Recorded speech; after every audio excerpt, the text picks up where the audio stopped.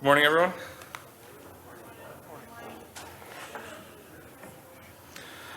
All right, so welcome to the candidate nominating convention for the Libertarian Party of Michigan. I will call to order now at 9:01 a.m. So we start off our program for today with some opening remarks. I think probably a lot of people might not be aware of all the circumstances that have kind of led us here. Might have expected to see Tim Yao to be chairing the convention. So to give some background to that, I'll start off with some opening remarks. So following the National Convention in Reno and then the initial meeting of our executive committee here in Michigan, there was changes to the platform that were found disagreeable by some of the members of our executive committee and ultimately led to the submission of resignations by several members of our executive committee. Those resignations included our former chair and first vice chair, Tim Yao and Ben Boren, leaving me as the second vice chair, being the highest ranking officer remaining in office of the board. So after getting news of those resignations, I went into some research to identify what is the correct handling of those events per our bylaws and other governing documents, and was quite a complex and convoluted ordeal. So in that process, discovered, unbeknownst to any of the current members of the board, that our executive committee in the past had an incorporation under the Michigan Nonprofit Corporation Act that was done in 2005 and had been renewed up until recent times on the required schedule, per my understanding. And with that came existence of a set of corporate bylaws and an articles of incorporation that gave some requirements in the party. There's a lot of question about the applicability of those documents. And in that research of identifying the correct handling, I sought the advice from several different parliamentarians and ultimately of an attorney who works in political law and nonprofit corporation law in Michigan. So we had a lot of disagreements within the board, a lot of back and forth, but I believe in pursuing that. It was in the spirit to pursue, under the authority of acting as chair, the correct understanding of all of our governing documents and trying to identify what was the correct and best course for handling the situation of all these resignations. So ultimately, we ended up to have a brief consultation with the attorney. That was needed because in feedback from parliamentarians who are the credentialed authority on matters of Robert's rules and generally the bylaws as they govern the party and are certified with the National Association of Parliamentarians to recognize that qualification. In talking to those people, it was made clear that any registered parliamentarian is not authorized to comment on any matter relating to a legal question. So in the case where there is any question of law in place before a parliamentary interpretation, a registered parliamentarian is prohibited from giving opinions on those matters without having first received the input from an attorney who is qualified to speak on those legal matters. So we had our hands relatively tied in this situation for identifying the correct handling per the parliamentarians with a roadblock in place to get advice from an attorney. So in the responsibilities of chair, I sought and negotiated terms to retain an attorney, presented that to our board, and ultimately was not approved. And a alternative approach was done that we ended up having a short consultation with the attorney, which occurred last week. In that, we had some of our legal questions answered that did clarify some of the matters before the state, and others were not entirely answered. So we kind of left that with a partial understanding of that situation where we got some of the legal interpretations made, but ultimately still some kind of obstacles that muddy the waters for that. Based on all those inputs and consultations, my understanding of our governing documents is such that when the resignations were submitted, they needed to be accepted per the authority given by our bylaws and by Robert's rules. And ultimately, those interpretations of those rules demand that those be accepted at a convention. It could not be handled by our executive committee in advance. So it is my understanding that at the current time, I am the second vice chair of the Libertarian Party of Michigan, serving as the acting chair in the absence of our elected chair and first vice chair. So that is the authority with which I have conducted all the activities that have been going on since these resignations were submitted on June 15th. Excuse me, you are not authorized to speak right now. You're lying. Excuse me, you are not, no, this is not the case. You are not authorized to speak and you are out of order. So with all of that, I believe that the actions that have been taken as far as conducting the business of the party since these resignations have been the correct actions. The consideration that elections should be held today, I've been advised is out of order due to lack of notice. I'll go into more detail on that. You are out of order. You are out of order. Please be silent. You are out of order.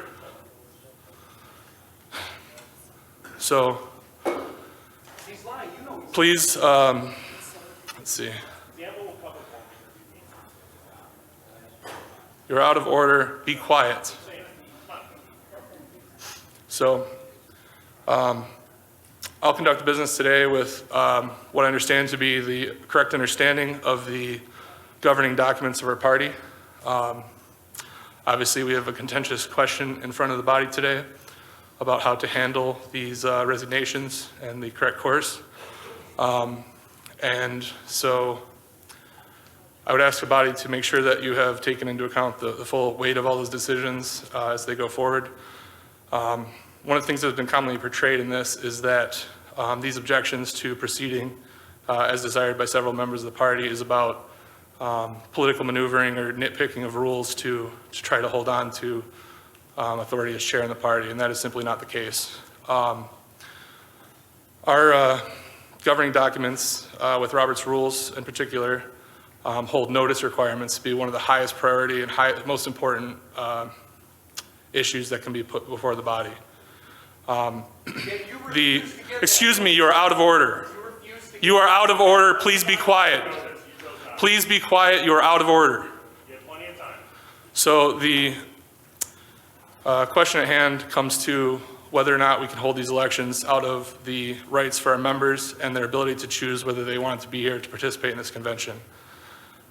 Those notice requirements exist for a very important reason. The membership of the Libertarian Party of Michigan has the right to know what business will be put before it and have that decision made for themselves, taking into account all the information about what business will be done. The circumstances of these resignations, unfortunately, are such that these resignations were given well after all of our local affiliates that select delegates to this convention had selected their delegates, and well after many members of the party had already had to make their decisions about whether or not to attend to participate in the business. They made those decisions based on the notice of our convention that's defined in our bylaws that this was a candidate nominating convention. There's no precedent in place that suggests that this should be done to hold elections at this convention today. And given the timing of when those resignations occurred, there is no grounds that establish those as having been sufficiently noticed for the membership to hold those elections. So, Since the agenda was not submitted and it was excuse me, you are out of order and do not have the floor. You may speak later. it's able to be conducted by this body. So, the members from the floor are speaking of matters that were conducted in executive session, so I cannot comment further on those to refute their claims. It is my hope that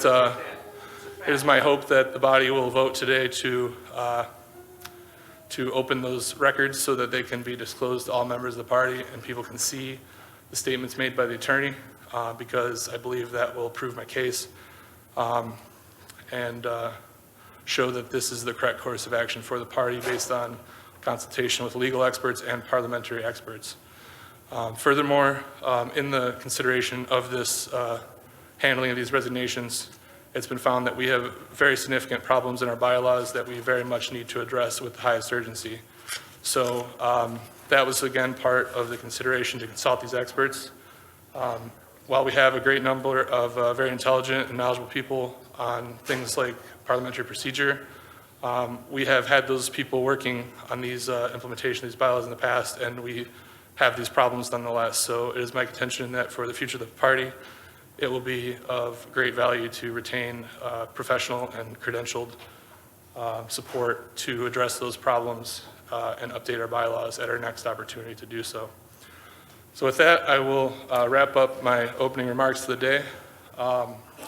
Mr. Chair, point of personal credentials- privilege. Yes. We had requested that the petition that I circulated that was signed by 51 libertarians calling for elections as permitted by our bylaws be included in the convention packet. It was not. I'd just like to make people aware that we had 51 signatures. There's maybe 70 people in this room, and there was that additional assertion of authority for holding elections. The petition that was submitted under Article 6, Section 4 Article 6, Section 3, I believe, that calls for the party to organize a convention within 45 days of submission of signatures of 10% of the party. A further bylaw that applies to the consideration of that petition is Article 6, Section 4.4, which says that any convention must be held with 30 days' notice. The petition that was circulated specifically called for a convention to be held approximately 9 days or close to that, forgive me if I'm off, called for an additional convention to be held in addition to the one scheduled for today on the same day. That makes that petition out of order in numerous manners, that it did not meet the 30 days requirement, and there's further provisions in Robert's rules that prohibit conventions from being combined for multiple matters. So that petition was out of order, and Well, the matter is not appealable because it is not having two opinions reasonable for it. That is clearly out of order per our bylaws and will not be heard. So with that, I will turn over. I will turn over the microphone to our Credentials Committee Chair to attend to our credentials report.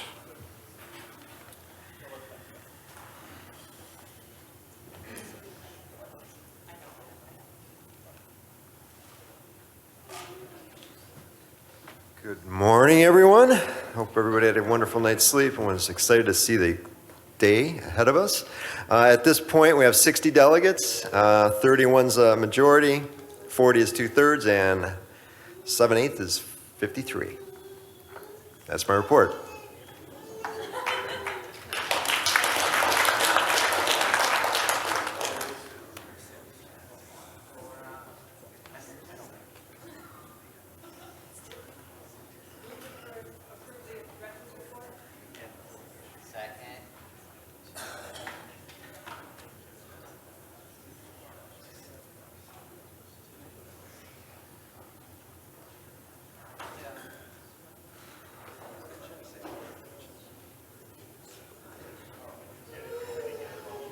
Move to approve the credentials report.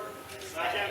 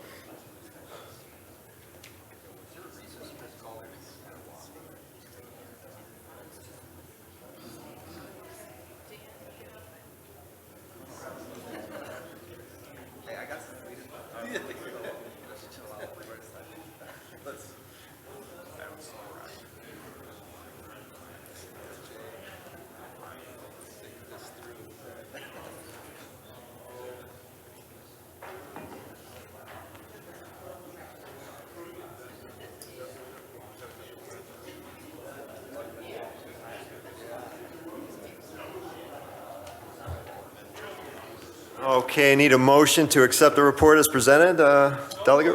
Already moved Okay. and seconded. Okay, all those in favor of accepting the credentials report as submitted? Aye. Opposed? All right, accepted.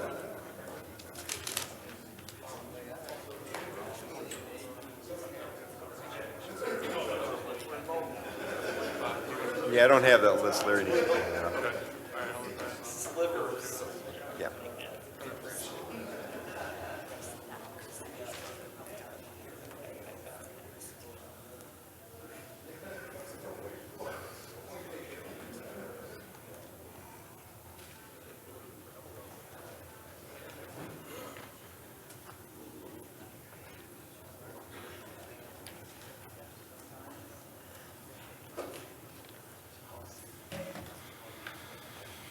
Okay.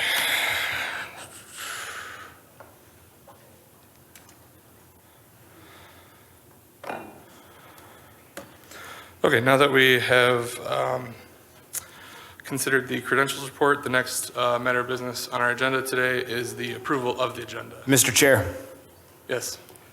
I move to amend by substitution the agenda that I have forwarded to our secretary this morning. Can we get the original agenda on screen first, and then who does the screen controls?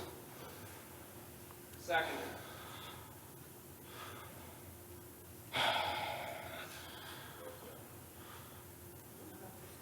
Can you display either the initial one first, or if you can put both of them on screen?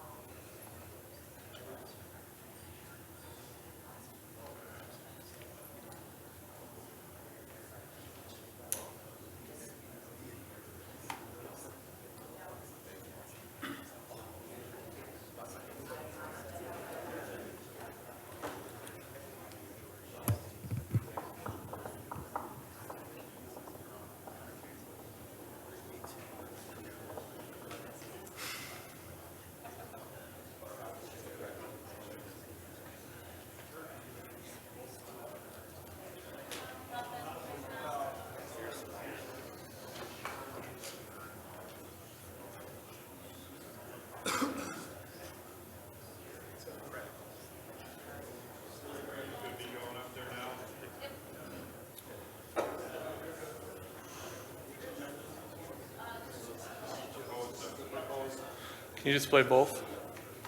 Or start with the original agenda?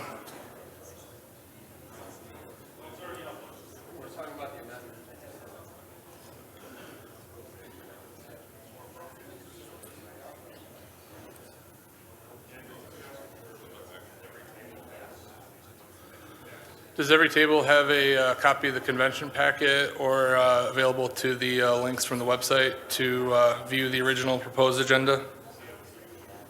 Does anybody not have a copy, either in paper or electronic copy of the original proposed agenda?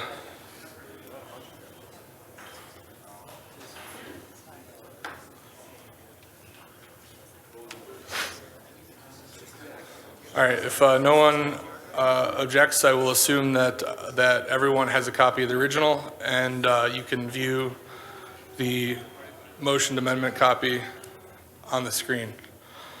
So in response to the motion to amend the agenda by substitution, I'm obligated as chair to rule that motion out of order. Mr. Chair, I haven't had an opportunity to Excuse me. speak on my motion.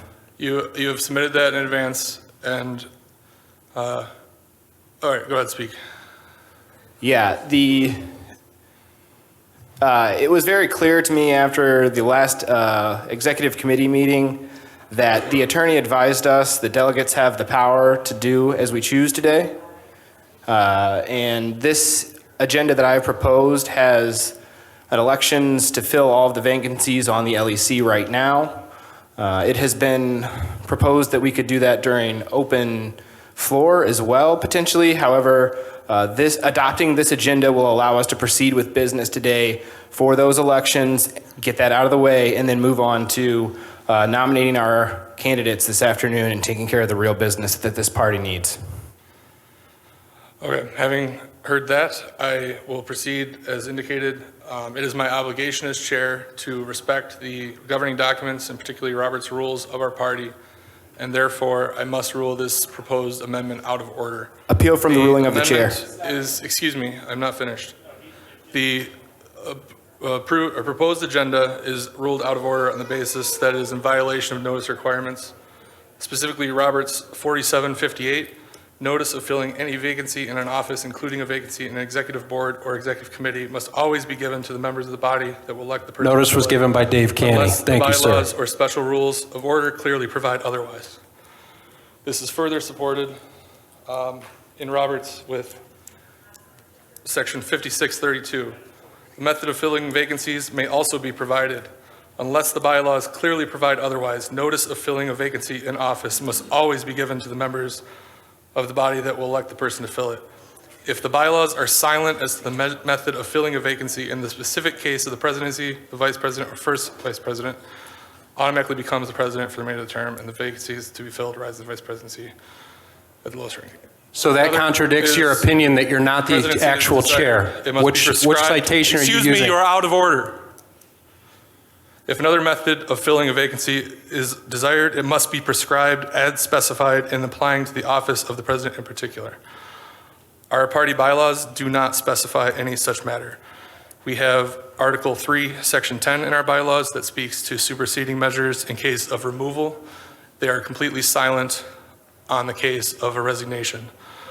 Additionally, we have provided in our bylaws in Article 6 for conventions, Section 4, subsection 4, the Executive Committee shall notify every Libertarian Party of Michigan and Michigan resident, National Libertarian Party member whose dues were current within the last 3 years of the convention. This is nothing but a stalling tactic right now. No less than the 30 days prior to the convention, notification shall be made by at least one of the acceptable modalities. He's disrupting the proceedings. So these measures are out of order per the notice requirements in our bylaws and in Robert's rules that are firmly demonstrated, and it is not within our governing documents to hold elections for vacancies that are made in today's meeting.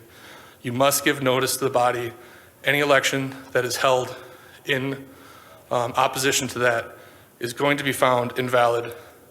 These measures that are put forth in this proposed agenda are very likely to incur the situation that Michigan becomes the next Delaware, becomes the next Massachusetts, where we have a contested leadership of the party, and likely to be escalated to those levels and cause major disruptions in our otherwise execution of our party goals.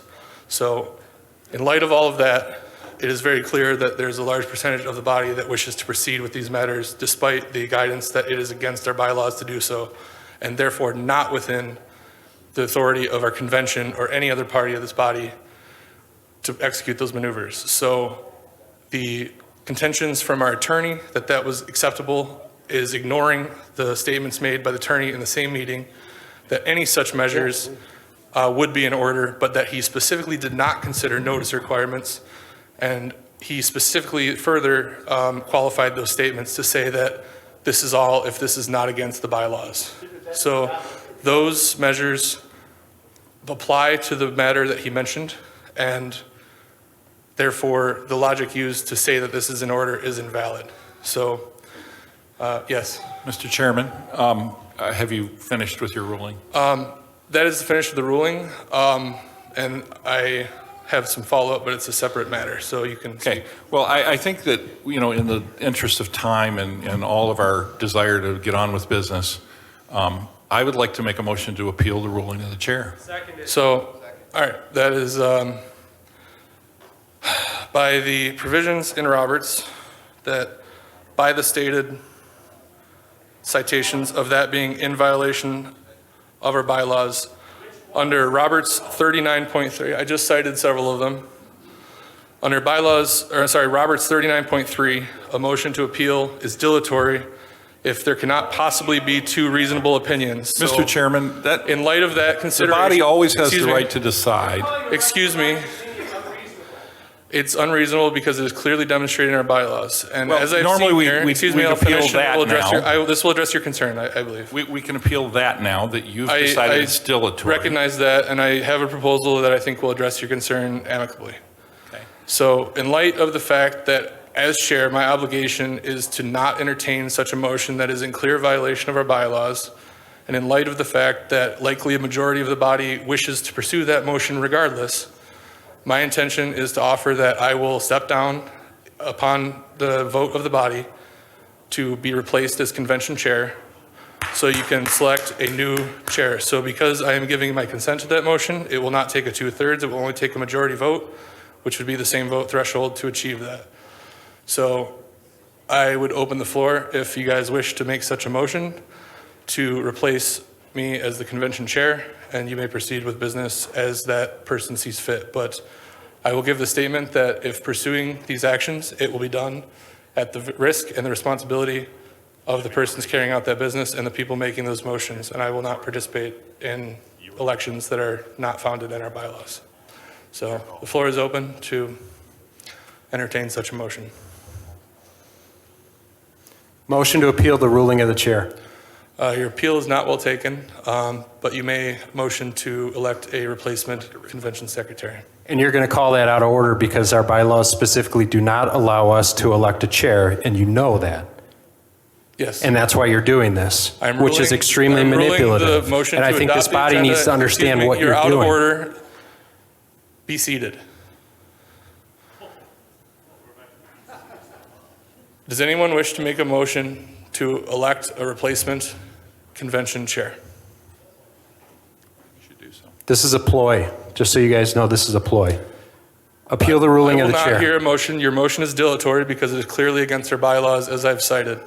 It's not against the bylaws. I I've appeal the cited ruling of the multiple chair. bylaws. Your appeal is not well taken because it is dilatory. I will not hear it under Roberts 39.3.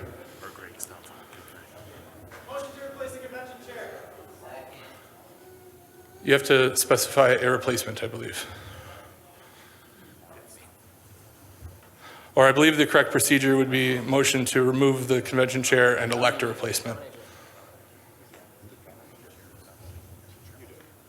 If anyone wishes to make such a motion, I will hear it. At this point, I introduce a motion. Okay, to we have the Joe motion. Brungart to replace Adam Chatterton as convention chair. Okay, Second. we have a motion seconded. The motion is to replace me as convention chair with Mr. Joe Brungart to carry out the rest of the business of the convention. Would anyone like to speak to that motion?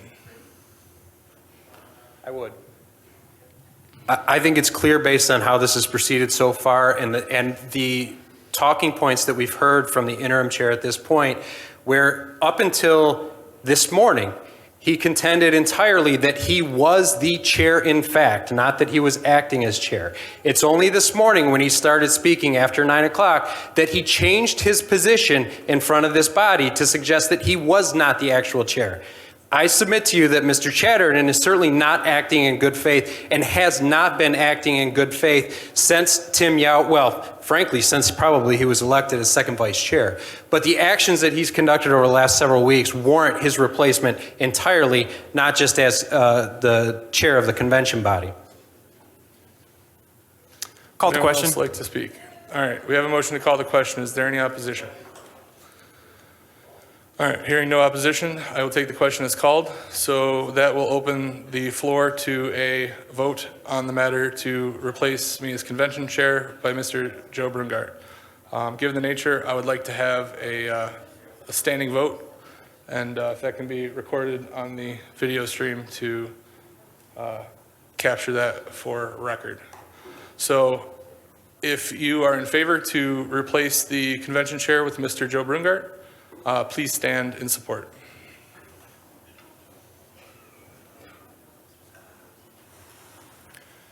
Let me see here.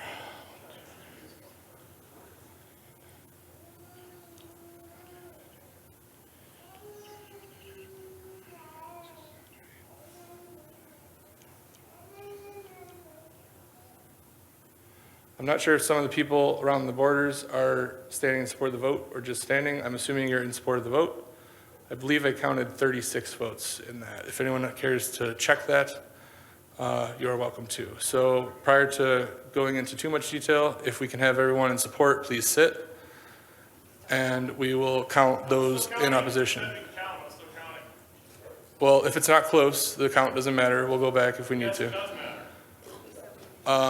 All right, please be seated if you are in support, and please rise if you oppose the replacement of the convention chair. All right. It appears that there is a clear majority, so the motion to replace the convention chair with Mr. Joe Brungart will pass. I will hand the gavel.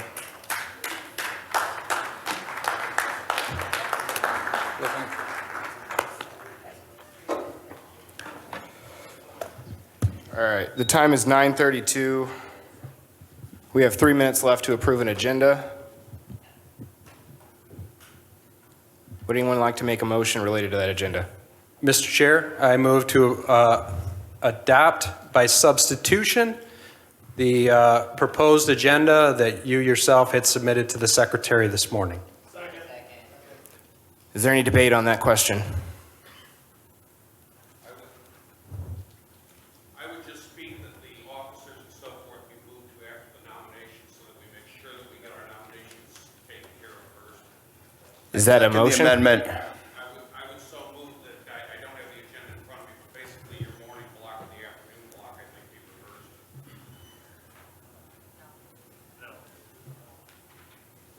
We have a motion on the floor and it's been seconded.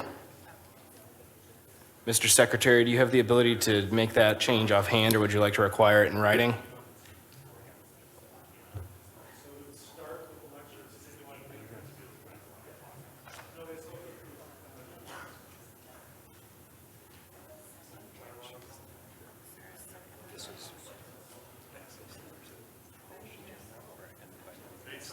Daniel, Ziemba, do you have the ability to make that change quickly, or do we need someone else to submit it in writing to accept it? Do you need an Excel version of the agenda that I sent you?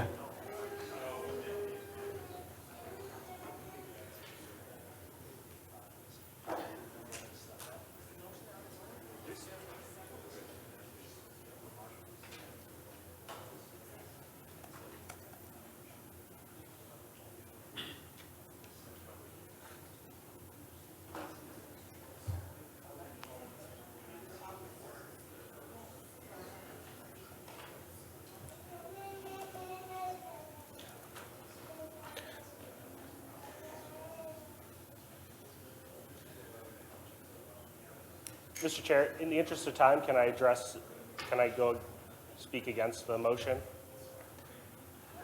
We need to make the emotion known to the body before we can have debate.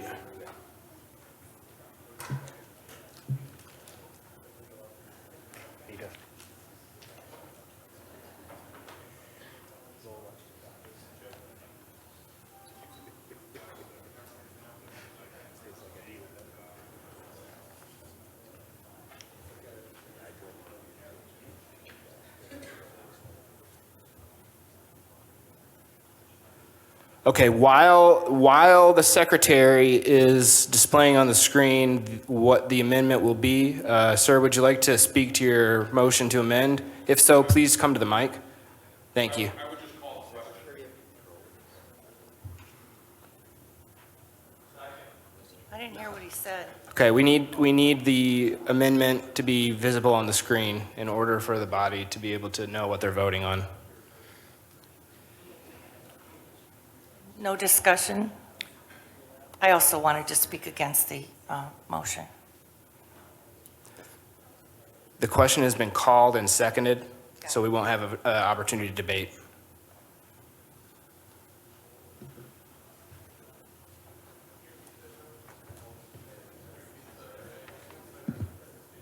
Point of parliamentary inquiry.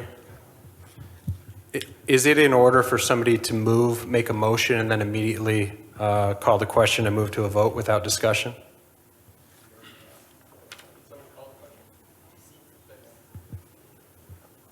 I've been advised it's in order.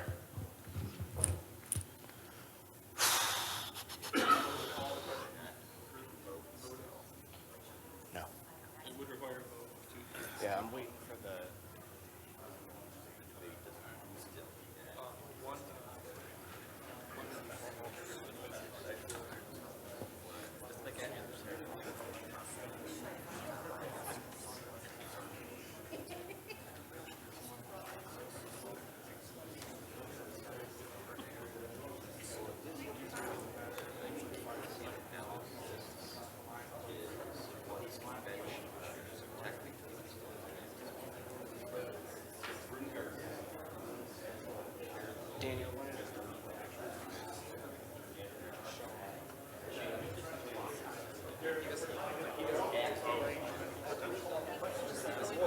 Delegates even know what the amendment is, without even knowing the fact that he wasn't recognized.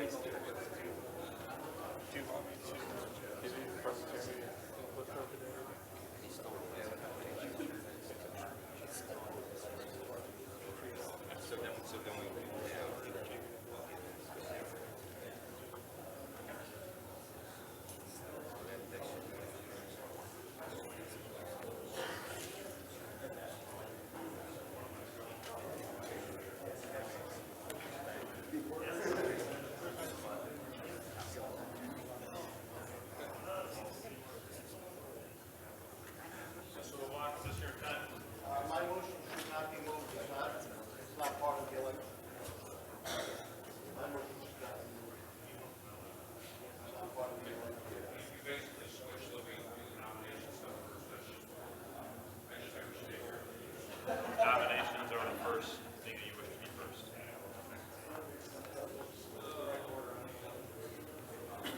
Okay, is that okay with you? Okay. All right, we have a motion to amend the agenda, which is a motion to amend an amendment. No, I'm sorry. The first the amendment was ruled out, or motion was ruled out of order. So we have a motion on the floor to amend the motion for Mr. Ellison to adopt this amended agenda presented by myself.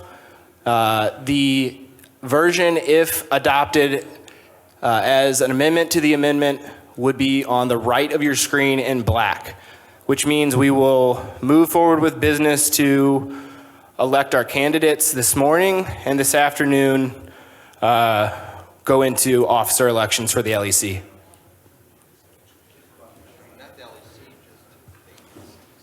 Okay, the question has been called and seconded. What we're voting on is an amendment to Mr. Ellison's amendment in order to... We're calling the question on the amendment. Okay, so we're voting on whether or not we should call the question. Does anybody oppose to calling the question? Okay, we have opposition. If you wish to call the question, please stand. If you're not paying attention, please pay attention.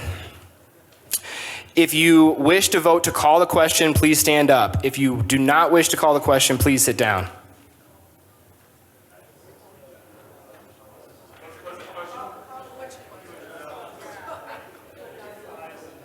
Yeah.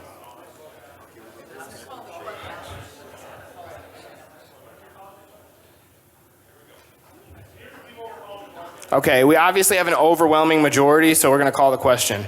So now what we're voting on is the amendment to the amendment, whether or not we should move the candidate election slate to the morning and the LEC officer elections to the afternoon. All those in favor say aye. Aye. All those opposed? Nay. I'm going to go with the nays. Does anybody object?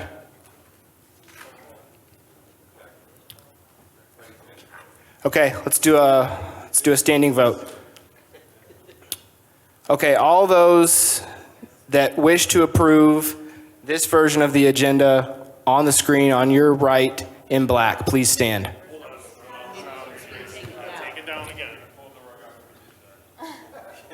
Okay, everybody's had ample opportunity to review it. We all know what we're voting on. Please stand if you approve.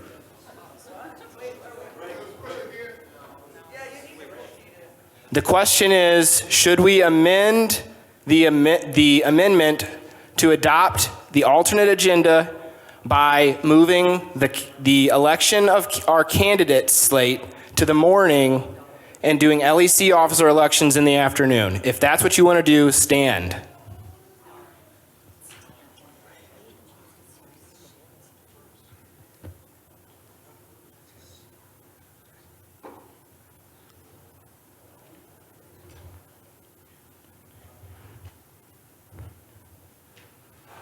Okay, we only have 24, so please stand if you oppose.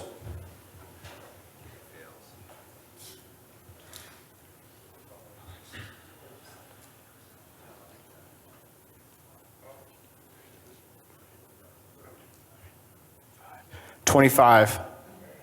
The amendment fails.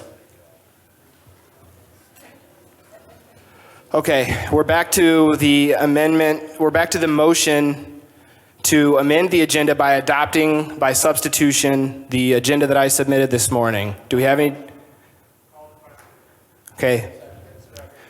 The question has been called and seconded. Is there any debate on the call to question? Okay.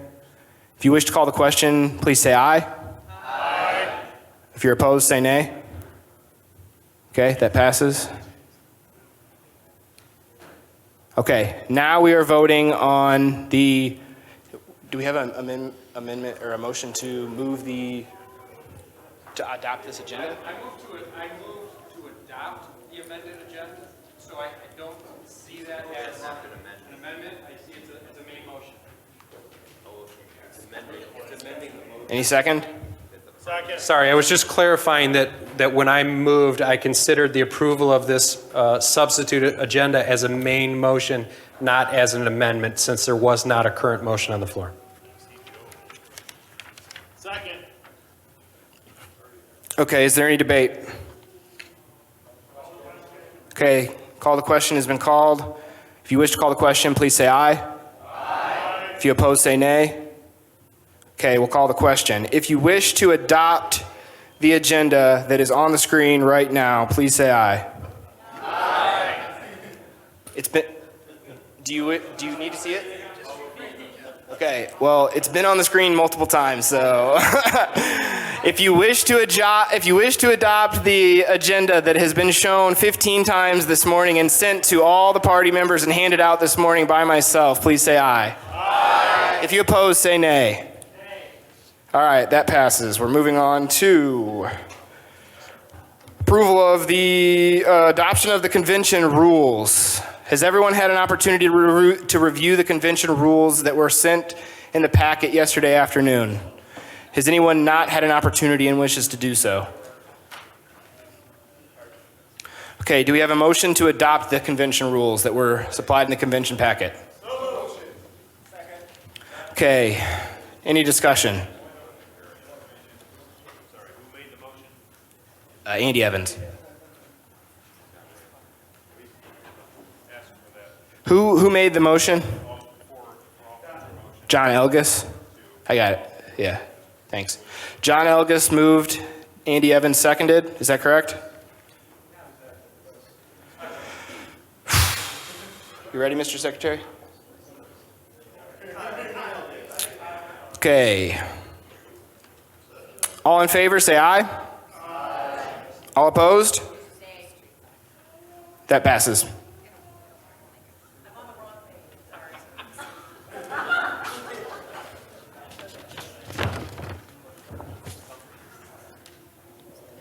Okay, we move on to adoption of previous convention minutes. The previous convention minutes were also supplied in the convention packet that was distributed to the delegation yesterday afternoon. Do we have any motions related to that topic of business?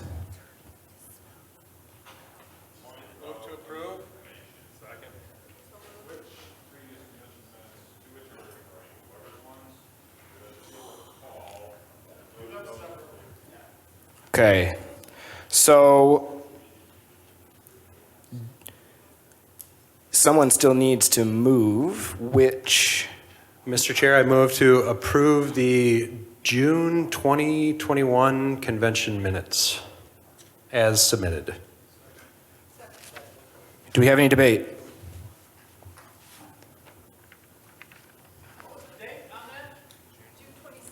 June 26th is what I'm being told, 2021. It's definitely June.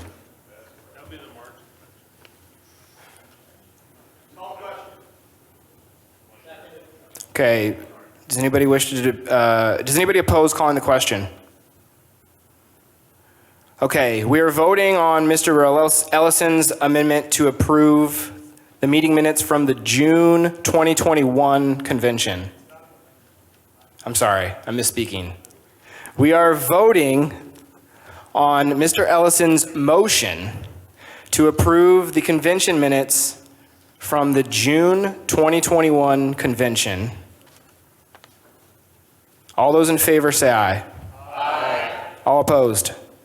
All right, that passes.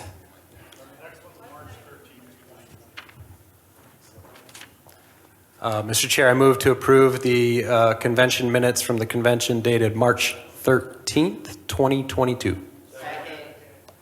Any discussion?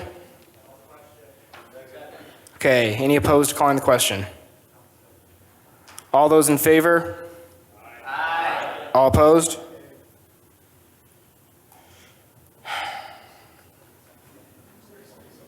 Okay, that passes. All right. The next item of a business is election of the first chair and affiliates director.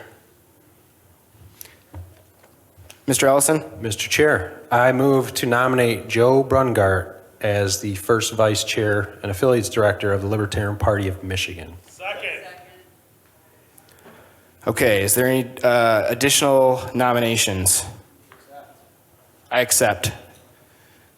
Is there any additional nominations? Okay, who would like to speak on the motion? Mr. Ellison, you have the right to speak on your motion first. Yeah, I mean, I'll be brief. I think that Joe has proved to be an honorable person within the factional fighting that has overtaken our board over the last year. He's been one of the few neutral parties. He's always level-headed, he's principled, and I think he's very capable of doing this job.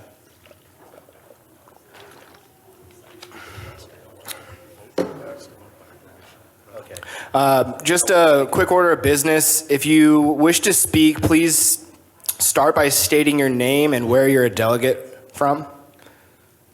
Kyle Mccauley, delegate from Lapeer. Chair recognizes Mr. Mccauley.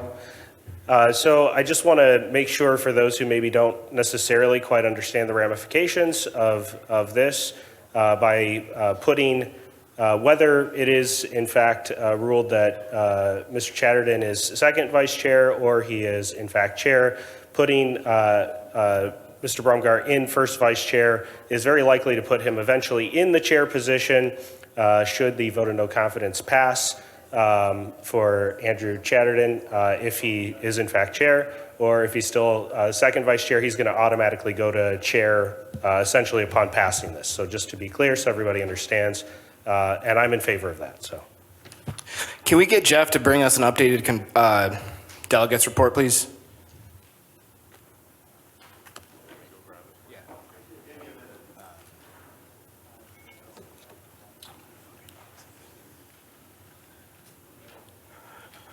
Does anybody else wish to speak?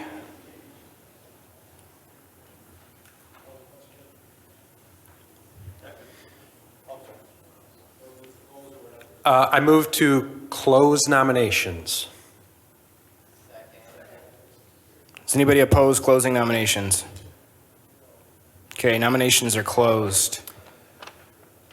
Mr. Chair, Ellison? I move for this body to approve your appointment as first vice chair by acclamation. Any debate?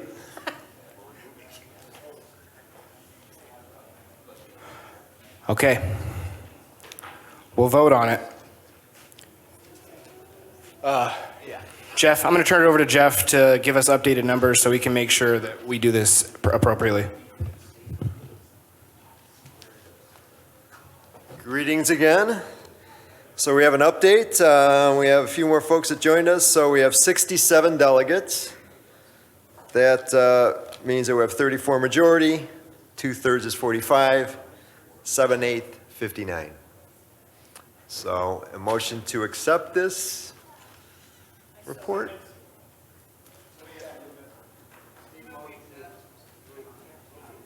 Moved and seconded. Okay. Oh, yeah, go ahead. So we'll call the question. All in favor of accepting the delegate report? All opposed? All right. Unanimous. All right, we will now vote on Mr. Ellison's motion to accept by acclamation myself as the first vice chair of the Libertarian Party of Michigan. All those in favor say aye. Aye. All those opposed? Nay. Okay, passes.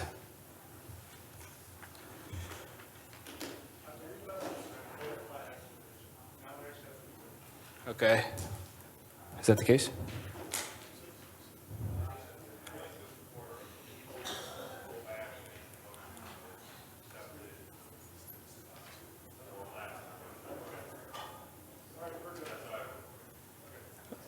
Okay. Yeah, please, if you're speaking, please use the mics. Okay. We'll move on to a motion for a vote of no confidence in Chair. Dave Canny has the floor. Mr. Chair? Mr. Canny. Beg your indulgence for a couple of minutes. I'm not the best speaker out there, but I'm going to give it my best shot here and try to be as brief as possible over the next few minutes. Whereas the Libertarian Party of Michigan Chair Andrew Chatterton, while serving as political director, failed to fulfill his fiduciary duty defined in the LPM bylaws as recruiting candidates for public office and helping them organize their campaigns.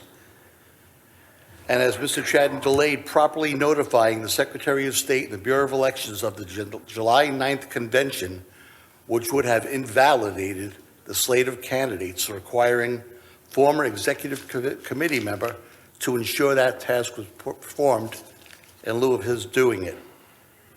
And whereas Mr. Chatterton has knowingly failed to provide notice to members and delegates of elections to fill executive committee vacancies at this July.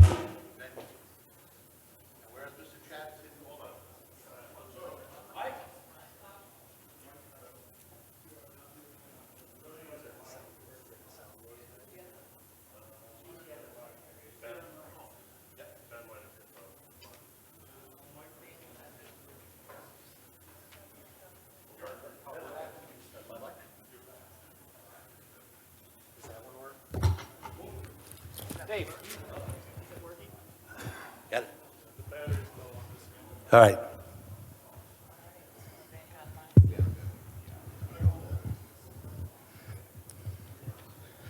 And whereas Mr. Chatterton has failed to foster a cooperative environment within the executive committee and has added tension to its operations by the introduction of sergeant-at-arms and threats of dismissal from meetings to fellow members of the board.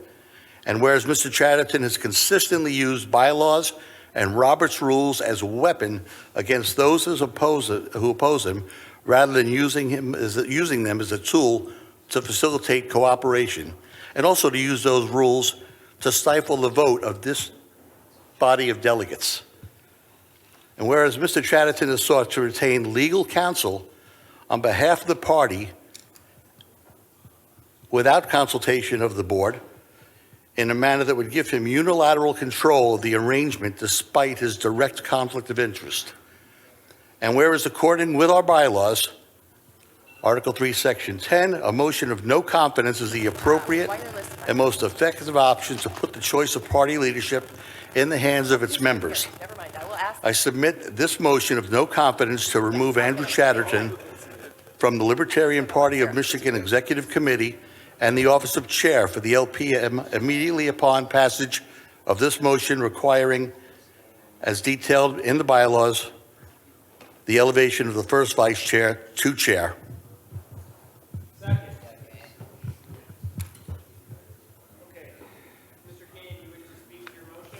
Just a couple other points. Just even listening to the ramblings this morning of going on about the lawyer that came on board. I was at that meeting, and listening to the words of that attorney gets so twisted in this morning's comments and ignored as far as what that attorney recommended, suggested, and said that there's the obligation of this body of delegates is to make the determinations and elect the leadership of this party. And to have that totally ignored this morning was absolutely disgraceful. I've seen over the past couple of weeks numerous efforts to stifle any attempt to have a vote by the delegates of this convention, and I hope they'll support this measure.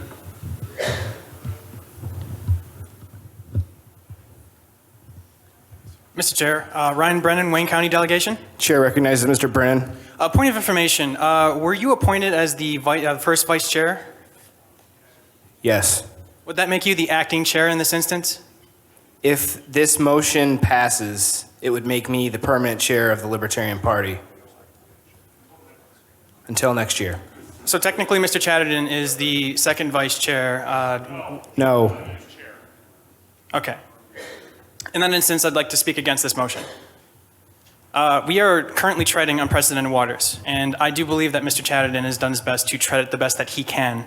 I do not support a vote of no confidence, though I would support a measure to elect officers as the body should have a say in. I would not support this vote of no confidence, however. Thank you. Thank you, Mr. Brennan. Any further discussion? Kyle Mccauley from Lapeer. Chair recognizes Mr. Mccauley.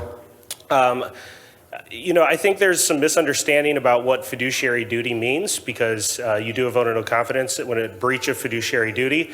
There's kind of two points of view on fiduciary duty. One is that you do something that actually causes damages or harm. I think we all can fairly reasonably come to some terms that nothing has actually damaged or harmed our party, maybe yet, some would argue, for what Mr. Chatterton has done. However, you would also not have any qualms about firing your attorney if he's incompetent, or firing your accountant if he's doing a bad job and keeps having you pay extra taxes that you shouldn't pay. So this isn't a breach of fiduciary duty in the sense of, he could go to jail or something crazy like that. It's a breach of fiduciary duty in the fact that he's not exhibiting the best interests of the party in his actions. And so we're firing him. We're not calling an attorney against him, okay? Any further discussion?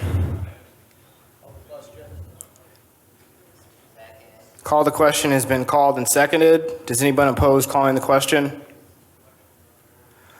Okay, we will now be voting on the motion presented by Mr. Canny to put into effect a vote of no confidence in Andrew Chatterton as chair of the Michigan Libertarian Party.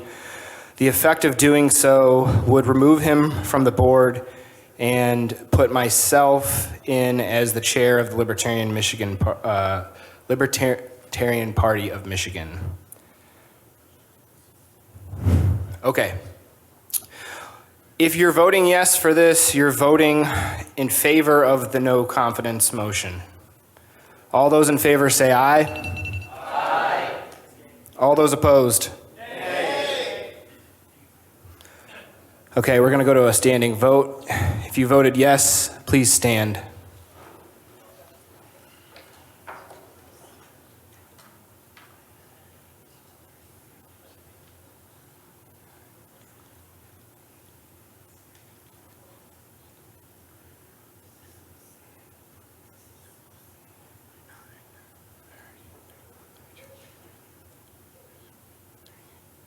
Yes. If you vote no, please stand.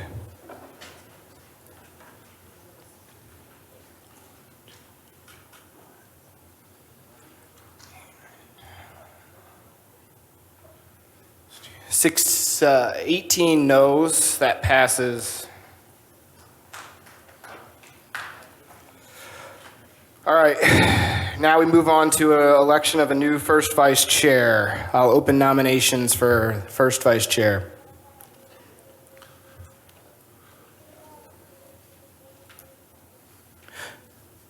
Thank you, Mr. Chair. Greg Stemfeld, delegate from Huron-Raisin this time. I rise to nominate Mike Saliba for first vice chair. Mike Saliba is the current chair of the Macomb affiliate. He resurrected that affiliate a number of years ago, and he is currently the dean of the LEC, being the longest serving member. Therefore, he has the most institutional knowledge of anyone on the board. Thank you. Any other nominations?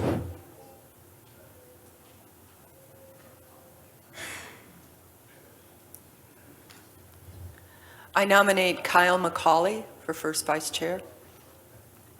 I've gotten to know Kyle over the past month or so. I believe he would be excellent as the first vice chair and for growing affiliates. He's got knowledge, he's got drive, and I think he'd be excellent in the job. Any additional nominations? Mr. Brennan? I'd like to nominate Noda. Okay. As always, NOTA will be placed on every ballot for every election that we hold today. Thank you, Mr. Brennan. Do you like to speak to nomination, do you like to, well, never mind, sorry, we have to close nominations first. Mr. Scotty? Yeah, Mr. Bowman. Yeah, I would like to second the nomination of Mike Saliba. Okay, so did we have a second for Mr. Mccauley? Second. Do we have any additional nominations?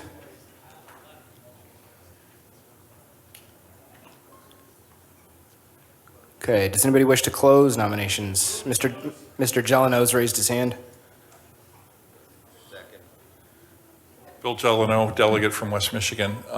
Many of the folks in the room may not be familiar with the two candidates. I've not met one of them face to face. And I'm wondering if each of them might be given 1 minute just to introduce themselves so that we might be more familiar with who they are. Okay, do we have a motion to close nominations? Okay, does anybody oppose closing nominations? Okay, since Mr. Saliba was nominated first, Mike, I'm going to give you 2 minutes unless anybody objects to that.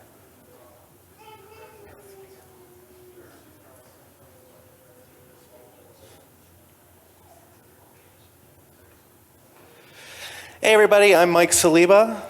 I first went door to door for the Libertarian Party with Nolan quizzes in the year 2000. I was 16 years old. I was not eligible to vote. I stayed with the party.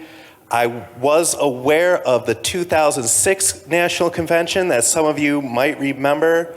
That was a takeover of the party. It resulted in the Portland Massacre, a huge reduction in our platform. And there was a lot of people angry about that takeover of the party. A breakaway party called the Boston Tea Party of America was formed.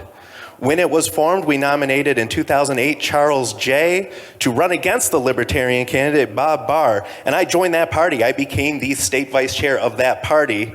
And I've learned a lesson. I know what it's like to see a takeover happen and to want to quit and to want to start over again, and it's not for me. I did form the Macomb affiliate in 2016, which is also the first year I ran for office. I quadrupled Gary Johnson in some precincts where I ran. I ran the affiliate in Macomb as an unofficial affiliate because there was already an actively recognized affiliate there. And I was able to maintain higher meeting numbers than them. I was able to organize us, get our bylaws, and make us the affiliate. So I know what it's like to build an affiliate. I've also seen that affiliate drop in numbers since COVID resulted in shutdowns. I know what doesn't work with the party. I became a dues-paying member in 2012. I became a lifetime member in 2020, and I am the longest-serving member of the LEC. I know a thing or two because I've seen a thing or two. So I do think I'm not running to be the Mises person on the board. I'm not running to be the pro-Mises person on the board. I'm running to be the let's move forward and grow the party person on this board. And I want to do that with affiliates. Thank you, Mr. Saliba. Mr. Mccauley.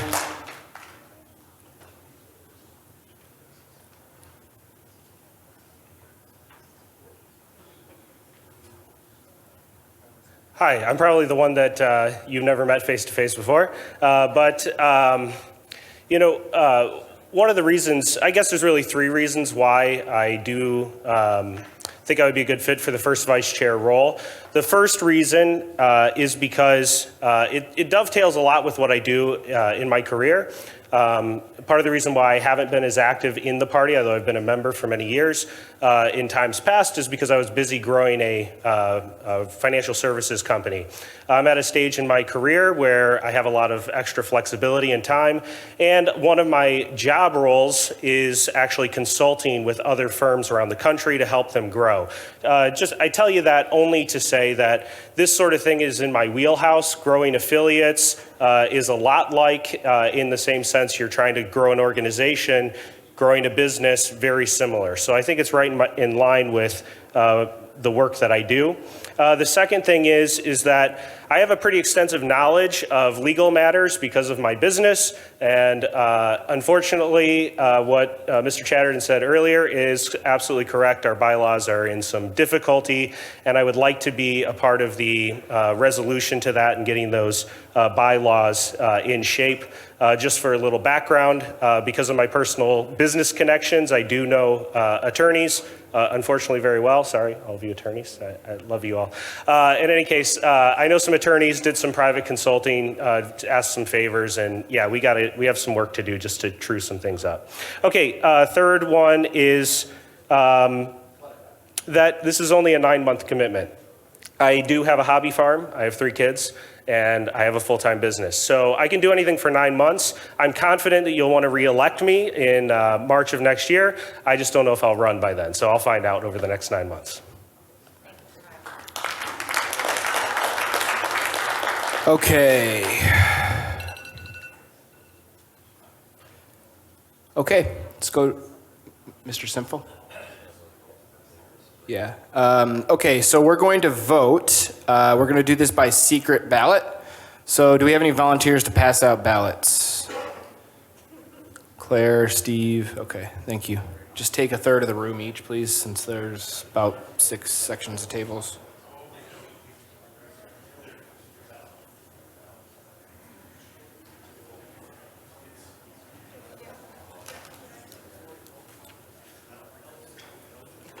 Mr. Secretary, Mary Bazuma, West Michigan affiliate. Can we have the names of the candidates on the board, please, for those who would like to spell them correctly?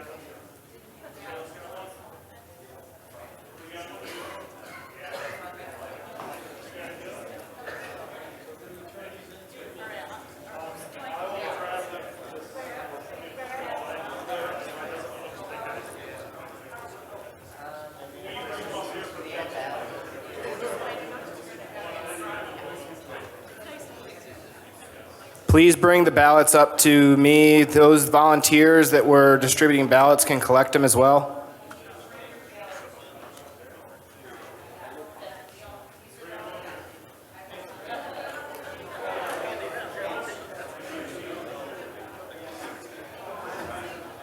If you're a delegate and have not received a ballot, please see me. Please have your delegate badge on as you hand your ballot in.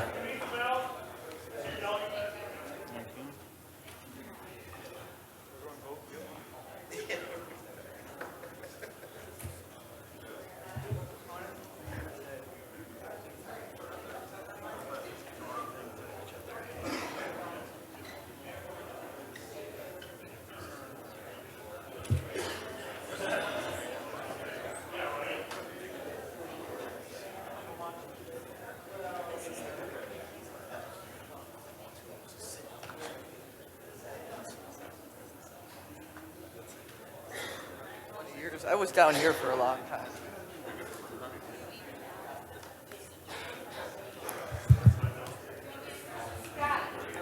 Mr. Chairman?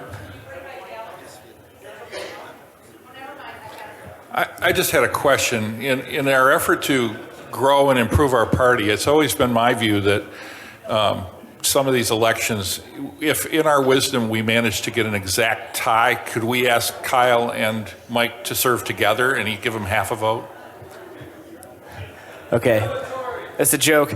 I just want to point out that NOTA is not on the screen, so if anybody's voting NOTA, please spell it N-O-T-A.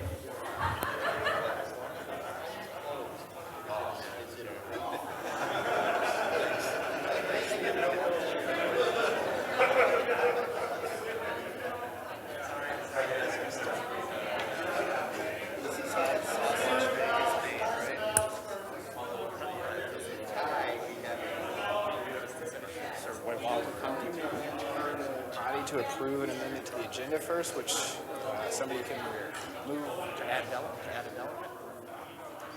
think so, right? It's not on the agenda.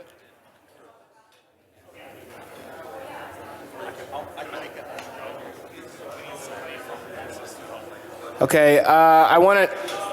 Are there any volunteers to help count votes? Bruce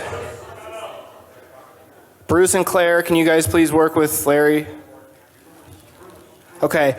Guys, we're going to take a brief pause, not a recess. Please don't leave the room. We're going to take a brief pause because our lovely and handsome secretary is not in here right now, and I do not want this meeting to have any recording issues.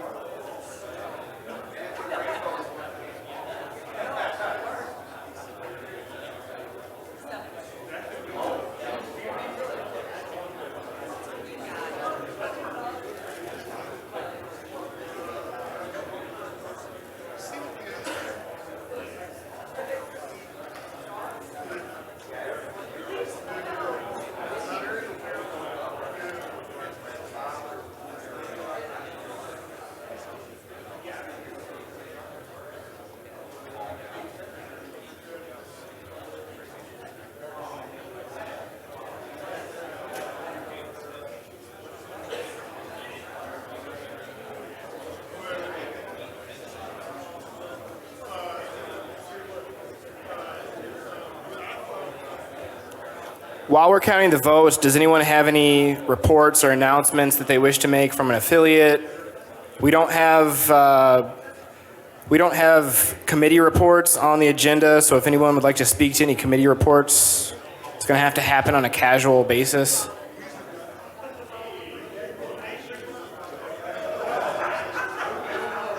This is not open floor, by the way. This is committee reports and affiliate reports.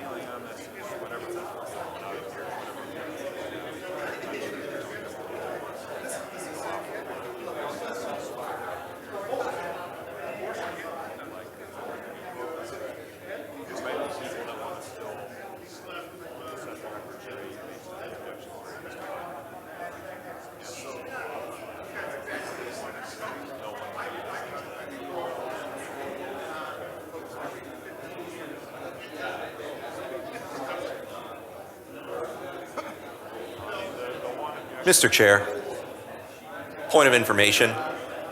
Yes. The updated agenda has been added to the folders that were emailed out last night to everyone, the Google Drive folders, Libertarian Party of Michigan Summer Convention. Thank you, Mr. Nepomuceno.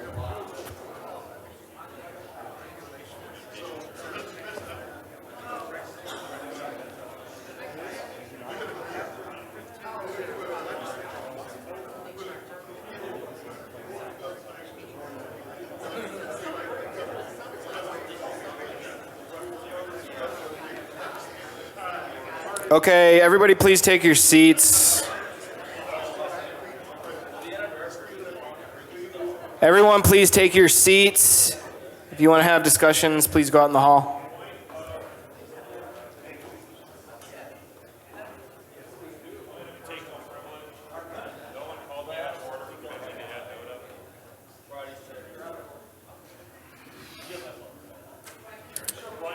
Okay.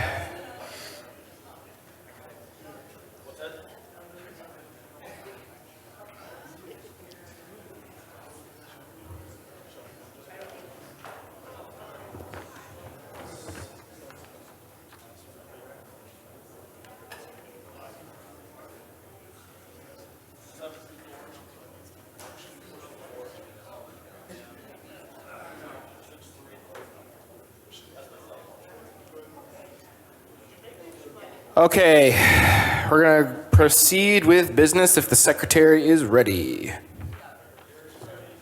All right, I have the results of the election for first vice chair of the Libertarian Party of Michigan. The results are as follows. Mr. Mike Saliba, 29. Mr. Kyle Mccauley, 22. Noda, 9. This election is illegitimate, 1. So that does not give us a majority. Mr. Mccauley will now fall off of the ballot, and we will vote on Mr. Saliba and Noda. Mr. Chair, Mr. Stimfel. I move to vote for Mike Saliba by acclamation. Okay, we have a motion that has called and seconded to vote for Mike Saliba by acclamation. Does anyone wish to debate this? Okay, is there any opposition to voting by acclamation? Okay, we'll now vote for Mike versus Noda. Okay, if you wish to vote for Mike, please stand. Okay, please sit down. If you wish to vote for Noda, please stand. Okay. All right. Mike Saliba, you're the new first vice chair of the Libertarian Party of Michigan.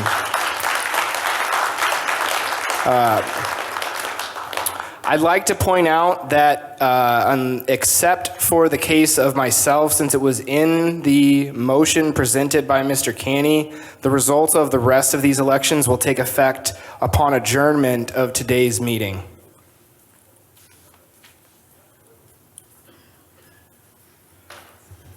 Mr. Bowman? Yeah, I would like to nominate Andrew Chatterton for second vice chair. We haven't gotten to that point of business yet, Scotty. Thank you, though. Where's Larry?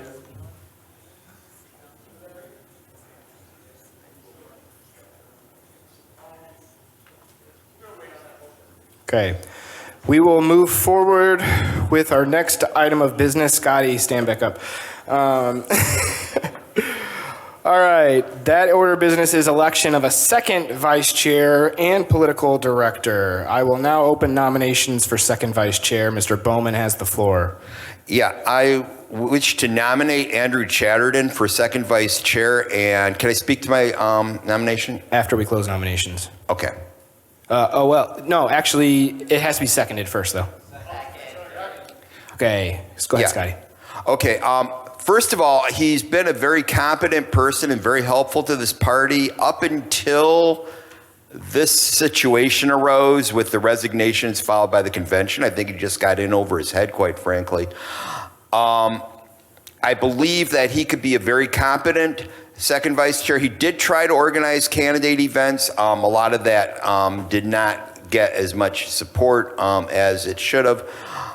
And he did make a big error in not notifying the Secretary of State, but I think he learned his lesson. I think this ordeal that he kind of found himself in the middle of, I think has made him more aware of the nuances of this party and how things need to work. And I think he learned from his experiences, and I think at this point those experiences would make him a strong and competent second vice chair.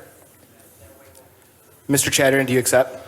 Unfortunately, while I do appreciate the nomination and happily will continue to support those efforts, as it is my contention that these elections are not legitimate, I must decline the resignation or the nomination. But in light of the ongoing efforts of the party, I will still be supporting those efforts from not that position.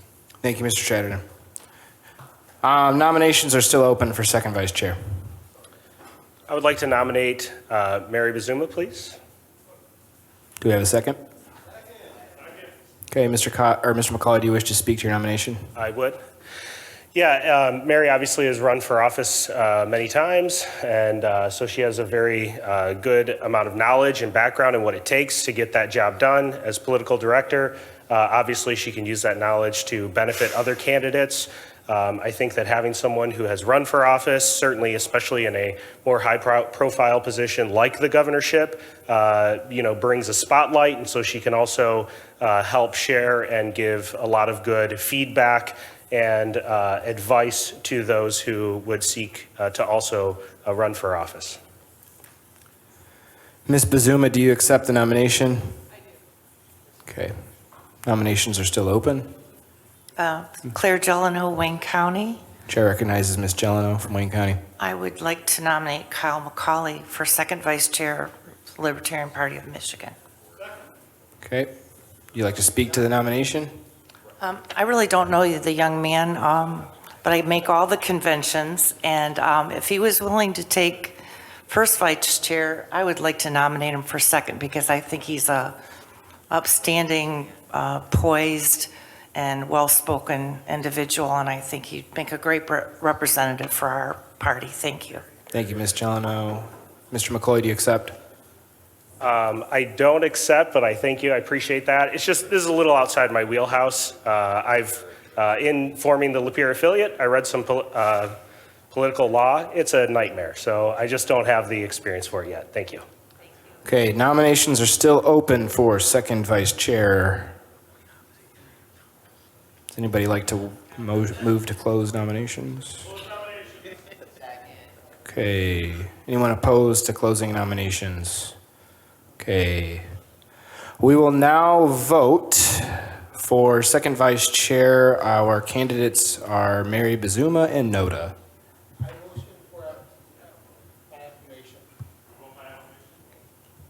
Mr. Elgas, could you please speak to the microphone, or at least much louder so the secretary can hear you? John Elgas from Livingston. I motion that we do this by acclamation.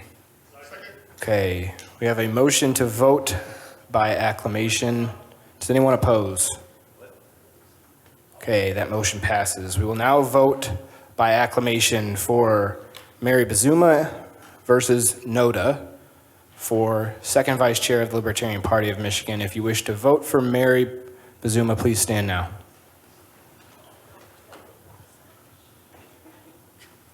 Okay, please sit down. If you're voting for Noda, please stand. Great. Congratulations, Mary. You're the new second vice chair of the Libertarian Party of Michigan.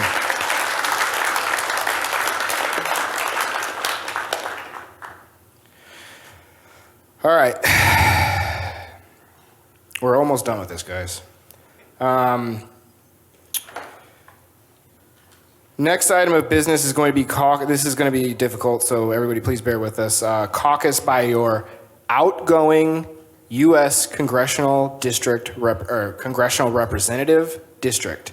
So, Larry, do we have signs for the old congressional districts, or just signs that have numbers on them that we can use 1 through 14?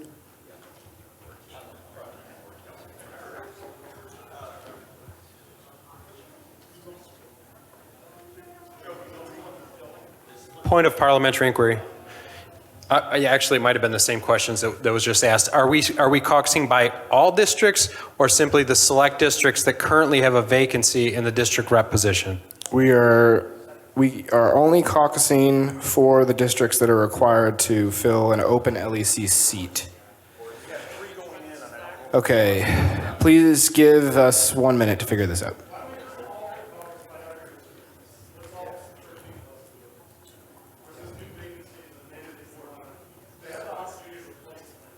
Okay. Does anyone oppose caucusing all 14 old congressional districts? Okay, we're going to do it. Yeah. Well, no, but they still have to caucus. Oh, that's right. Yeah.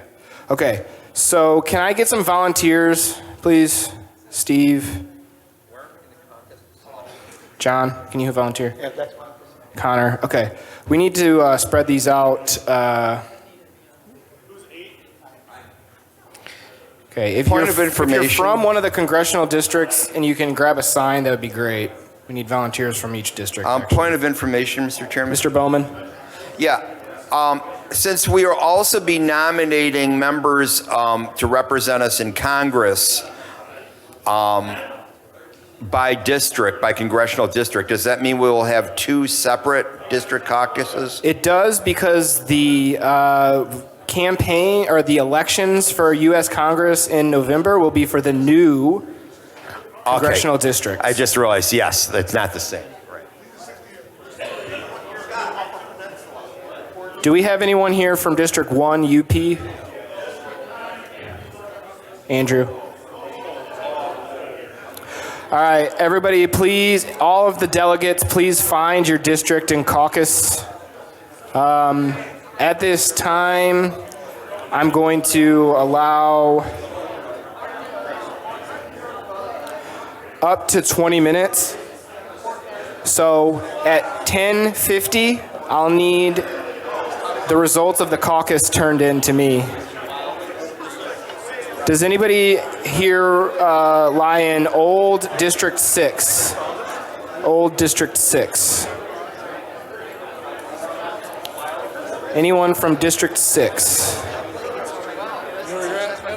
Larry. Nice. Larry. Right here. Blue shirt. All right. I gotta go caucus too.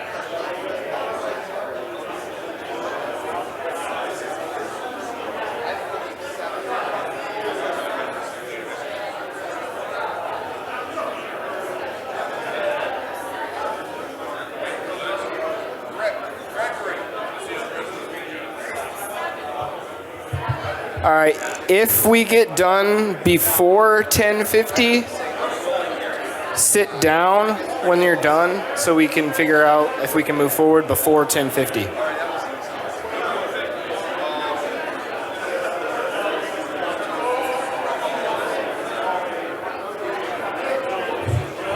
Where's District 7?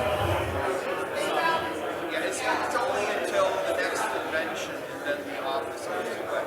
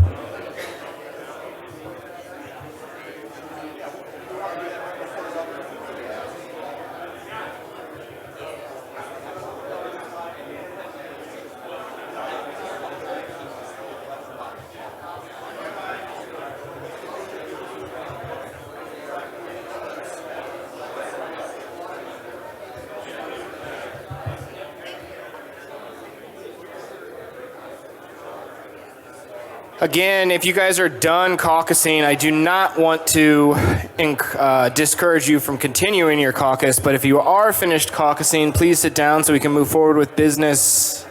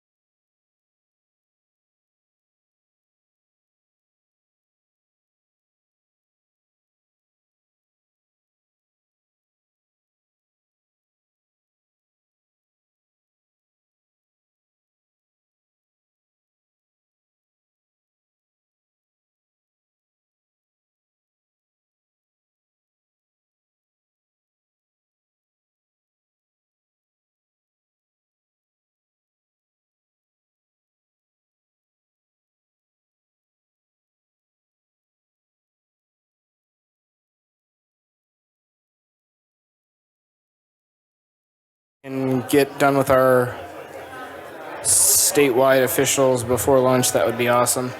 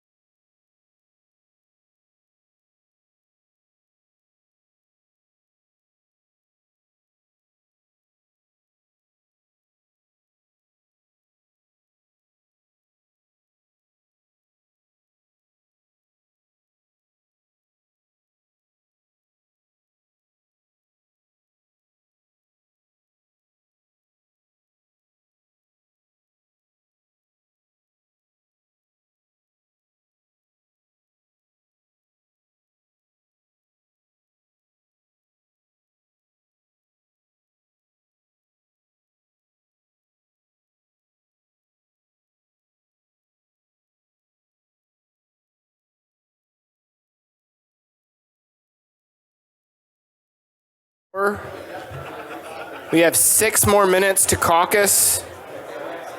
If you're still caucusing, you have 6 minutes. If you're not caucusing, will you please sit down so we can nominate our statewide candidates?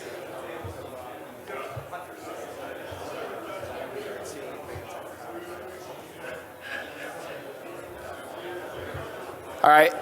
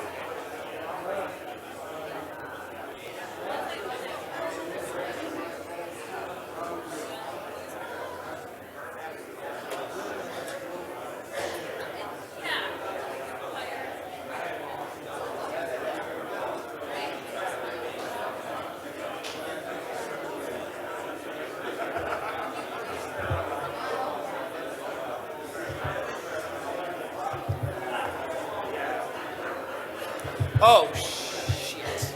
Turn the screen. Yes. Hey, can we get somebody from maintenance to turn the screens off immediately, please? It's fucking smoking. Fire alarm, turn off the screens. I'll go get some.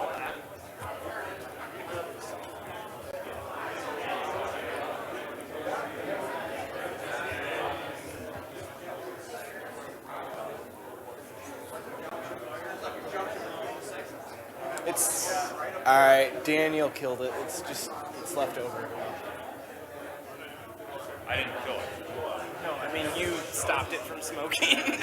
I didn't mean you're the one to do it.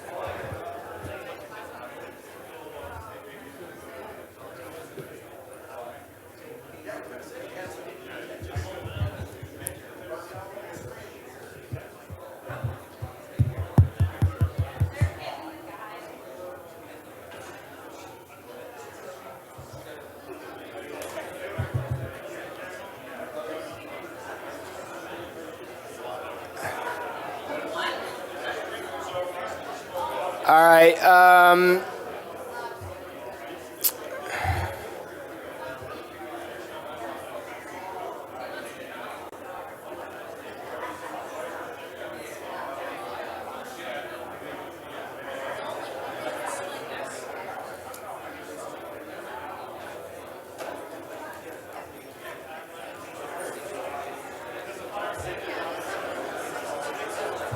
As long as the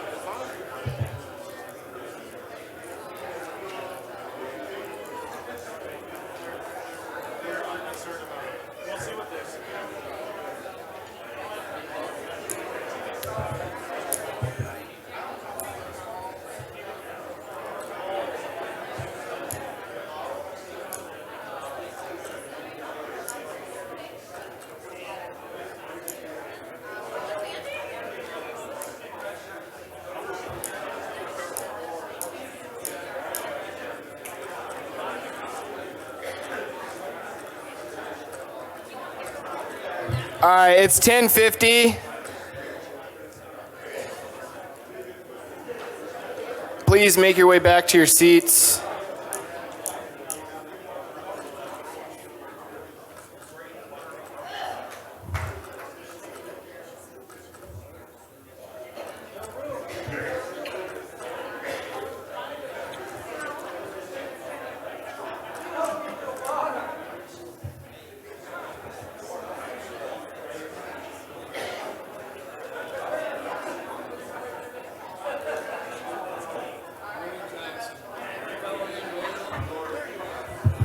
right, it's 10:50. Caucusing's over. District 1, can somebody please let me know the results of your caucus?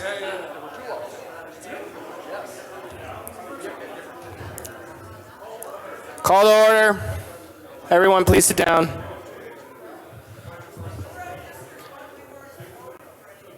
Yeah. All right. Everyone, please sit down. If you want to talk, go out in the hall.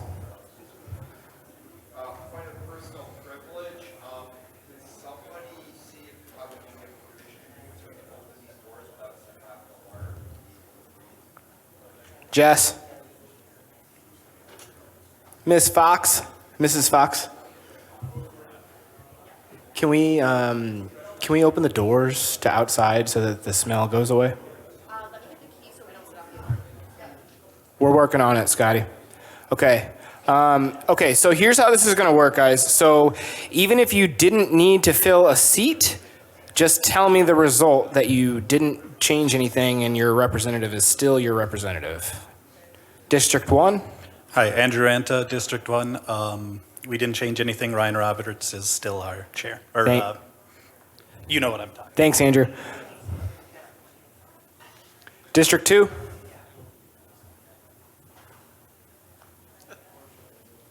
Andrew Hall, District 2, no change. Thank you, Mr. Hall. District 3? Bill Hall from District 3, no change. Jordan Martin is still our representative. Thank you, Mr. Hall. District 4?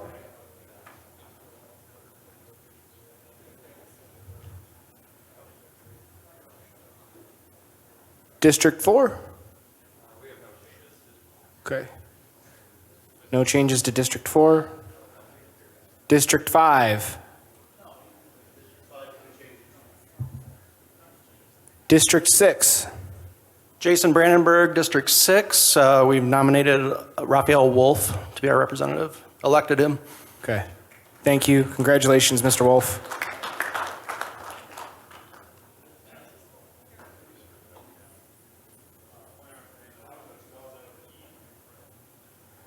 If you could write that name down and submit it to the secretary.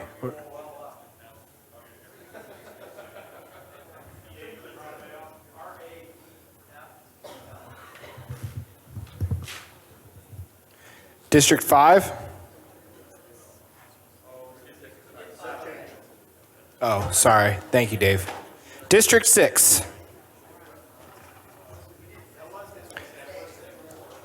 District 7?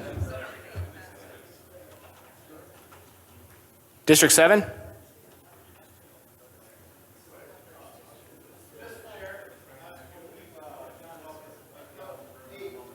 Okay.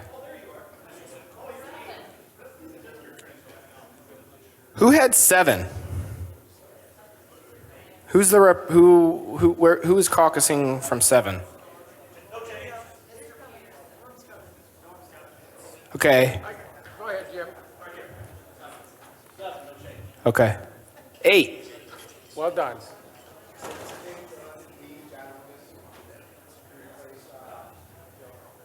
Okay. Congratulations, Mr. Elgus. District 9?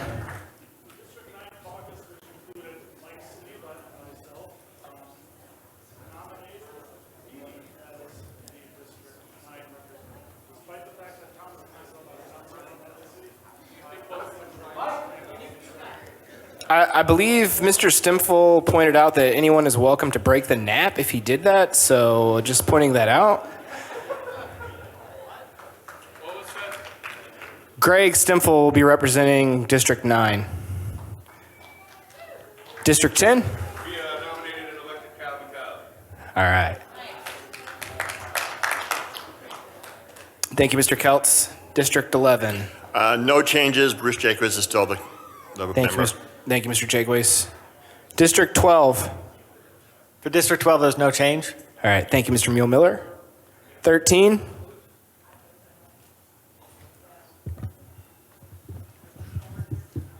District 13 does not have a candidate to seek the election, so it will remain vacant. Thank you, Mr. Chatterton. District 14.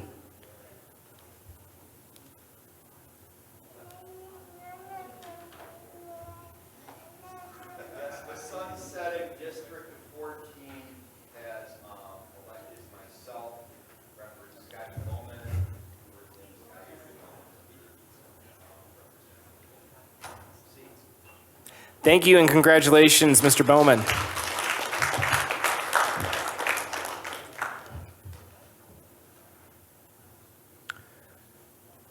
All right, chair recognizes Larry.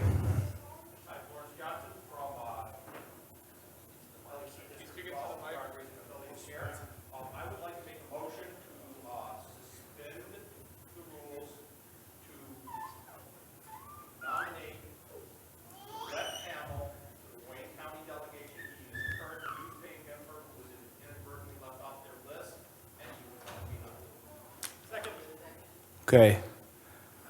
This is going to require a 7/8.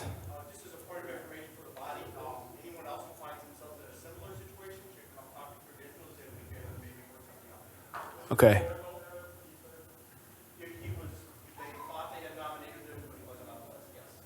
Okay, so what we're voting on, or what, we have a motion that's been seconded. The motion is to add Mr. Rhett Hamill from Wayne County to the Wayne County delegation today. Do we have any objection? Okay, there was no objection, so the call to question was not seconded, so let's... Okay, we'll call the question. Okay, the question is, should Mr. Rhett Hamill be added to the Wayne County delegation? This requires 7/8 to pass. 7/8 right now is 59 votes. Okay. Right, that's true. Okay. Okay, all those in favor say aye. Aye. All opposed? That seems like more than 7/8 to me. Does anyone disagree? Okay, Mr. Hamill is admitted to the delegation from Wayne County.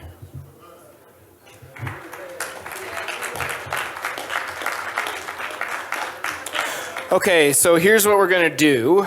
We've got 1 hour before lunch. We had slated 55 minutes for statewide candidate nominations. So we're going to go ahead and take up statewide candidate nominations right now.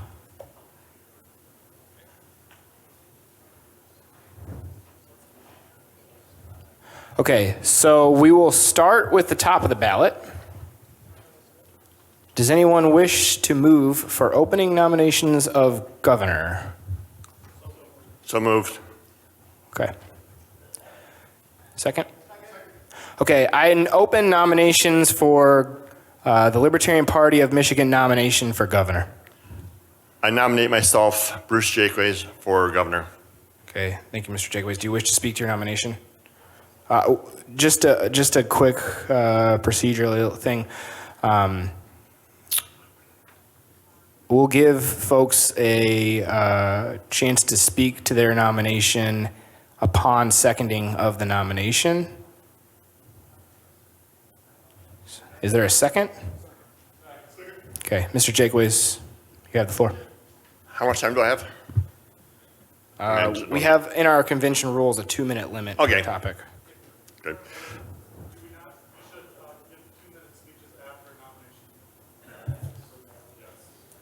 Okay. We will wait to give speeches from the candidates until after nominations have closed. However, if a nomination has been made by someone other than the person nominating themselves, they can speak to their nomination at that time. I'm good. Okay. Mr. Chairman, Bill Gelano, delegate from West Michigan. I rise to nominate one of the really true libertarian bright lights in our party, Mary Bazuma. Mary has been a member of the Libertarian Party for as long as anyone here can remember, not only in Michigan.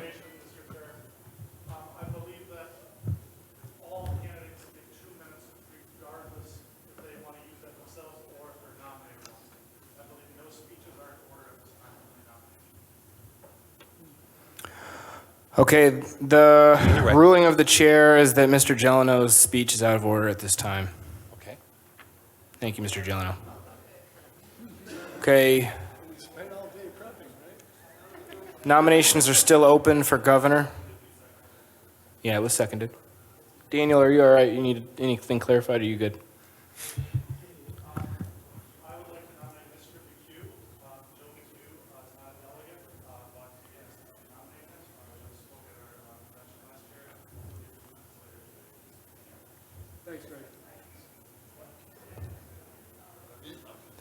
Do we have a second? Okay. I'd like to nominate Evan Space for governor. I'm sorry, Carl Mintz, affiliate Oakland County Libertarian. Do we have a second? Seconded by Greg Black. Evan Space, right here. Evan Space, really good guy. You're out of order. Please sit down. Nominations are still open for governor. Does anyone wish to move to close nominations? Do I have a second? Okay, does anyone object to closing nominations for governor? Okay, nominations for governor are closed. We're going to give the secretary a chance to put all the names on the board, including Noda this time. And do I have volunteers to pass out ballots? Claire, Steve, I'm sorry, I don't know your name. Adam? Yeah, Greg. That's probably enough. Daniel, come on. Yep. All right, this is going to work the same way we did it for first vice chair. You get a ballot if you have a delegate ticket or a delegate sticker, and bring your ballot forward for collection by Ms. Gelano. Sorry, I volunteered you for that, Claire. Mr. Mccauley? Okay, you're right. You guys act like it's not my first convention, jeez. All right, so we can still hand out the ballots. I don't think that's out of order. Once the ballots are all handed out, then we will open up the speeches. And I would like to give the first opportunity to the person that has been, to the nominee themselves. If that nominee wishes to hand over any portion of their 2 minutes to someone else, they can do so.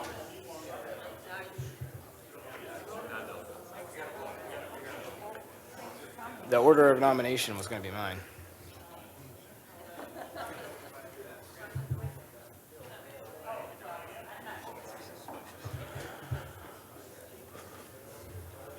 Okay, once the ballots are handed out, could everybody sit down?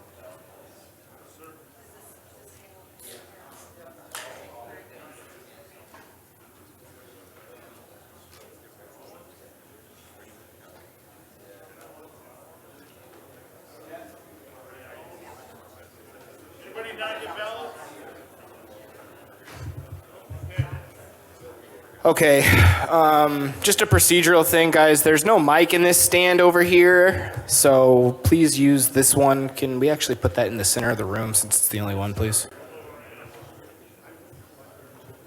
All right, please don't vote. I screwed up because it's my first time here. And we should allow the nominees to speak prior to voting, please.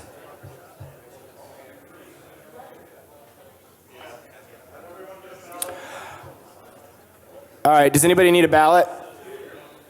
Any delegates still need a ballot? Okay.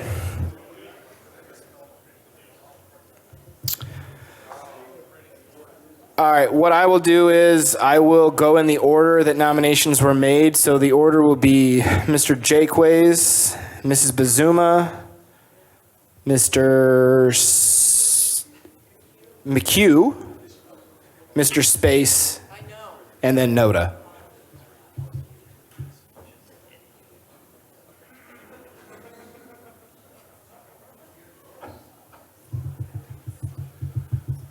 Okay, here's what I'm going to do. I'm going to start the 2-minute timer as soon as the nominee starts speaking. If you wish to give your time over to somebody else, say that first, and I won't start the timer until they start speaking. I think that's a good idea. Bruce, on the podium.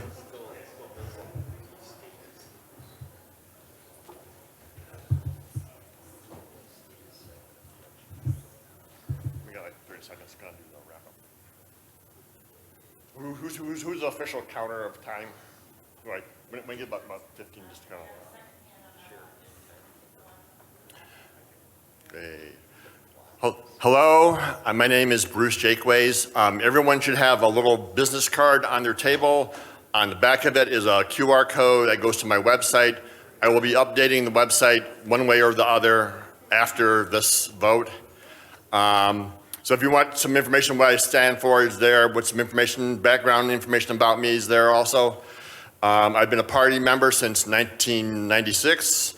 My family has been living in Michigan since before the Civil War. I have lived most of my life in Michigan. I lived in Marlette. I've lived in Spring Arbor. I now currently live in the Commerce Walled Lake area. As governor, I think the biggest thing that, as a Libertarian governor, is the budget. That's how I will change things in the state, is by using the budget. I will just say, because also we have line item veto, so I'll be using that to force the Republicans and Democrats to come together, unfortunately. But I will not, that's how I will try to affect change, is by using the budget. And they will have to deal with me, we'll have to work together to use the budget, because basically I'll just say, I don't see that money in the budget. It's been, why am I running? Basically, I feel somebody has to, basically a year or so ago, nobody was running. So I said, somebody has to run. And so I said, me. And basically for my daughters and family, I want to show, hey, this is your dad doing something, because when you get older, you can do something also. Am I out of time? 15 seconds. But please look at my QR code. I spent money to a nice person to make my website look nice. And so, but it's also, I used a person, it was really good. So thank you very much. Please vote for me.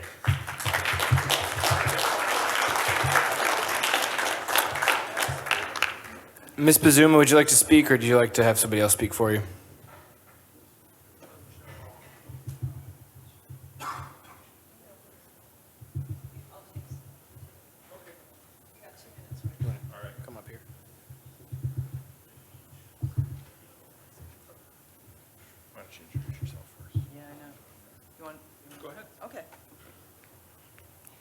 I'm Mary Bazuma, and I'm from the affiliate of West Michigan. You all know that.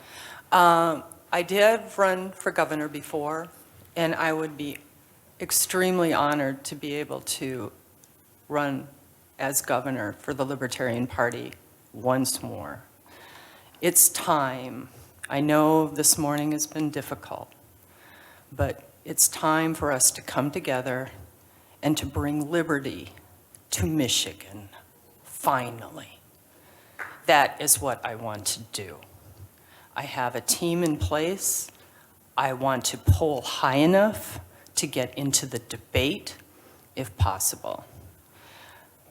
We have a lot of cultural issues, but I think with liberty can overcome some of those.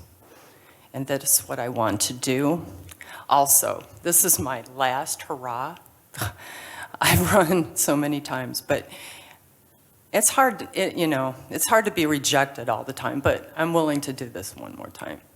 Anyway, but I really do believe that another voice is necessary. I don't see much from the other side. And I certainly am not seeing anything from Whitmer. And if you were mentioning the budget, $76 billion for 10 million people. Jesus.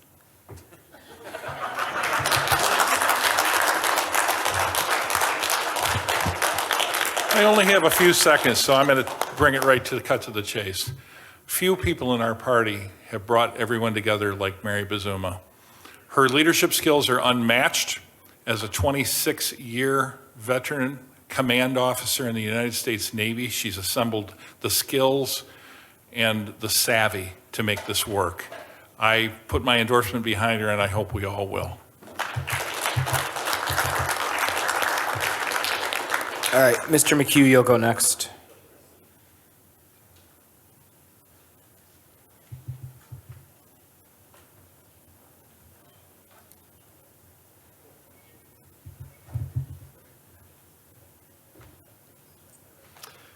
Liberty is clean air.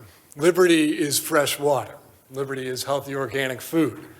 Liberty is money that retains value over time, which is especially important right now, and is owned by the people. Liberty is a constitution that applies evenly to all people at all times by default and without exception.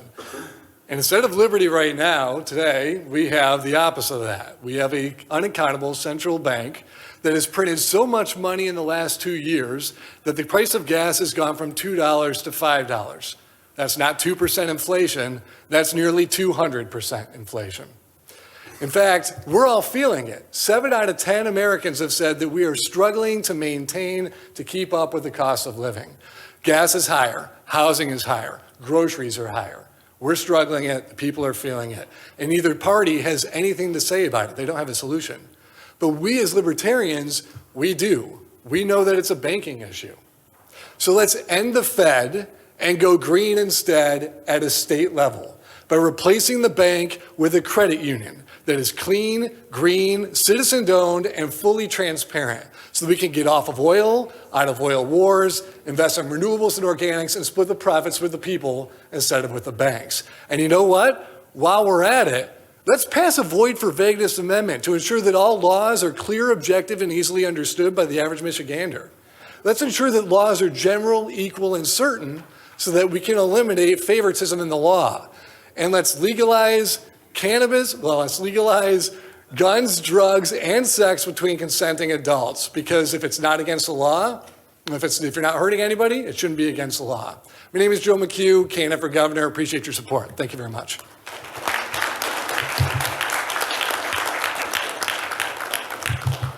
Thank you, Mr. McHugh. Okay, Mr. Space will be next.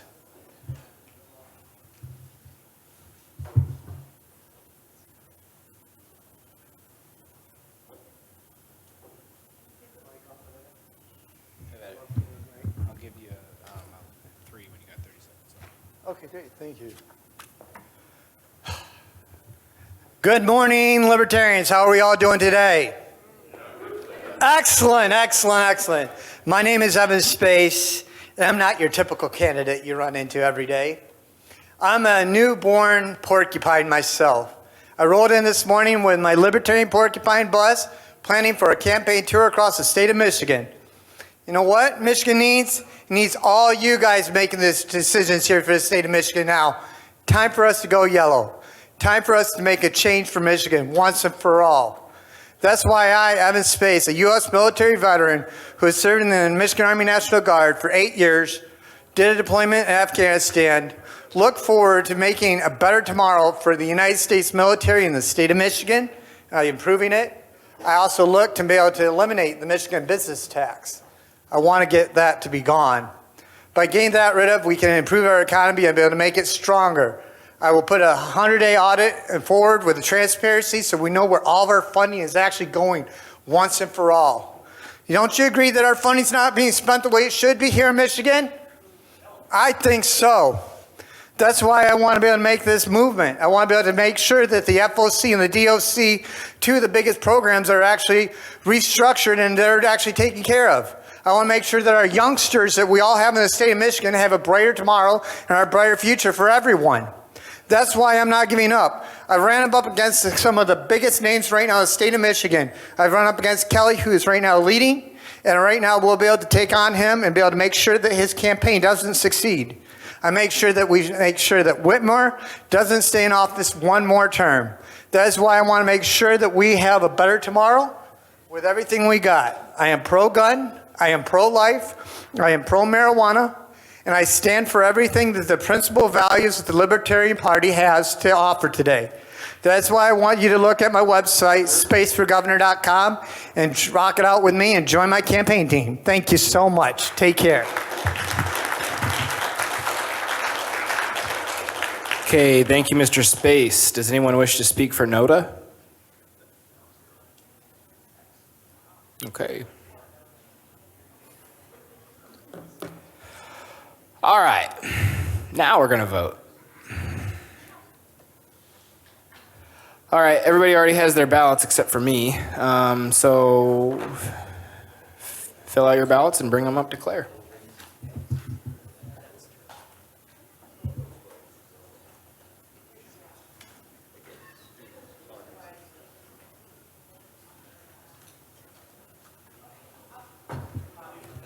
Okay, I'm going to explain how I want to do this while everyone is bringing their ballots forward. I want two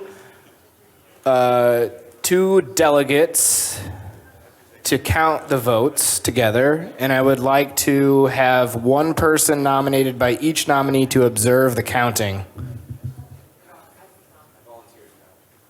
Okay, thank you.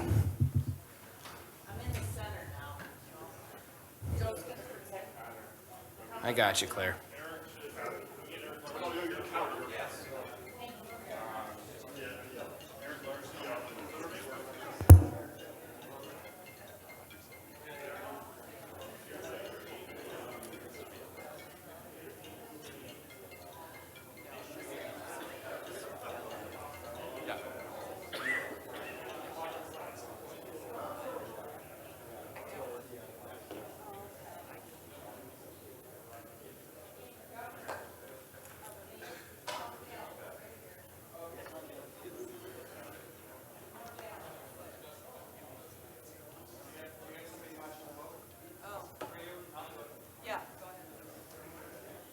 Claire.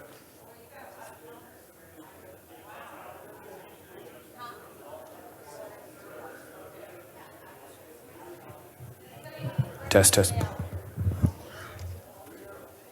Okay, and I need to fill one out. Here, I'll hold this. Okay?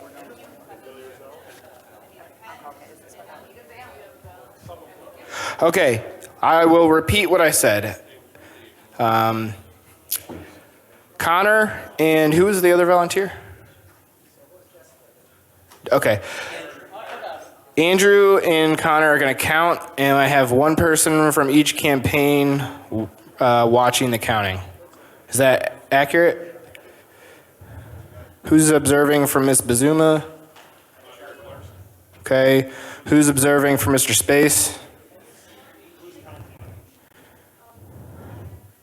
Okay, you guys have a right to observe the voting. If you don't choose to take that right, I'm not going to stop the vote, the counting.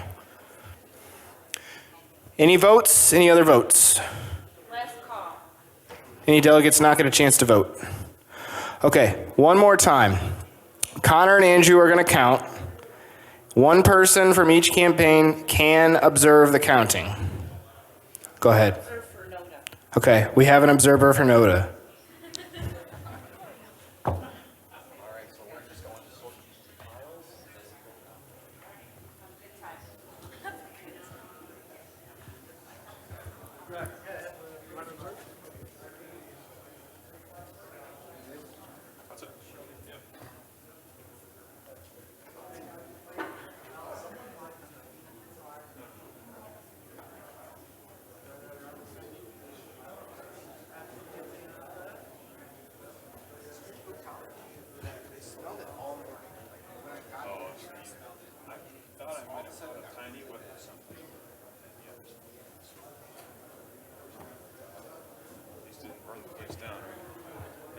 That's got to be expensive, though.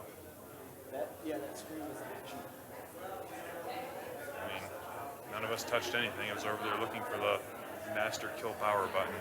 I'm glad you turned it off fast. I didn't. No, I didn't do anything. It popped. Oh, really? Yeah, something popped. I thought you turned it No, off. I was looking for a master off switch, and then it I looked up and it was off. It's like, oh. And then looking on the wall, it's like there's no obvious switch. No, I didn't touch it. Scramble for your computer. I'm like, oh fuck. I was worried that there was going to be enough heat, probably unwarranted, given how far they are, but it was going to turn the sprinklers. I knew what you were going for. So yeah, I wanted to have something on my computer, so I got a couple seconds to grab it and bail out the fire exit.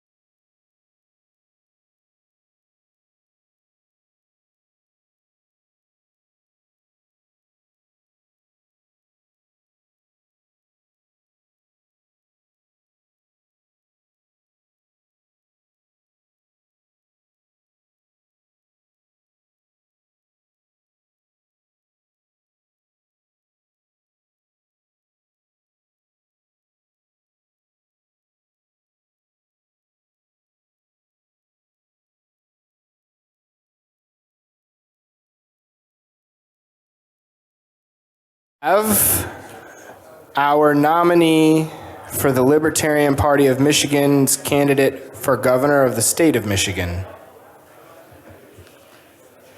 I have a vote count of Mary Bazuma, 50, Bruce Jakeways, 5, Joe McHugh, 6, Evan Space, 7, Noda, 0. Congratulations, Ms. Bazuma.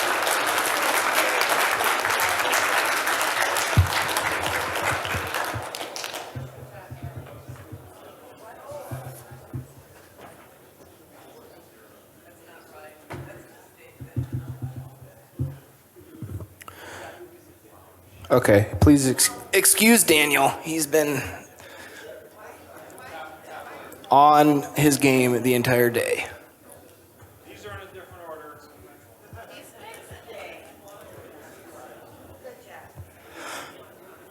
Okay.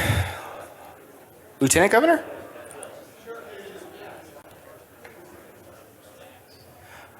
Does anybody like to move to open nominations for Lieutenant Governor of the state of Michigan? Okay, we'll open nominations for Lieutenant Governor.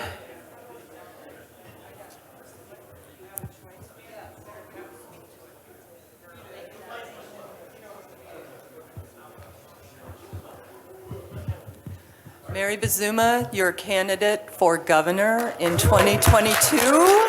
Thank you. I nominate for my lieutenant governor, Brian Ellison.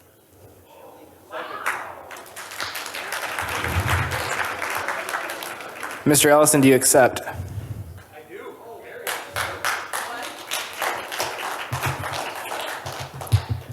Okay, nominations for Lieutenant Governor are still open.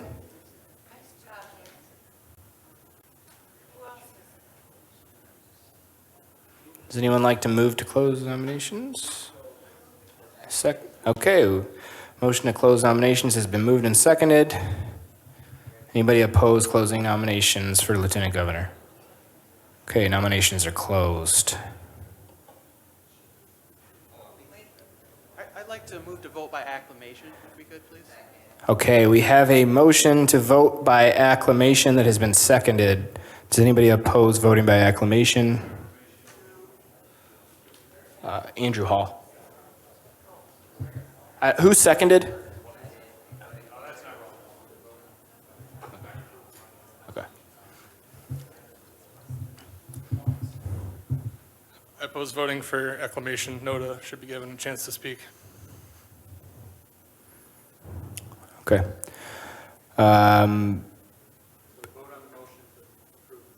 Okay, we will now vote on whether or not we will vote by acclamation.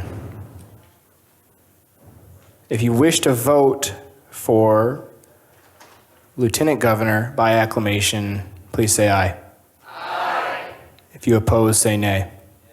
Okay, that passes. We will vote by acclamation. Mr. Ellison, you have 2 minutes.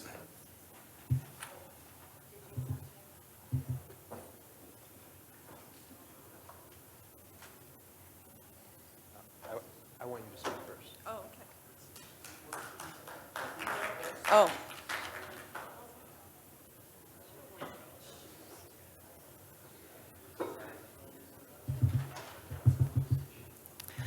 I'd like to take this opportunity to speak for my Lieutenant Governor. Brian is smart, articulate, not bad looking.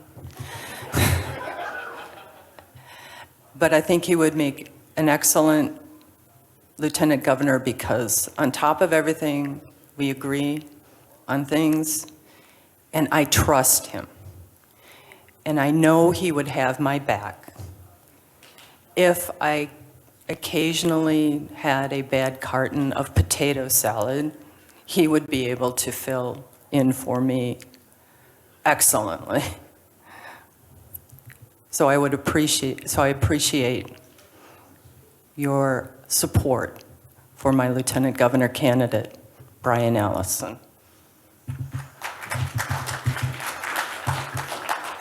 All right, thank you, Mary. Originally I had not seriously considered running for anything this cycle. I was content to sit this one out. But when Mary Bazuma asked you to be her Lieutenant Governor candidate, how do you turn that down? I'm honored to have been nominated. I think I can fill in great in a supporting role for Mary, understanding that this is her candidacy and I'm just there to support her. And with that, I would appreciate this body's support in supporting me and supporting Mary. Thank you.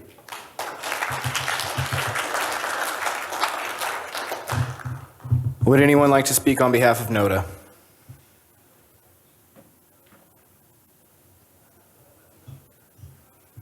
Okay.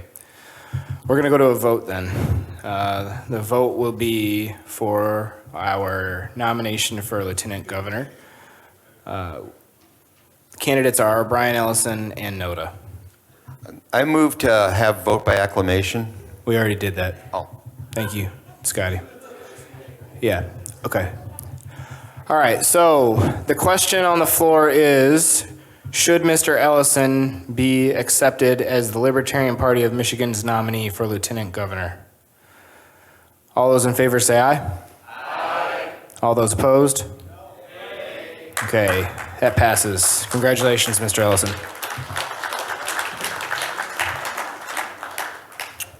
Secretary of State. All right. Does anyone like to move to open nominations for Secretary of State? Okay, we are now opening nominations for Secretary of State. I nominate Gregory Scott Stempfel. Thank you, Scotty. All right. Any other nominations? Okay, thanks, Greg. Any other nominations? Okay, would anyone like to move to close nominations? Okay, does anybody oppose closing nominations? Okay, Mr. Hall is approaching. Andrew Hall, Delegate West Michigan. I would like to move to vote by acclamation again for this one, please. Okay. Anybody opposed to voting by acclamation? Okay, we'll vote by acclamation. I'll give 2 minutes to Greg, and then anybody can speak for NODA for 2 minutes.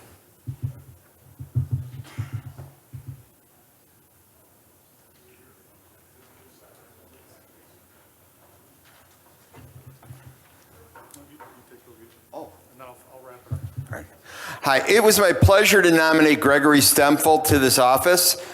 He has shown exceptional competence over the years. Since I first met him in, I don't know what year. It was in Lansing. We had a convention, a long time.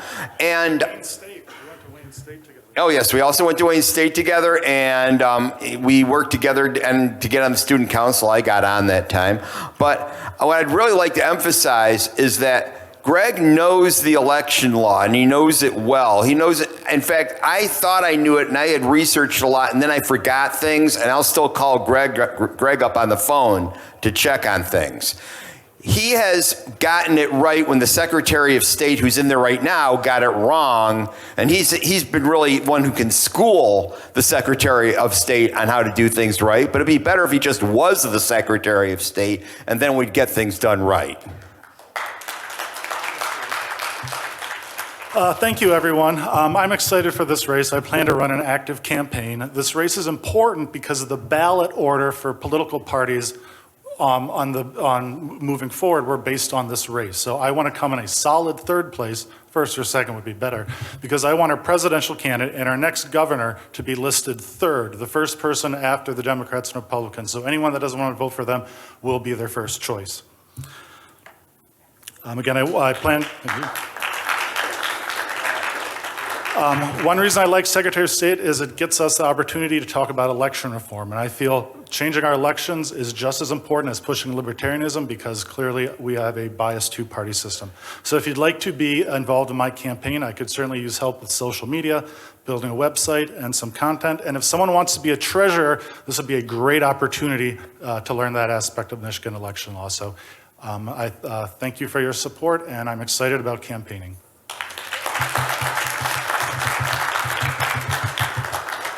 Would anyone like to speak for NODA?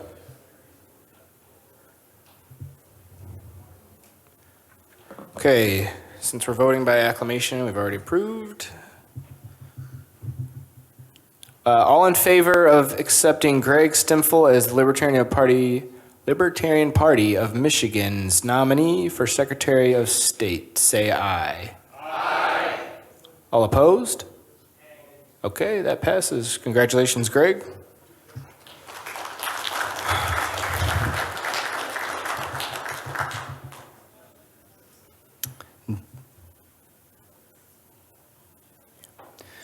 Okay. Do we have any other nominations for statewide office? Okay. All right, does anyone like to move to open nominations for Attorney General?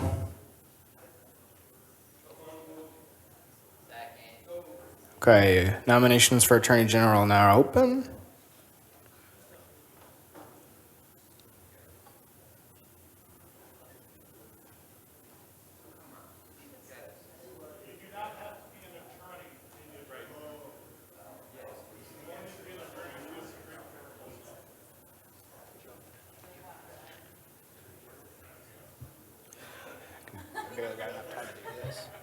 Yeah, I just want to make a point of information. I don't know if everyone heard what Mr. Stemfel said. You do not need to be an attorney to run for Attorney General. And so if you're thinking of it and that's what's keeping you away from it,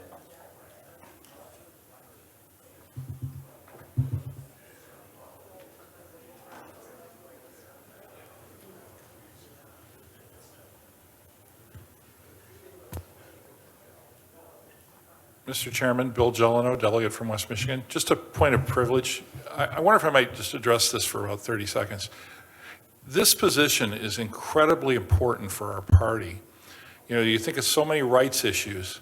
Our candidate 4 years ago established a baseline that was pretty substantial, a record for a third party in Michigan for Attorney General. I think it's really important for our credibility that we have this seat filled. You don't have to run a five-star campaign. It's really important to have that name on the ballot. And I know that there are many in this room that would assist anybody who's willing to step forward to do that.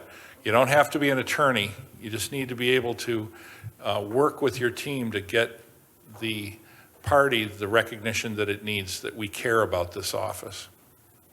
Thank you, Mr. Jeleno.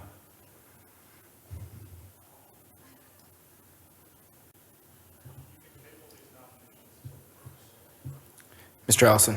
I move to nominate Kyle Mccauley as Attorney General.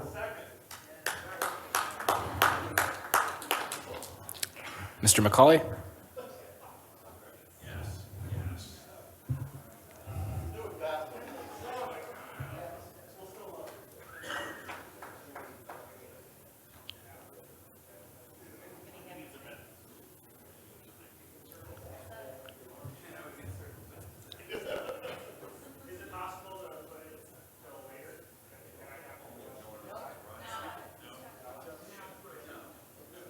I will rule that that is in order. Mr. Jakeways? No guts, no glory. I nominate myself for Attorney General. All right, thank you, Mr. Jakeways. Okay, so now, Kyle, you have to make a decision because we have another nomination, unless somebody wishes to move to table this until... Move to table this till after lunch. We Okay, do one we more have... nomination? Excuse me? I'll jump in for the nomination if we can. Is there one more nomination? Well, we have a motion to table on the floor that's been seconded, so that's been accepted by the body. Yeah. Okay. So the the motion that has been moved and seconded is to table this item of business, which is nominations for the Attorney General, until after lunch. So we will take this item up first after lunch if we approve this. Any discussion on that motion? Okay. Call the question has been called. Anybody opposed calling the question? Okay. Anybody opposed to the motion? Okay, that's tabled. Supreme Court? Okay. Would anybody like to move to open nominations for Supreme Court of the state of Michigan? Is there a second? Does anyone know how many seats are open this term?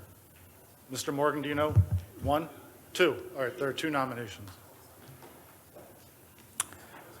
Okay. I am ready to make a nomination. Go ahead, Bill. As of course, we would look to the person who would know, and that is the person I choose to nominate. Carrie Morgan of Wayne County has been our nominee in this position in the past, and correct me if I'm wrong, I think you set the record with somewhere in the neighborhood of 600,000 votes. By far, the most votes of any candidate we've ever had in the state of Michigan. Kerry is now at a point in his career where he may be able to vote even more time, and with a little help, everybody in the state of Michigan will know his name. Do we have a second? Second. Okay. Mr. Morgan, do you accept? Okay.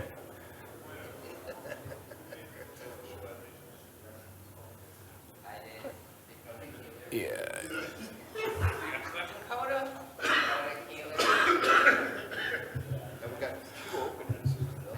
Okay, nominations are still open. We have 2 spots.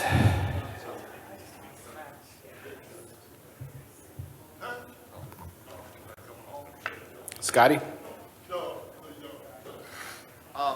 I'm not sure if he's here to accept, but since there's 2 openings, for the second position, I wanted to nominate Robert Rodas, who had run before and had done a lot of research and was interested in the position strongly a couple of years ago. I don't know if he's present today or still interested. Oh. Oh, is it because of age? Yeah. Oh.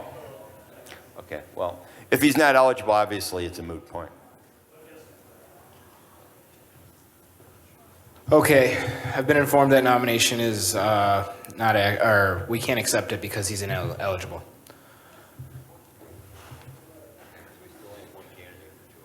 Any other nominations for Supreme Court of the state of Michigan? Do we have a motion to close nominations? Second? Okay. Anybody opposed to closing nominations? Okay, nominations are closed. Anyone opposed to voting by acclamation? Okay, we will vote by acclamation. So I will give Mr. Morgan 2 minutes to speak, and then I will give anyone 2 minutes that wants to speak on behalf of NODA.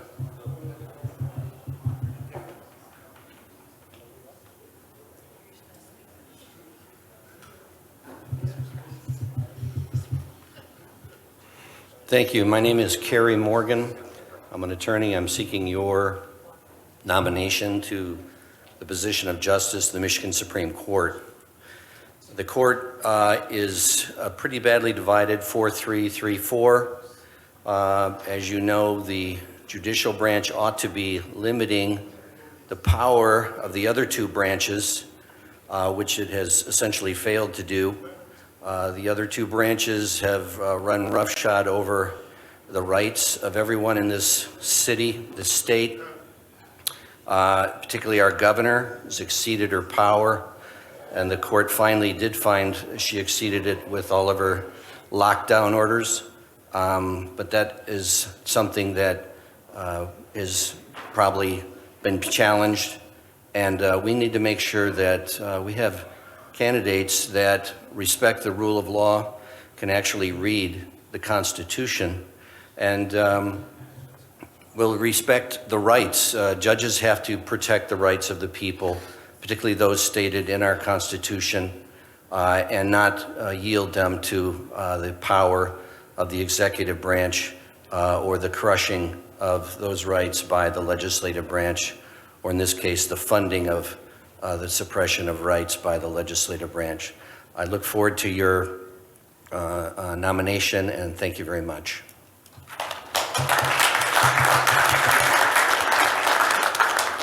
Does anyone wish to speak on behalf of NODA?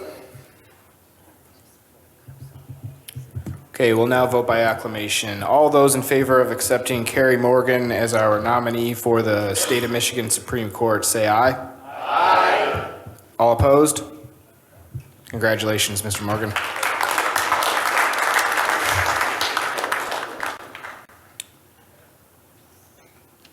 All right, State Board of Education is next.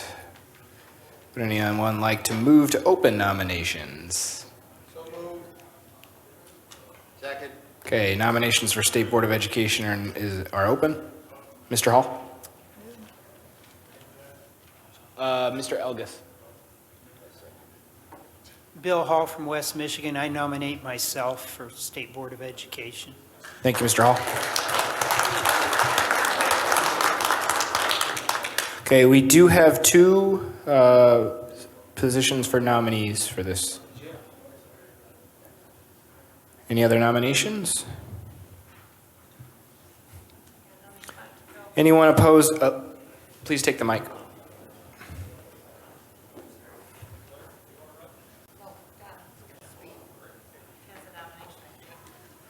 I actually would like to nominate myself. I am an elected Libertarian as a township trustee, but I looked it up last night, and the trustee role is not in conflict with this role. And I would just like to have two names on the ballot and Okay. represent us. Could you please state your name for the audience? Donna Gundel Krieg from northern Michigan. Gundel Creek? Yep, Gundel Krieg.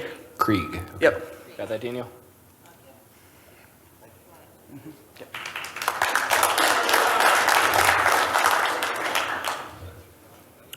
Does it have to be second if they nominate themselves?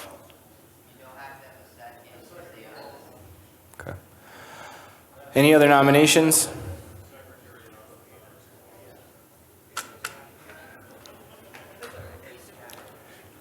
Anyone object to closing nominations? State Board of Education. Okay, nominations are closed. Anyone opposed to voting by acclamation? Okay, we'll vote by acclamation. I'll give Mr. Hall and Miss Gundel Krieg 2 minutes each.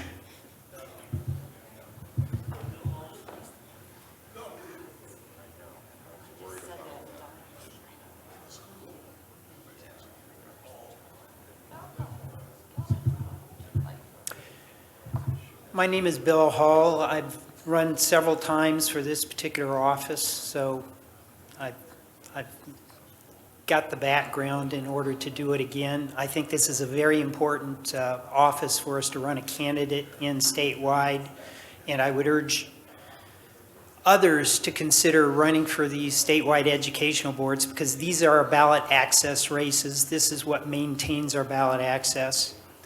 As far as the Board of Education goes, we've had the spectacle the last couple of years of our public school system totally failing due to a governor who shut it down. And we need to have our voice on this issue because we've obviously children have been abandoned by the Republican and Democratic parties.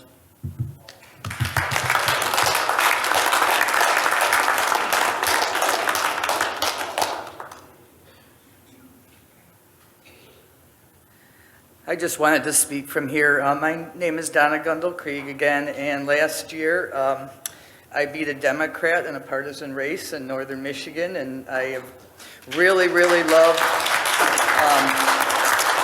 so I really worked hard on that campaign. It's a tiny town, but I knocked on doors and really feel that I'm pushing or teaching, educating my fellow board members. We've accomplished a lot. And as far as the State Board of Education, I do think we need representation, but I have a strong interest in schools of choice. I ended up homeschooling my kids. They both had full rides to college after homeschooling, and my son's a PhD at Notre Dame in computer science. So I'm a strong believer in school choice, and then my sisters are all union teachers, and they can't stand it. But so anyway, I would be happy to do the job, and I did look it up last night. It is not in conflict with my current role. I could hold two roles because they're not at all related to each other. So,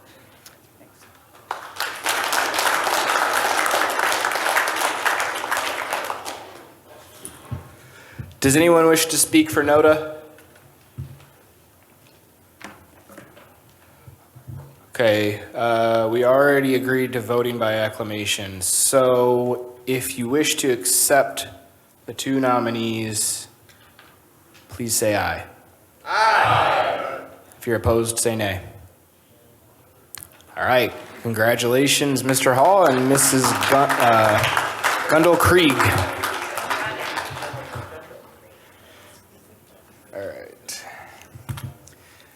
All right, we're going to do Michigan, man, somebody must have ordered this that is a fan of somebody else first. We're going to go with Michigan State Board of Trustees next. Oh, okay.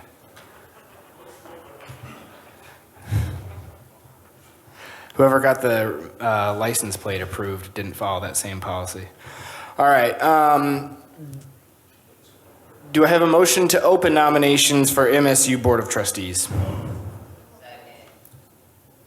Okay, nominations for MSU Board of Trustees are open.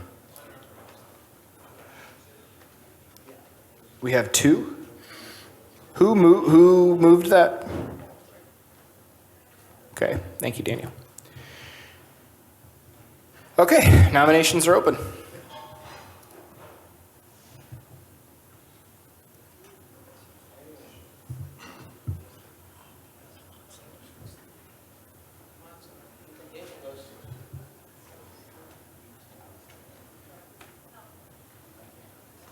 Yeah, just a point of personal privilege. I wanted to just emphasize the importance of having someone, at least one person, running for each of these college board positions, because these are often where we get our highest vote totals. I remember one year I actually had gotten the highest vote total of third-party candidate as a Wayne State Board of Governors, correct me if I'm wrong, candidate. And while Secretary of State determines our placement on the listing of the ballot, it should also be pointed out the highest vote-earning candidate determines our ballot access at all. So if for something disastrous were to happen as far as our votes for our more visible candidates like Governor and Secretary of State and Attorney General and so on, we still would have almost certainly plenty of votes because we always get lots on these educational positions. So I urge somebody to step up and do it. I would do it myself, except that I'm already running for local office and I don't want to create lose my ballot access there.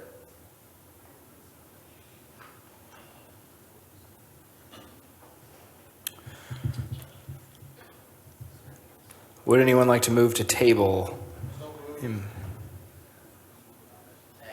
Okay, we have a motion on the floor to table nominations of MSU Board of Trustees indefinitely. Right, John? Until after lunch. Okay. We will, can somebody move a amendment to table this until after Attorney General? Okay, Mr. Elgus has moved that amendment. Anyone opposed to that amendment? Okay, we're on the main motion. Anyone opposed to tabling until after Attorney General? Okay, we'll table that. All right. Unless somebody is opposed, it's 5 minutes until noon. I would like to recess 5 minutes early, but first we will give Jess Fox 5 minutes to make some announcements. And then we will pick up with our agenda exactly as it was adopted this morning, since the elections of statewide office is still on the agenda after lunch. Okay, so with no objection, that's what we're gonna do. Go ahead, Jess. So right now we are in recess until 1:30.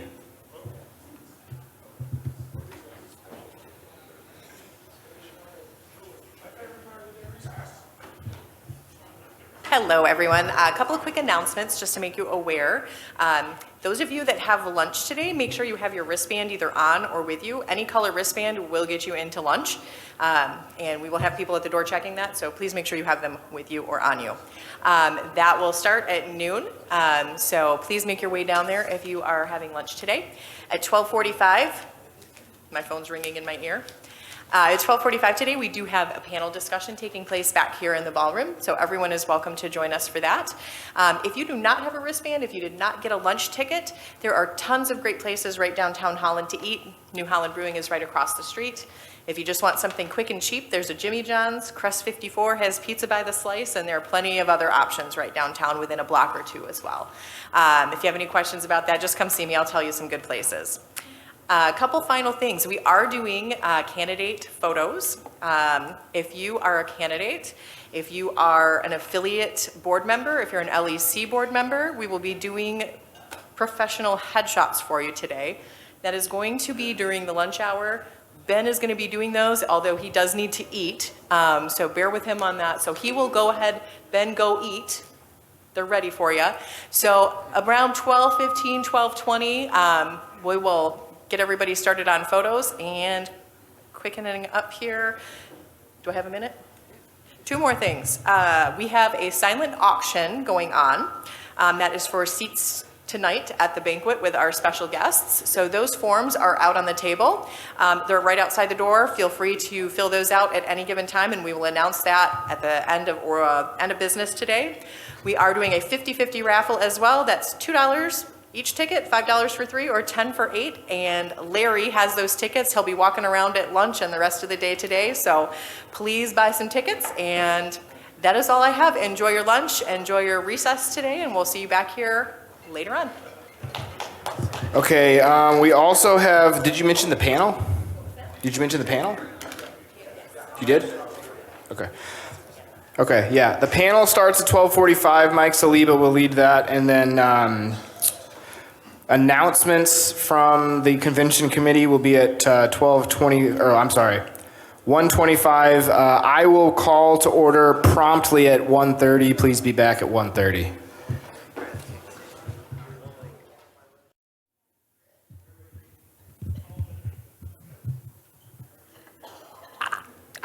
Test. Okay. Big hand for our panel, please. Another round of applause for Mike Saliba, our first vice chair after today. Okay, what time is it? All right, so we are on convention announcements right now. Jess had some stuff to say, but she's not in the room, so I'm going to let Greg say some things first.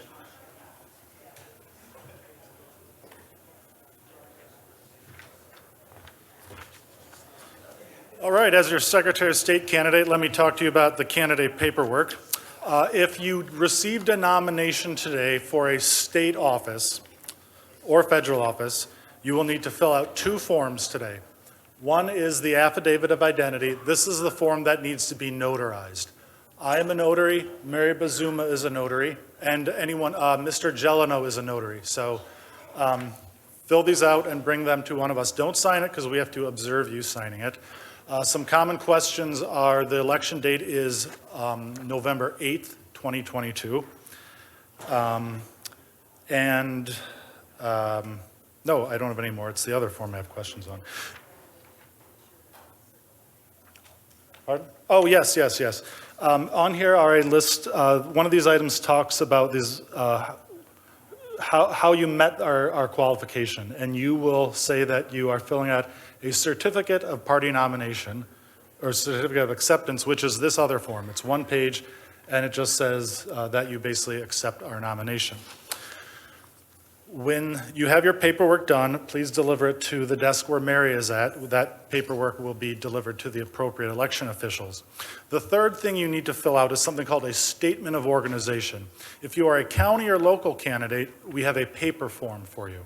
This is due 10 days after you receive the nomination, which would be today. So 10 days after today, you have to file this. If you are a state level candidate, there is no paper form. It is an electronic form. The electronic form is hard to find, you just can't Google it, but if you search for a statement of organization, you will get the county form, and up in the corner of the county form is a link to the state form. I will also send the link out to all of our candidates after we submit the paperwork, and you have 10 days to do that. Otherwise, you will start to get fined. On the statement of organization is a checkbox called the reporting waiver. If you plan to spend less than $1,000 on your campaign, check that box, and then you will not have to file any more campaign finance reporting. If you fail to check that box and check the other one that says you are planning on spending more than $1,000, then you are expected to turn in campaign finance paperwork, and then if you don't, you will also get fined. So if you're not sure if you're going to spend more than $1,000, check it anyway, because you can always amend your statement. For any of the county chairs who are taking paperwork to their county clerks on Monday, we will have letters drafted, unless you already have one. It's called a certificate of nomination. That's where you list all the candidates that were nominated in your county. So anyone who crosses county lines, like all of the congressional districts, except I think the one in Detroit, will file in Lansing. All the others will file within their county. And I had one more thing, but I don't remember. Any questions about the paperwork today? Oh, if you're a federal candidate, you do not have to file a statement of organization. It's only for state and local candidates. However, if you run for Congress, I would encourage you to file with the FEC anyway, even if you don't plan to spend much money, because media outlets and other organizations often use the FEC's website to find the list of candidates to interview or send questionnaires to. So I encourage everyone to do that. James, you had a question. There aren't any. It's exclusively an online form now. There are no, that's a requirement now. But for counties, it is paper, but for state, it's electronic. And Mr. McHugh, you had a question, I believe? Just wondering if we had the computer support to complete all the necessary paperwork here today before we leave. You can certainly file the statement of organization on your phone or on your computer, but that's not something we would do. That's something the candidate has to do. And it only takes a couple minutes. Some common questions on there are, it wants you to list a bank. You have to list a bank even if you don't plan on spending money. So I just usually list my own. I am opening up an actual account, so I'll be listing that. So any questions, feel free to ask me, Bill Gelano, or Mary, and we'll have everything available over there. All right, Mr. Brungart, you have the floor. Who does? Oh, Scotty.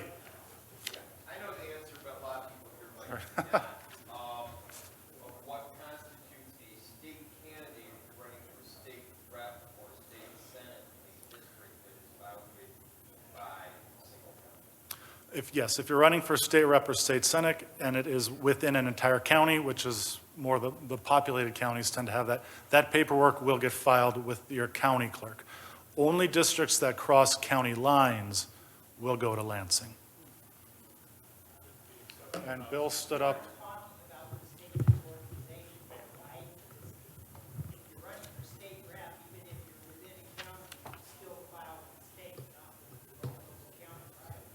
Right. Yeah, statement of organizations don't get, it's just a form online. It doesn't really get filed anywhere. All right, let me take over. Thank you, Greg.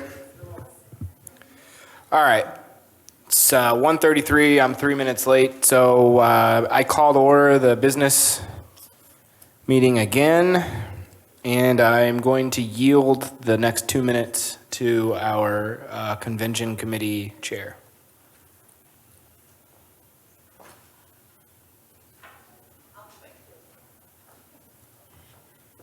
All right. Very briefly, just a quick reminder, silent auction forms are out there. Ask Larry about the Larry special on the 50/50 raffle tickets. He'll hook you up with that. And the last thing is, there are some of us that have been chatting about educational freedom and some different education options. And we are going to be meeting at 5 o'clock-ish down in room 148, 150.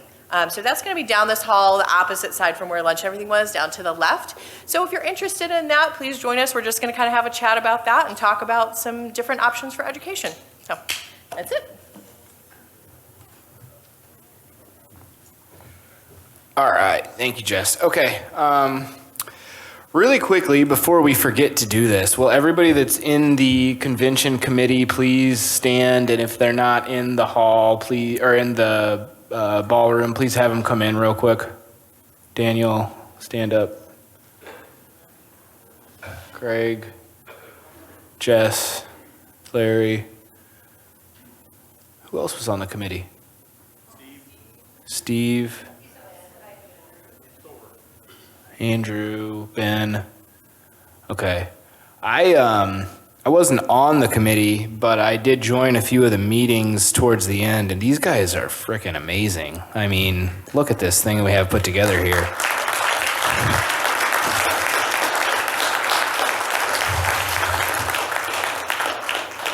Even with all of the BS that us delegates put them through, they still put this together, and it's turned out pretty well. So thank you guys, and especially Jess. She's done quite a bit of work, so round of applause one more time.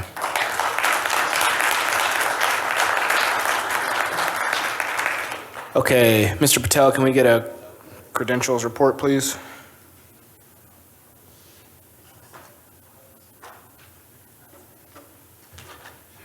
Good afternoon, everyone. An update to the credentials. Delegate count is 68, so we lost one, and that brings a majority at 35, 2/3 46, and 7/8 60. So move to accept the report as presented.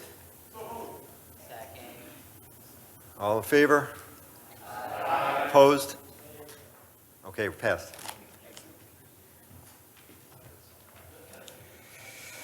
Okay, so what we've got to do is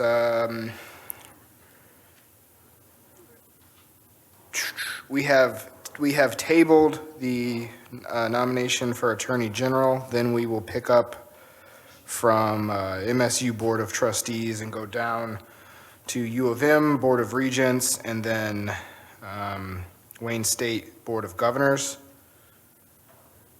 After that, the agenda will pick back up. As it's noted,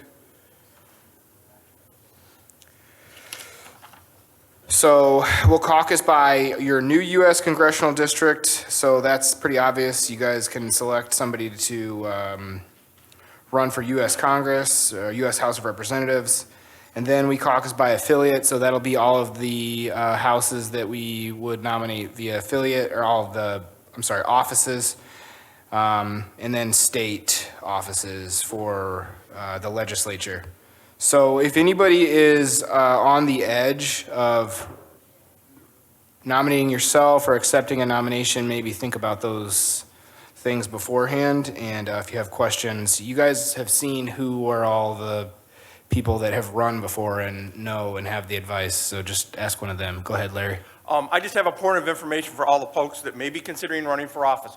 For state rep, state senate, and federal rep, we have signs made up, so you can just hold it up and ask everybody in your district to come to you for your nominations. If you end up all by yourself, that means you're self-nominating.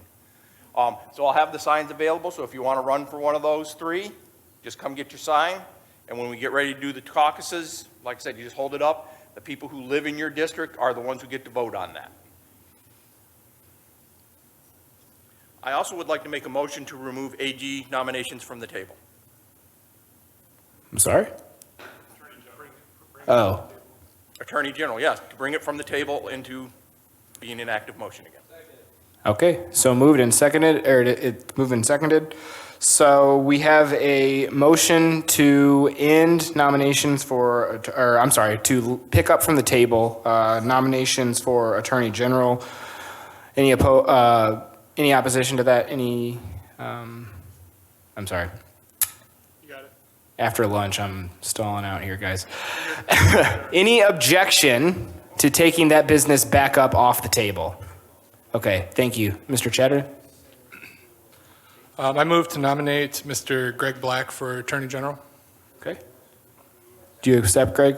Okay. Mr. Jeleno? Were you done, Andrew? Greg Black. Yeah. Did you accept? I didn't. Yeah. Mr. Jeleno? I rise to nominate Joe McHugh. Okay.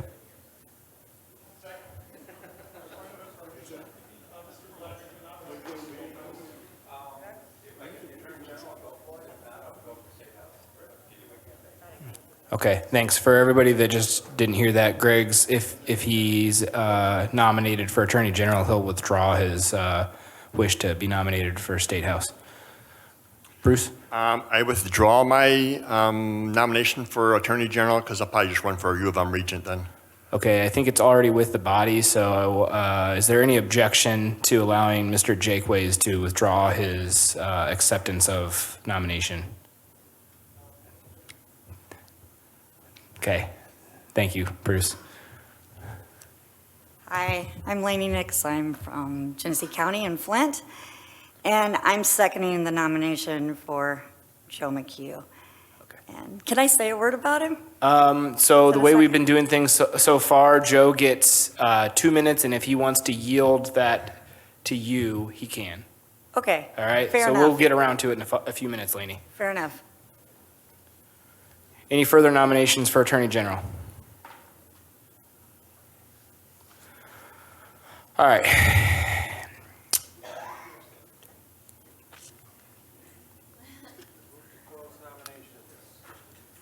Okay. Any opposite, or I'm sorry, does anyone object to closing nominations for Attorney General? All right, we're closing nominations for Attorney General. Okay, do we have the list of nominations on the board?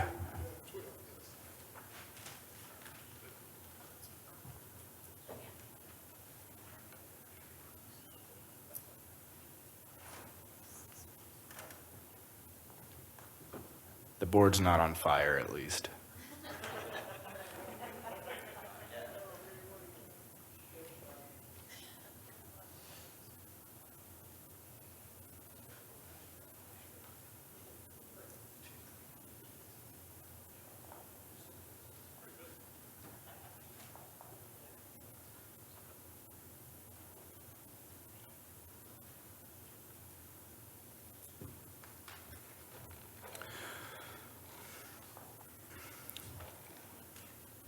All right, so we'll just do it the same way we have been doing it in the morning.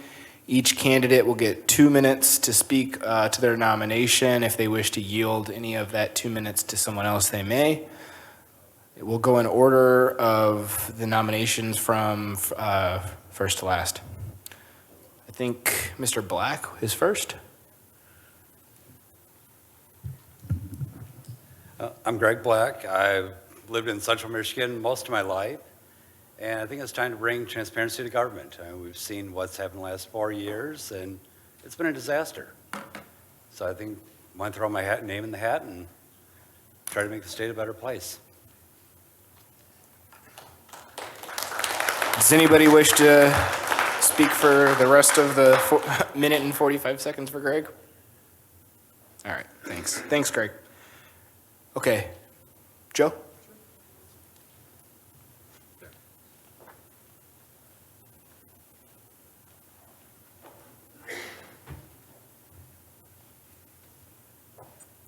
I first want to congratulate Mary on winning the nomination for governor. I think you're going to do an excellent job, and it's clear that the people know and trust you. And so thank you very much. I look forward to working with you on your campaign.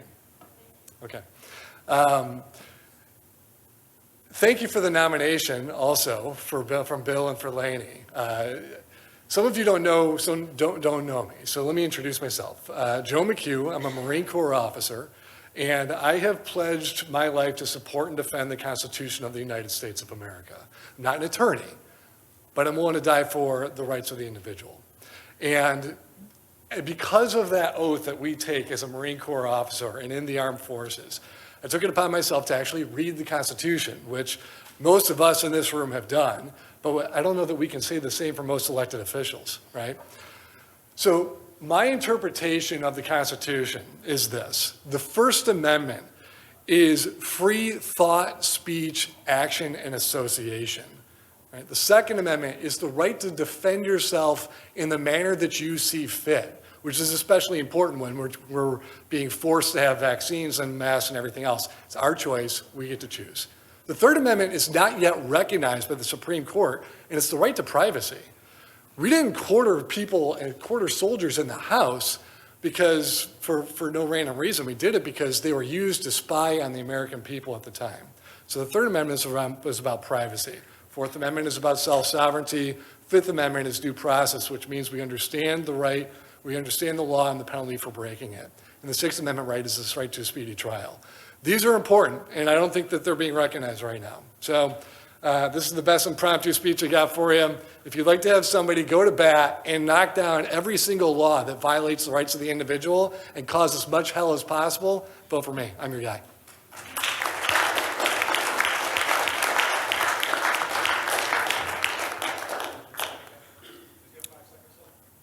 Yeah. I wanted to say why I nominated Joe. If anybody noticed, and a lot of you in the room, of course, understand that the Libertarian Party is maize and blue. And so anybody who's willing to endorse an MSU grad, that says a lot. And I really appreciate his presentation and his earlier nomination, and I think it's really important that this race be run. No comment on Mr. Black, who I don't know, but I'm sure is a great guy too. Thank you, Mr. Jono. Okay, does anybody wish to speak on behalf of none of the above? Noda. Okay. So, does anybody want to volunteer to hand out ballots? Leah, I don't know. Claire, I don't know your name, I'm sorry. But yes, Ginger, feel free to help. Daniel, okay, we just need a few. All right, so same process. Ballots get handed out to delegates and then bring them up, and Claire will collect them.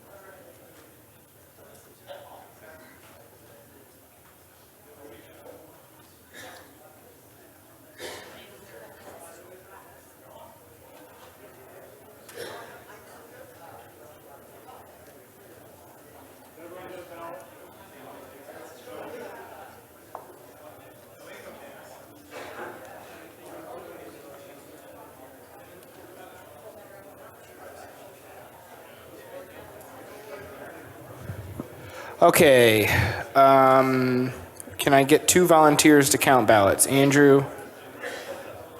I voted, yeah. Mike, can you help count ballots since you're standing right there? Okay, Larry says you guys aren't spending enough money on the 50/50s, so you guys got to pull out your frickin' wallets and spend some money. Do we take debit? I do not have the ability to do that. Yeah, no? We do not have the ability to do that. We do not. But we do have the Larry Can't Do Math special, which is 6 tickets for $5. I'm guessing if somebody were to check Google Maps, there's probably an ATM within walking distance. Are there any missing ballots? Does anybody still need to turn their ballot in? Okay, we're good. If someone buys an XL watch, I'll buy 10. Okay. Capitalism at its finest. Mike said if anybody buys one of his watches, he will buy 10 tickets right now. You get a watch at face value, and you also get Mike to donate some money to the party. Thank you, sir. Oh, sorry. Hold on. No, you're good.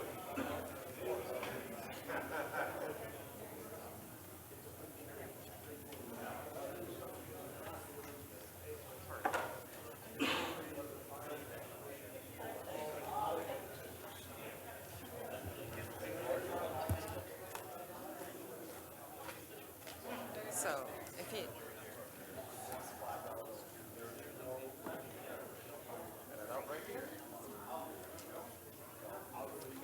$10 worth.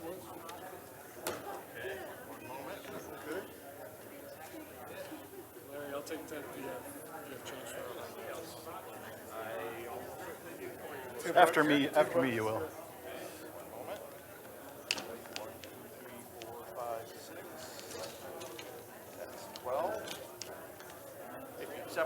Test. Larry, who's spent the most so far? Whatever 20 gives me.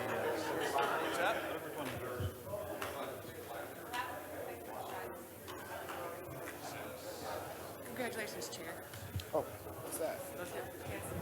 Thank you. I don't know if the mic should be sprayed. Larry, how long are you collecting? Just for now? If I can get the tax, it's really a question of how long it's going to be, but I need to stay for the state senate stuff, so. Yeah, I guess I'm going to. Tiffany, I'm going to ask him. What's that? Tiffany. You didn't get your opportunity. I didn't run last time. It was the first time. Greg? You only spoke for like 15 seconds there. It's okay. Oh, for Joe? Yeah, he didn't Well, actually, I found out later there's no way. I found out later. All right, there was no way out.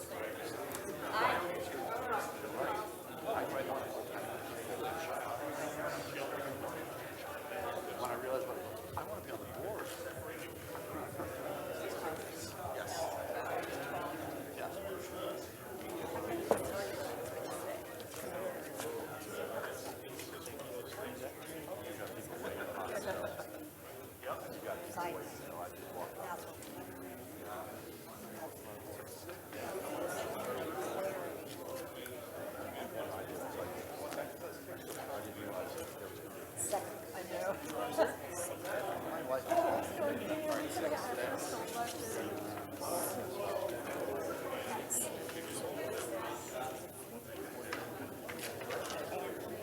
When's the drawing, Larry?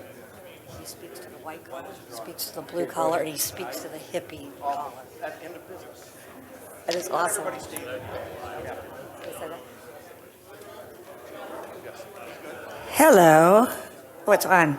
Half the time it's been off. So while y'all are talking amongst yourselves, I'm going to entertain you with something. I'm going to tell you what I wanted to say about Joe McHugh. So I looked over and I noticed when he first was nominated for something that he's wearing sandals with a suit. And I said, any guy who's a free thinker like that and confident enough to wear sandals with a suit has got to be considered for something. Then the man got up here and started speaking. He's focused, he's clear, he's poised. And that's the face of libertarianism that needs to be out there, not people wondering who we are because of some kind of craziness that's going on.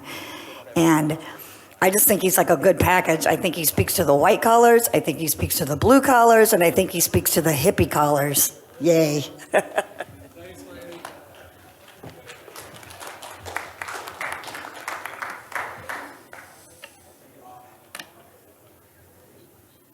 All right.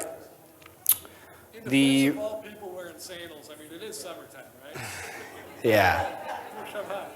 All right. The results are in.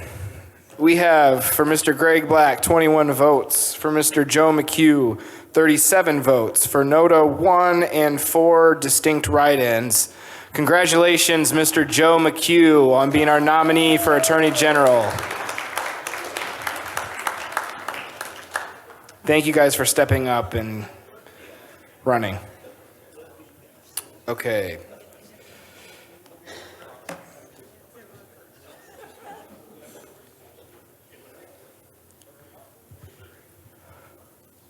Okay, if no one objects, we're going to pick up from the table the item of business to resume nominations for MSU Board of Trustees. Hearing no objection, we'll reopen nominations for MSU Board of Trustees.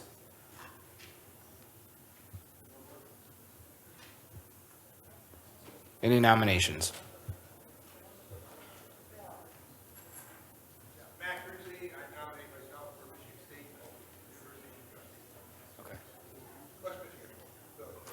You got that, Dan?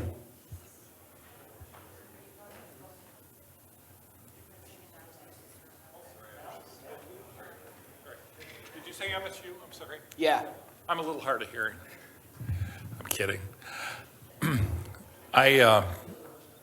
Most of the time when I get up here and I nominate people, it's because I've known them a little while and I've come to respect them. This person I want to nominate for Michigan State Board of Trustees, I've known longer than I've known any other person that's still alive, and it's my much, much older sister, Claire Gelano. Not only is she a graduate of that other university, but she's a super, super smart lady. She helped teach me to read, and I really do think the world of her. I think you all know that she'll help out in any way she can. And this would be her first run for office, and I think she'll do a great job for us.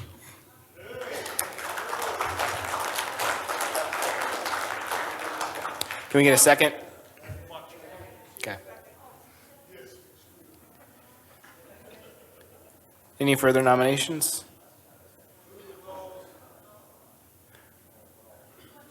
Okay. All right, we have a motion that's been seconded to close nominations. Does anyone object to closing nominations? Okay, nominations are closed. We will move to a vote on this. We need to pass out ballots. Did we put two? Yeah.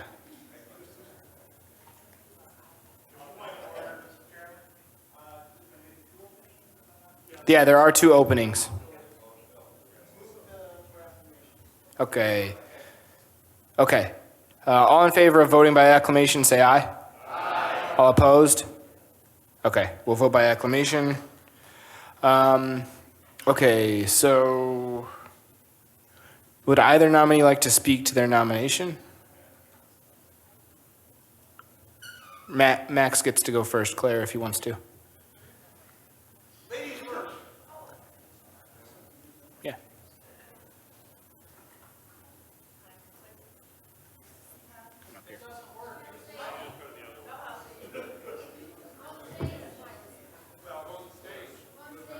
Oh, shoot.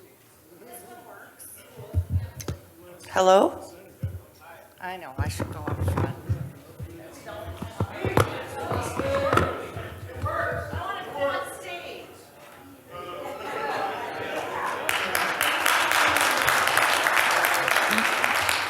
My name is Claire Anna, also known as Claire Gelano, and I'm lucky to be the older sister, not that much older than my illustrious brother Bill, who I just did teach him to read. I'm 5 years older, only 5. I did graduate from MSU. I won't tell you what year. And my brother went to Michigan. You know, his eyes are blue, mine are green, and that's just the way it is. So I'd like to thank him for this nomination, and I look forward to this opportunity to finally do something more than just go to meetings. I was kind of listening to what Scotty said, and we need to fill all the slots. And when Donna got up and nominated herself, Donna Gundel-Craig, and she's already doing much more than I've ever done. So I thought, why not? This is my turn to step up. So thank you.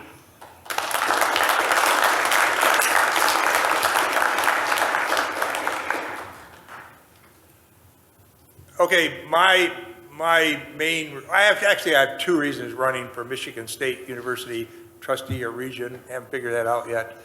One, I'm against mandates, all mandates, okay? I'm not vaccinated. If you want to be vaccinated, that is your choice, okay? But don't mandate that that I be mandated to be vaccinated. A good friend of mine tried to shame me to be vaccinated because I wasn't in the group, okay? Well, that's one of the libertarians. I'm definitely not in the group, all right? And Michigan State University, other universities, they mandate that our young people there, boys and girls, male and females, be vaccinated in order to attend school.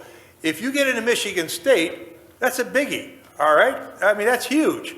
But you got to be vaccinated. The second reason is my son is in his second year. He spent a year and a half online at Michigan State University. This fall, he goes in to be a second-year student with, I forget how many credits, a year and a half's worth, but he has to be vaccinated to be on campus.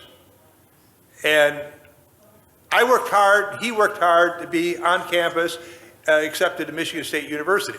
He's a physics engineering major, the Russian minor, 3.7 average, and they mandate that he take the vaccination twice, all right? It changes your DNA.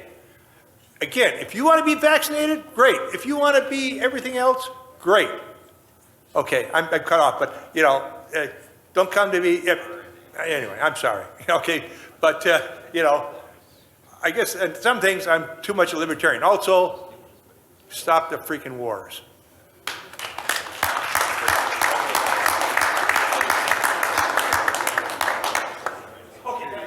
Yeah, thank you.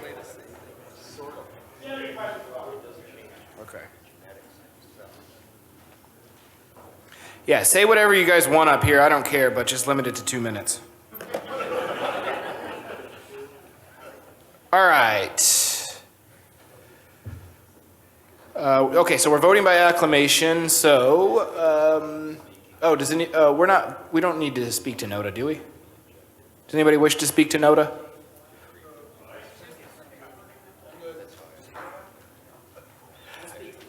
If none of the above gets elected, you leave it to the Republicans and Democrats to choose. All right, thanks, Joe. Okay, all those in favor of accepting Claire Gelano and Max, I don't know how to pronounce your last name, I'm sorry. Rixie? Okay. Are they on the board, Daniel?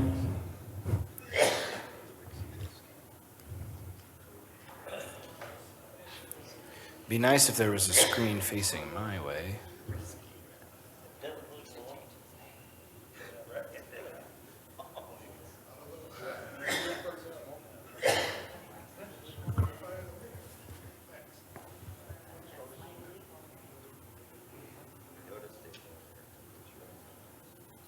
All those in favor say aye. Aye. All opposed? No. All right, it passes. Thank you, guys.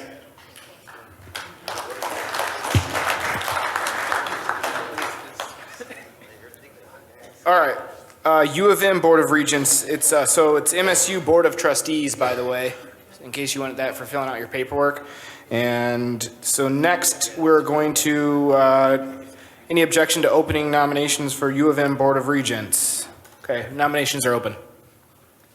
Eric Larson, nominate myself. Thank you, Eric.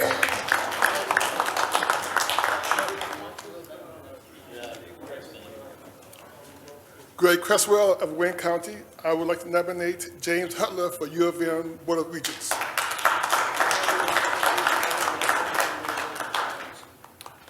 Bruce Jakeways of the Oakland County affiliate. I nominate myself for the U of M Regent. Any further nominations? Okay. Any objection to closing nominations? Okay. Nominations are closed. So we have 2 spots, right? Okay. And 3 nominees. So we will vote on this one. So same deal, 2 minutes per nominee. And then if anybody wants to speak to NOTA, and then we'll vote.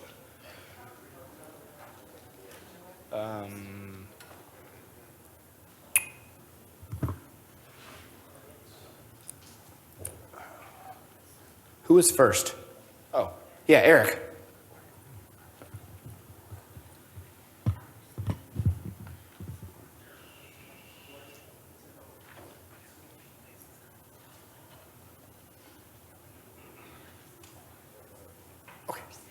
Hi, I'm Eric Larson. I'm a physician anesthesiologist in Grand Rapids. I've run for UN Board of Regents a number of times. I'm a graduate, grabbed my BSc at University of Michigan in nuclear engineering, and I went to University of Iowa for med school. I was actually on campus back in the 90s and worked for the Libertarian magazine, the Michigan Review, where we fought the speech code as it came into place. And I actually run all my campaigns for Regent, where I've run against the speech code and for free speech for students, because I think it's important that if you're being challenged by, ideas in the real world, that you should face those first when you're a student, when you have the most resources and access to people who have a lot of knowledge. And so I think it's very important for young people to have the ability to exercise free speech. And so that's always been a campaign issue. I have a daughter now that I'm got a lot of gray hair, and she's actually at University of Michigan. My youngest son wants to go there eventually. And I've seen what's happened with COVID, and it's been a disaster. And as a physician, I understand the medicine, I understand a lot of the science of this stuff, and it's been a lot of just nonsensical mandates, problems. It's caused lots of mental health issues. It's caused all sorts of disruption on campuses and for education. And so those things need to end. And so there are still crazy things that they're trying to push through, and not only just in Michigan, but all the other universities in the state of Michigan. And so that's what I want to talk about as well. And so those are the main focuses of the campaign. So I appreciate your support. Thanks.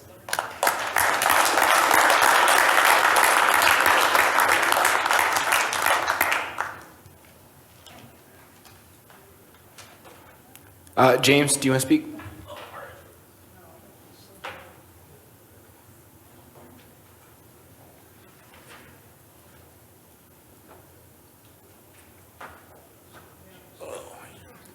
Really need to get exercise getting up here. I'm one of the founders of the party. I think I'm probably the only one in the room left, or the last one alive. Anyway.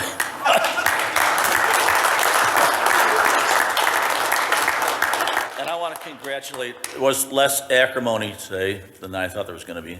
So I think it's kind of, oh, well, I'll cut that out. U of M is one of the highest funded public universities in the whole country. They're just rolling in dough. They bought the last in-city lumber company, Fingerly Lumber. They bought that over like last year. And so every time they buy a business like that out, it takes that property off the tax roll, so the property taxes go up. And few people can live in Ann Arbor anymore. There's a few libertarians left, but not many. And because the property taxes are so high, it's hard to own a house there. So, so I think UM should stop taking money out of cut their funding, make them pay, use their endowment. The other thing that's really absurd on campus, we usually go, I didn't make it this year, but we help sponsor the Hash Bash on campus, April 1st, or April Fool's Day. And you can smoke marijuana on campus during that Hash Bash, but you can't smoke cigarettes. So and U of M still censors stuff. But, okay, that's it. There's still censorship on campus too, so you got to stop that too. So.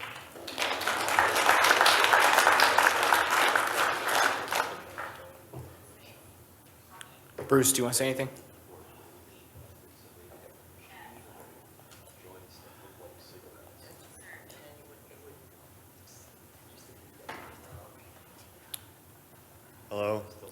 I graduated from the University of Michigan in 1983 with a bachelor's in film and video. I was using a black and white reel-to-reel camera. They used all of my tuition money to buy those new fancy cassette cameras. One thing I've seen since I've graduated, they have, it's not, I mean, U of M was kind of liberal, I guess, back then, but it has changed a lot. I mean, they're letting, like say, to me, one thing is like Schembechler and all the evil that he did while he was there. I think it's something that, I'm not sure if the regents have any control over that, but I think Schembechler's statute should come down. I think the money, I say for me, budgets is always the way to affect change. Because if you go to them and go, hey, change this, they're like, oh, we don't want to change. Well, how about if we cut your budget? And they'll grab them by the balls and their minds will follow. And that's the way I kind of feel that way. I think they've changed a lot since I've been there. And the mandates and everything else, I don't know how I would have reacted if I had to go through that, like these kids have to do today. And so that, I hope you would vote for me. I am an actual graduate of U of M.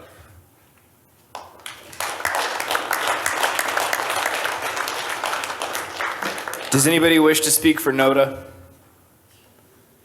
Okay, I will speak to a procedural aspect. Do not vote for any person combined with NOTA. That will invalidate your ballot. If you want to vote for NOTA, you can only vote for NOTA. Otherwise, vote as you see for the other nominees.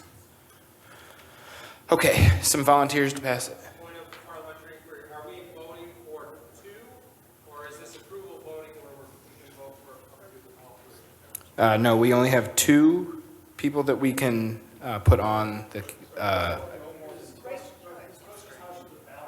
Oh.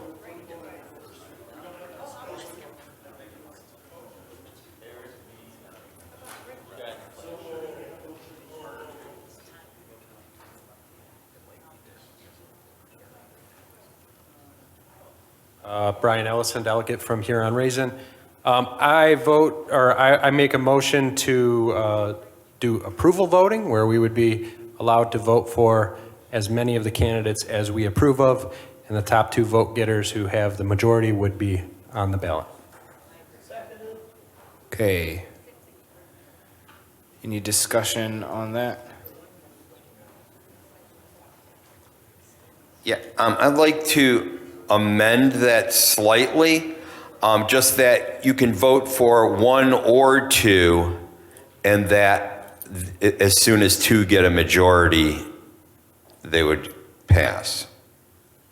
All right, we're going to have to put this in writing.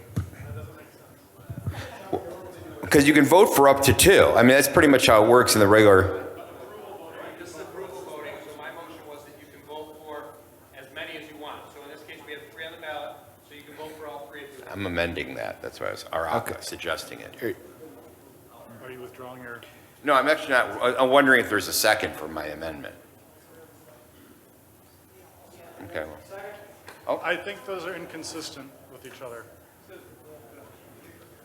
So Greg Stemfeld, delegate from Huron-Raisin. As I understand approval voting, you can vote for as many candidates that are on the ballot, and those that get the most approval, provided it's a majority, get elected. So all 3 could get more than majority, but the top 2 would. Scotty's motion, I'm unsure. He said only voting for 2, but that would be how we had done the previous voting. That would not be approval voting. And Okay. As one of the person counting the ballots, I believe approval voting would go quicker from a ballot counting perspective. Okay, Scotty, I'm ruling your motion to amend out of order because it changes the entire motion that Mr. Ellison put forward. However, feel free to speak against Mr. Ellison's motion right now. I have a point of order. Mr. Chatterton. Mr. Ellison's motion is out of order. Our convention rules that were adopted today say on Rule 10.G Voting shall be done on a single ballot. If ballots are used, each delegate may vote for up to as many candidates that are eligible to be nominated.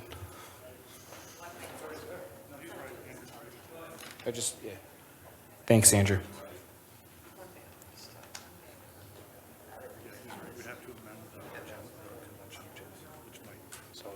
Okay. Okay, the point is well taken. Mr. Ellison's motion is out of order.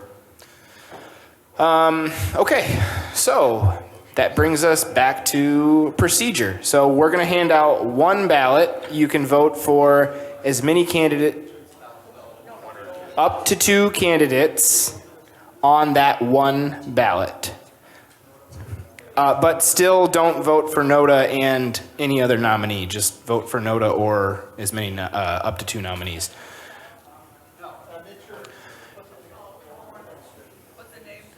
Yeah. All right, you guys are already volunteering. I don't even have to ask.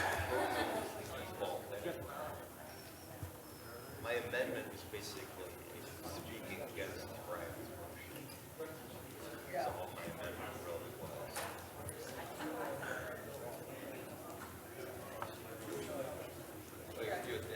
Yeah, Daniel, when you have a second, can you put the names on the board?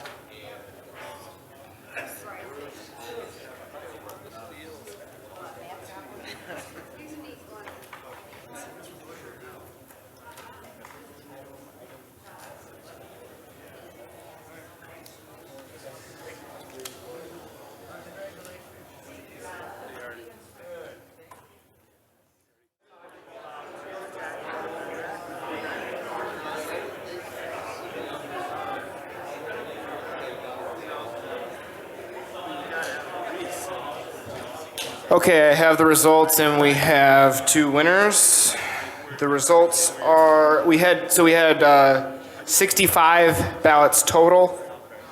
The results are Mr. Eric Larson, 54 votes, Mr. James Hudler, 40 votes, Mr. Bruce Jakeways, 25 votes, 1 for Noda and 1 for Max Rixey. I'm going to learn that before the end of the day. Okay, so congratulations to Mr. Larson and Mr. Hudler. All right, next order of business, like I said, U.S. House of Representatives districts. Wait, what? Oh, shoot. Dang it! All right. Board of Governors. All right, I stand corrected. Okay. Wayne State University Board of Governors. Okay, let's open nominations. I'd like to nominate Bruce again. He's run a couple times, and he definitely wants to be on the ballot, so I would like Bruce to represent us this November in some fashion.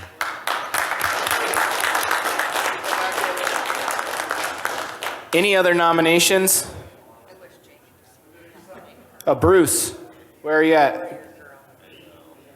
Do you accept? Okay. Any other nominations? How many spots do we have? 2. We need another.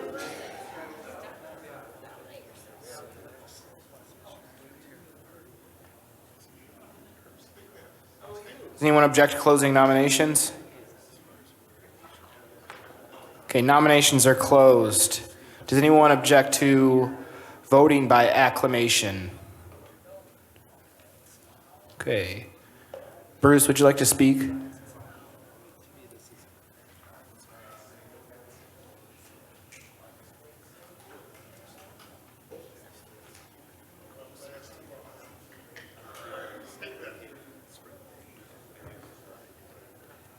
I do have a connection to Wayne State. My daughter graduated from Wayne State, and actually I think it was at her graduation ceremony I probably caught COVID or before it was COVID, I had double pneumonia, and I went to the doctor and they said, well, if all these shots don't work, then go to the hospital. But it was before COVID, it was cool. I have Wayne State, I would try to do my best to keep the various speech freedoms that people have, so conservatives can be conservatives, and to use the budget to keep them honest to their budget, and try to get money away from the big two and get more money for Wayne State so they can build a better stadium and stuff. Thank you. Okay, does anybody wish to speak for NODA? Okay. All right, we're voting by acclamation. All those in favor of, I'm sorry. All those in favor of Mr. Bruce Jakeways as the Wayne State Board of Governors nominee, or I'm sorry, nominee, say aye. Aye. All opposed? All right, congrats, Bruce. Thanks for fighting out all the elections and getting on the ballot, man. All right, now we're gonna do that thing I tried to do and y'all told me I was wrong. Okay, so U.S. congressional districts, we will caucus by your new U.S. House of Representatives district. So if at least one person from each district, that's 13 total this time, could come grab your sign and stand in an area of the room where you are noticeable. There you go. Okay, so we have 20 minutes slated for this, so at 2:50 we'll be done. 6, 7.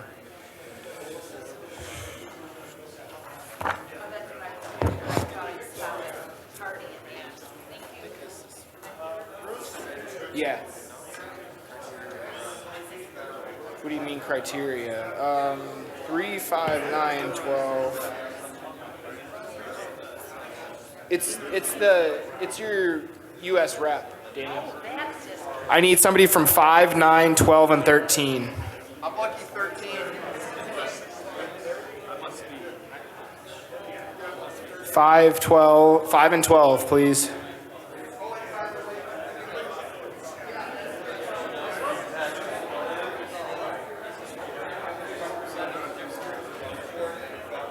Yeah. So, Mr. Bowman just pointed out you do not need to live in the district that you wish to run for if you wish to run. Okay, so like I said, at 2:50, I will ask for any nominees as a result of the caucus.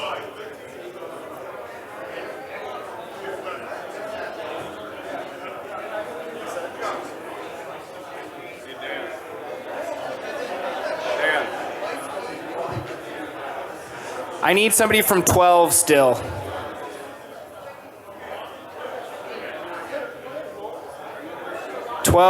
Is anybody's new district 12? Does anybody want to run for 12? For anyone who was defeated in their district but would like to be a candidate for District 6, the new District 6, we do not currently have a candidate but would be happy to consider any self-nominations in our district. So we are right over there. District 11 is where? No, in this room. District 11 over here, Southern Oakland, and District 6, Washtenaw and surrounding area over there. And 13 here with Scotty, all need candidates. And 5, and 1. I'm getting the feeling we're not going to be as successful as I'd hoped.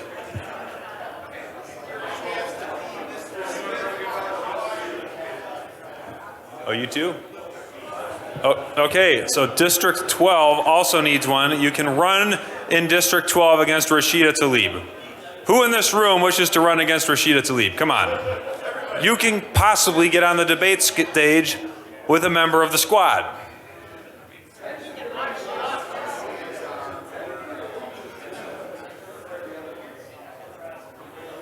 Oh, but you're already running, I'm afraid, Joe.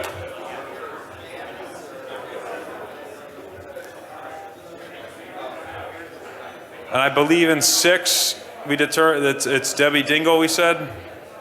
So you could, those are 2 great opponents to take on. You're guaranteed to have fun.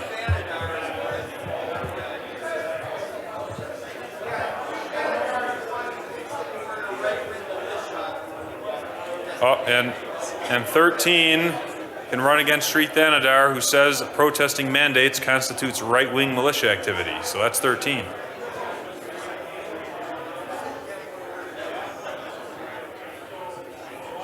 Hey, folks, I wonder if I could just have your attention for just a minute or two.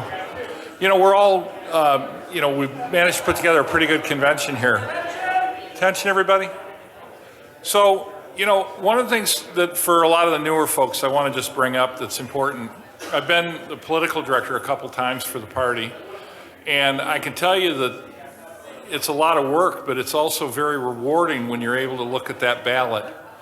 I want to call on Mr. Hudler if I could. Was it probably 10 or 15 consecutive cycles that we ran a candidate in every congressional district? Yeah, so we have a history in Michigan of being one of the most involved political teams. We punch way above our weight class in the national party. And so this is a point of pride. So I guess I want to make an appeal to folks who are in districts that have a candidate for Congress. Congress is unique. It is not a requirement that you live in that district, but it can be very helpful in spreading the gospel of liberty if you're willing to allow your name to be put on the ballot in one of those other districts. I understand there's 3 or 4 that are looking for somebody. So if you've not run for office before, this is really not hard, but it does a great service to the party. Is there anybody who's not attached to a race right now that might be willing to run in one of these districts? Hey. Oh, I saw your hand go up.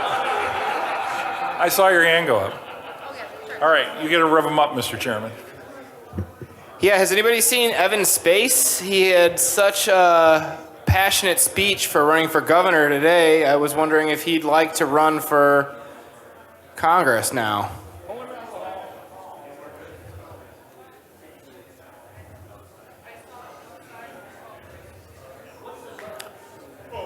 Yeah, so if somebody wants to try and grab him and see if he's interested, we have a few races open. He's got a campaign set up. Okay, for the districts that have elected your nominee, go ahead and see Daniel whenever you have the results.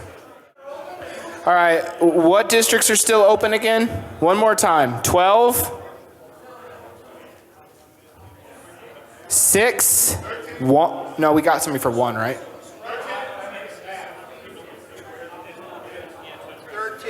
12, 13, and 6 are definitely open still.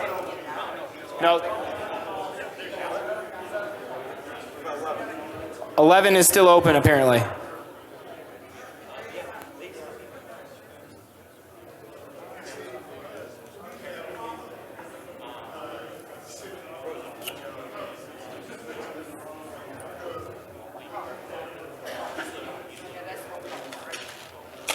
Nobody?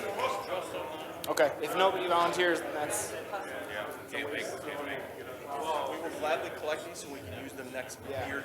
So for the signs for the new districts, please turn them in and don't mark on them. We want to reuse them next year. We were all inspired by the environmentalist speeches during the panel, and we want to help participate in that.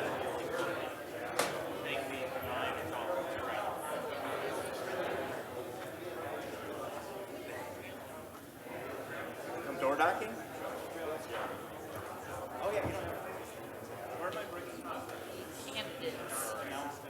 Is that hard? What are those?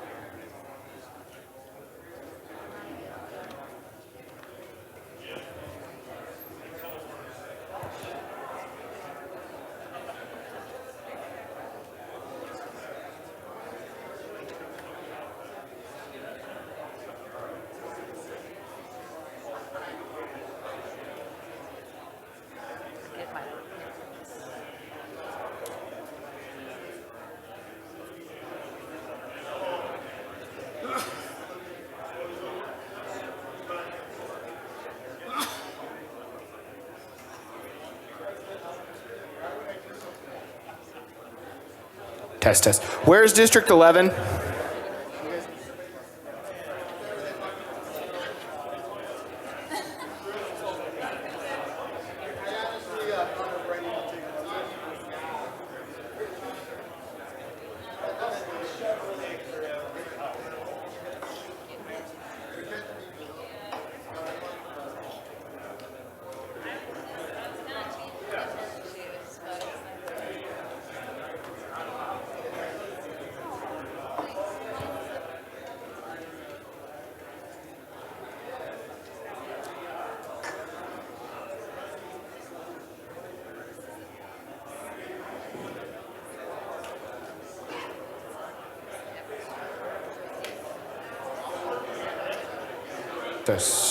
Okay. It's almost 2:50. Please turn in the result of your caucus.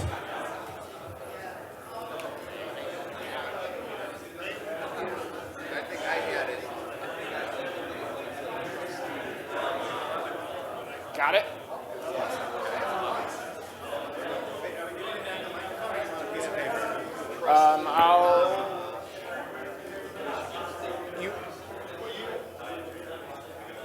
All right, I'm going to start naming off districts, and if somebody from that district or the secretary could tell us the results.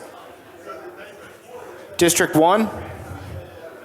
Did we get anybody to run in District 1? Oh, yeah, we did.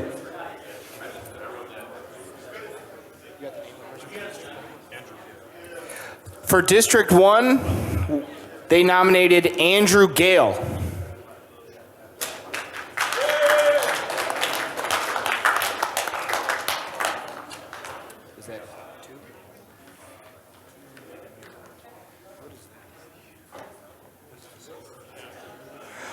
For District 2, Mr. Nathan Hewer.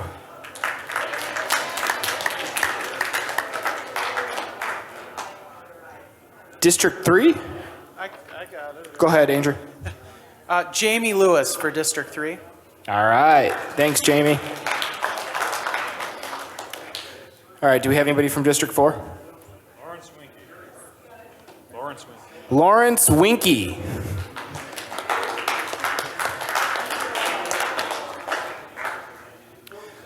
District 5.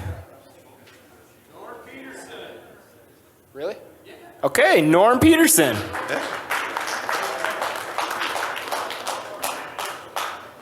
All right, what about District 6? Did we get anybody? Where was District 6? Who had it?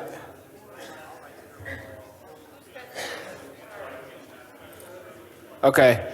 There's nobody willing to accept a nomination for District 6? I got it. All right. I think District 6 is going to go unnominated then. District 7? Leah Daly.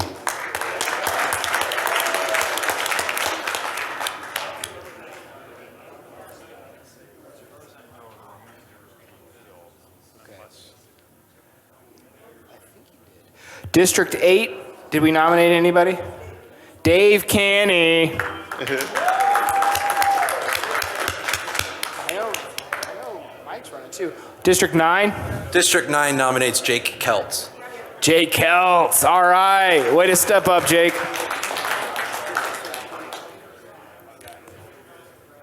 District 10? District 10 has voted to defund politicians and just say no to Congress and has affirmed that you are the revolution by nominating Mike Saliba for United States House of Representatives. Hey! Point of personal privilege. For everyone filling out your congressional paperwork, please list the office title as representative in Congress. Thank you, Greg. District 11, do we have a nominee? Evan? Yeah, Evan Space.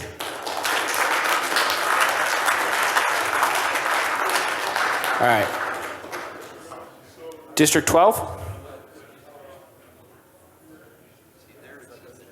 No nominee for District 12? Going once. Okay, thanks. 13?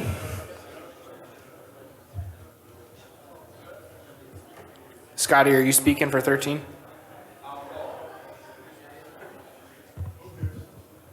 If you want, may I make a motion that we leave we table nominations for District 13 until close of business? Because we still haven't found anyone yet. So immediately preceding adjournment? Yeah, something like that. I don't guess we can't go any later, so that would be it. Okay. Please? No? Any objections? Okay, we'll table nominations for U.S. Congressional District 13 until immediately prior to adjournment on the agenda.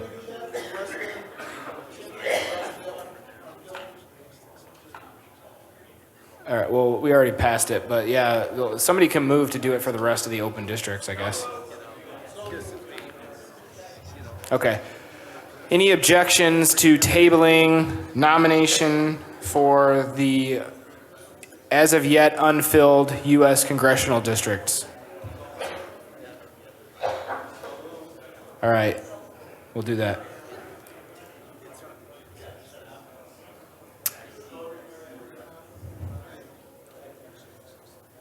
All right, just going to give it a minute for our secretary to catch up. He's gotten hit up all at once. You're good? Okay.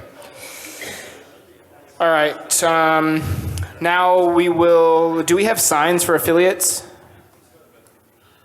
Mr. Johnson? Larry? Do we have signs for affiliates? Okay, everybody find your affiliate and go caucus with them. We've got 20 minutes for that, so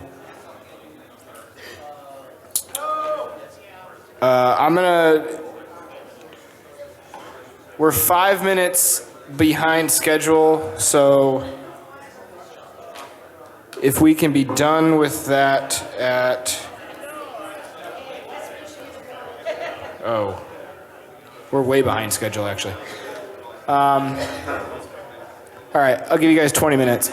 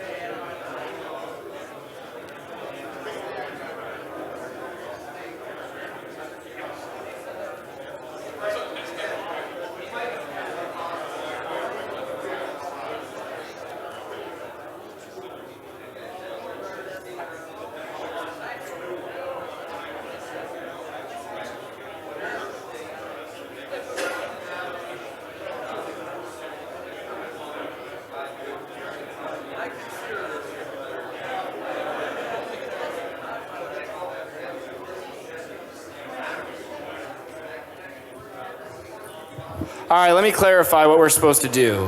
When you're caucusing with your affiliate, you guys can now nominate any offices that are completely contained within the county or affiliate that you're involved with, besides U.S. Congressional District, because we already did that. So even if it's a state legislature, if it's completely contained within your affiliate, you can nominate that office now, and we may not need the time for those offices if we don't need to.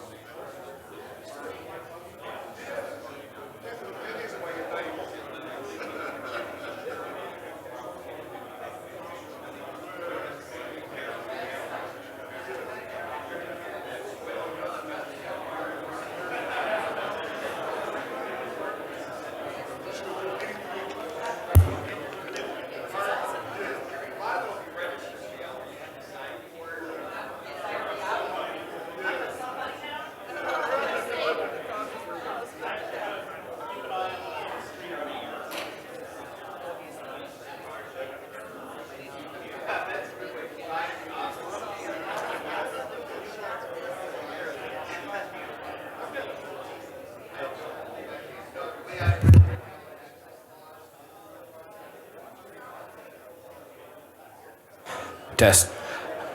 All right, we're running a little bit behind schedule.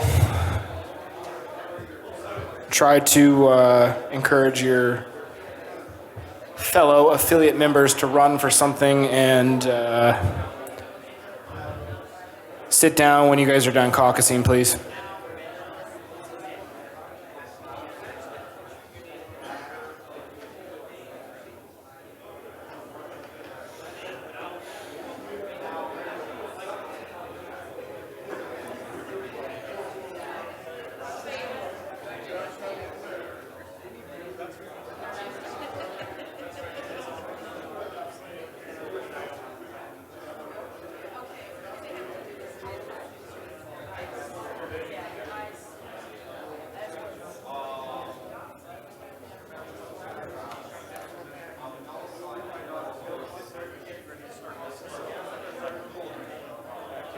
I would like to, if they're just out there If they're talking. caucusing, I'll let you know. Yeah, if they're caucusing, don't interrupt them.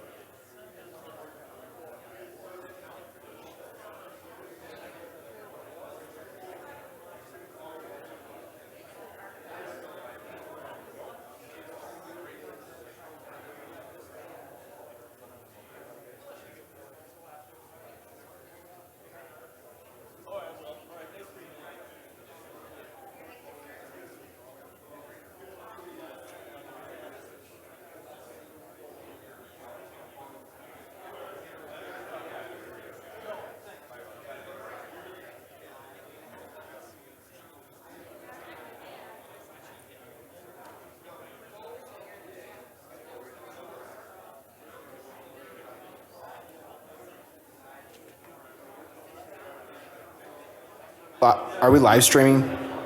Okay.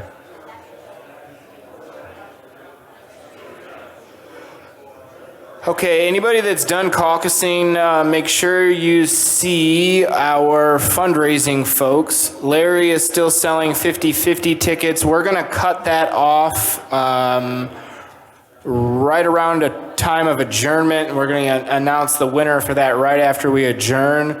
Leah and Mike Saliba have their table of fundraising items over there, and there's these amazing tax this something stickers over there that I think are really fun, and I just bought some. So everybody make sure you go over there. Those are donations to Oakland and Macomb affiliates, I believe.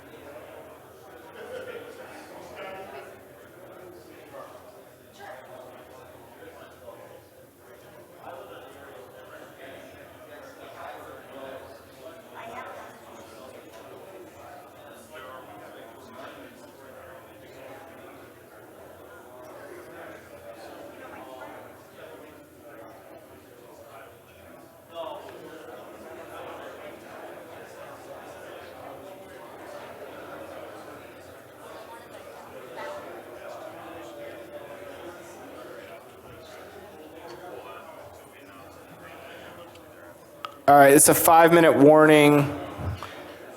We've had 15 minutes to caucus by affiliate. We set 20 minutes aside. We have now 4 minutes left. At 3:15, we're going to reconvene and move on to the next item of business.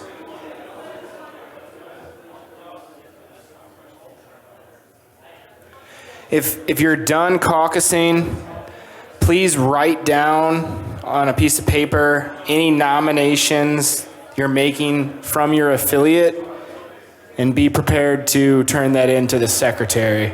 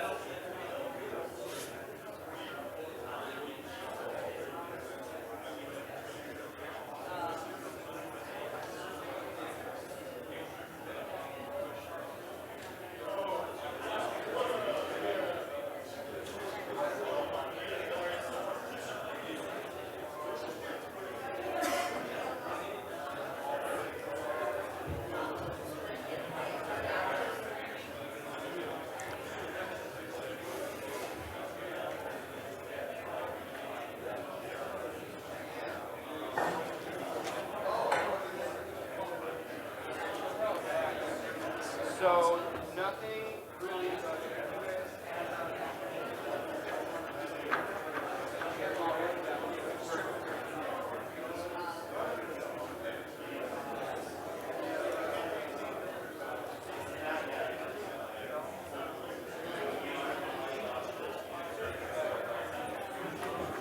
Okay, one more time for anybody that was still caucusing.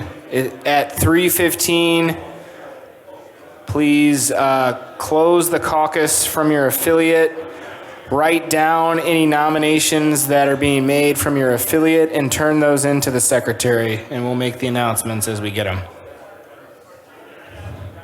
It's 3:14 right now, so one more minute.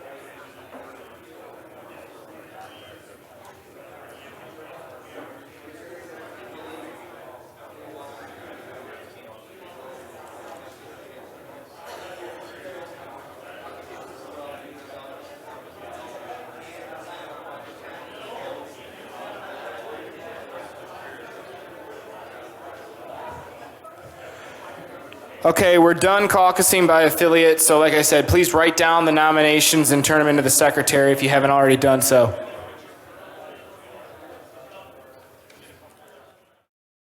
Turn those into the chair on a piece of paper. We're going to move on to the next item of business, and as the chair is recording the affiliate level nominations, we'll announce them once they get recorded.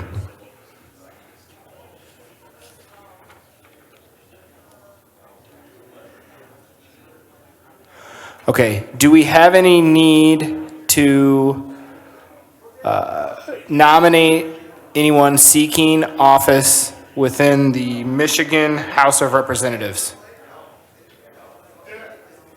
Okay. Would anyone like to move opening nominations for Michigan House of Representatives? Right, if you were not nominated by your affiliate only. If you've already been nominated by your affiliate, you don't need to be nominated again. Okay. Okay. Nominations for Michigan House of Representatives are now open.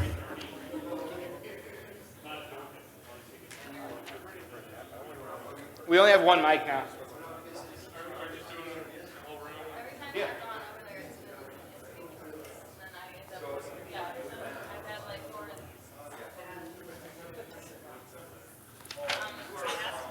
Mr. Chatterton? I was informed by Mr. Corey Dean of the Northern Michigan affiliate that one Courtney Evans wishes to seek the party's nomination for State Representative 103rd District. Third District? 103rd District. I think it's Grand Traverse.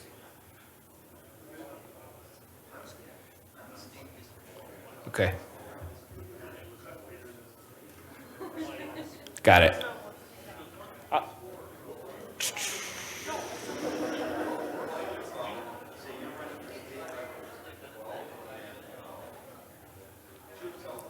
Any other nominations for Michigan House of Representatives?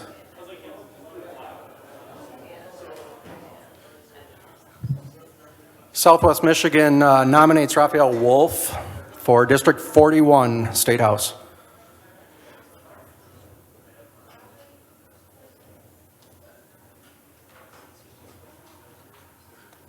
Okay. Daniel, I'm recording these ones just so you know. You can keep going with the affiliates if you want. Oh, are you done with affiliates? Okay. Hi, I'm Gregory Cresswell, and I'm self-nominating myself for State Rep District 12. Can you spell your last name? Sure. C as in cat, Reswell. Gregory Cresswell. For which one? State Rep District 12.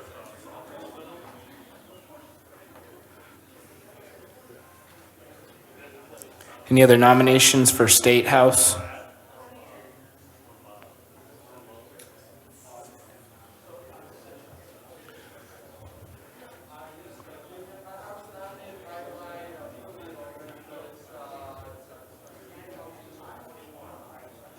Okay, we'll announce it in a second. Okay, I'm gonna leave State House nominations open while I announce the nominees from the affiliate caucuses.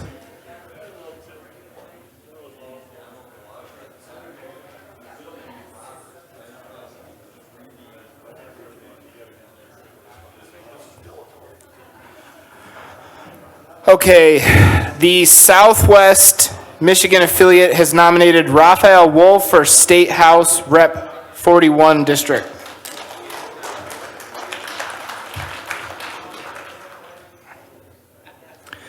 The Northern Michigan Straits area and UP, is it all one affiliate? I thought UP's separate.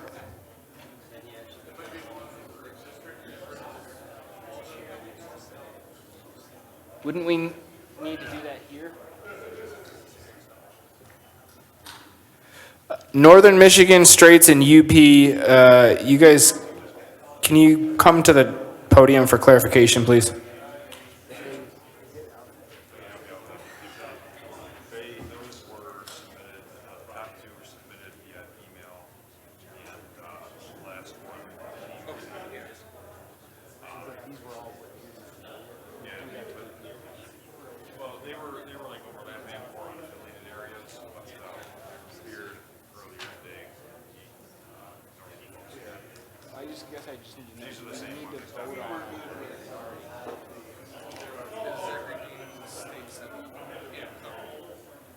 That's consistent with what Corey asked for these two. Yes, I took it back to the caucus and talked over. Okay, but these, so these were done within the county level, or within the affiliate area? Scott Parkham was the district.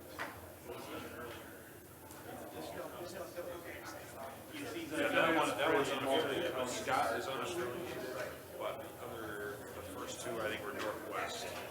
But they don't have anyone here, so yes, it was done previous to convention with them forwarding on. Okay, so we're just announcing this, we're not voting on it. No, correct. Yeah, none of these should be voted on. Okay. Courtney Evans was nominated for 103rd District State Rep.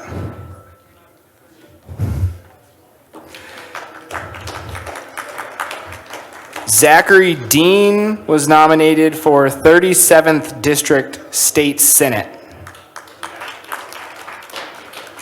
Scott Parkham was nominated for Alpena County Commissioner, 1st District.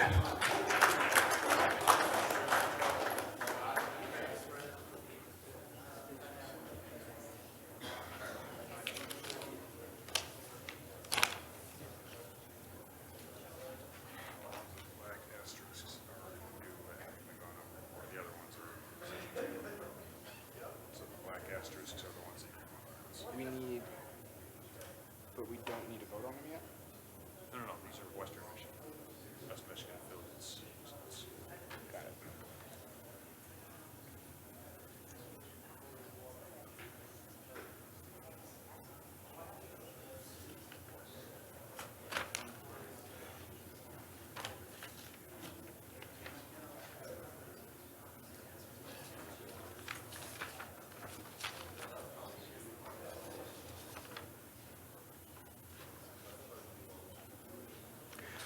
Okay, the unaffiliated area is nominated Greg Black for Michigan House District 92.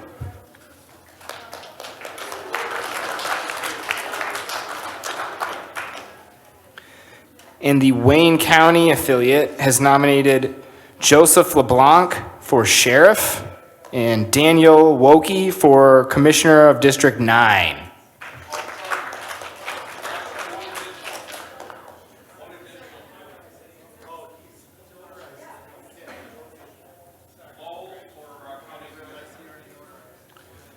And Lowell Gannett for County Commissioner District 2. 4.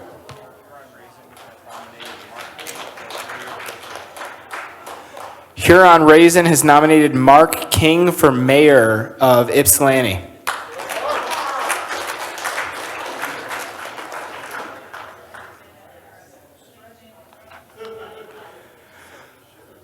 Okay, moving on to West Michigan. Okay, West Michigan has nominated Theo Petzold for State Senate 30th District. Jessica Fox for State Senate 31st District. Jay Jalot for State Senate 33rd District. Alexander Avery, State Representative, 83rd District. Marv Bolthouse for State Representative, 88th District. And Greg Palmer II as State Representative, 85th District. Okay, we will now take back up any nominations for State House that have not already been announced. Right now, we have one unapproved unvoted nomination for Greg Crestwell, State House District 12. We'll vote on that in a second. Any other nominations for State House?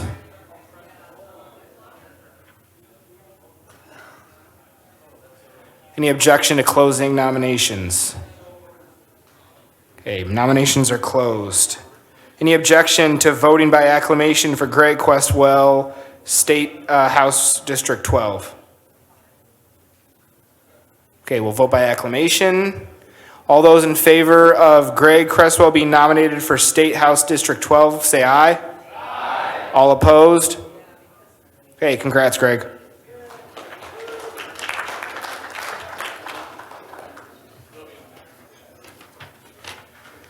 Okay. We're going to open nominations for Michigan State Senate. Anybody that has not already been announced for nominations?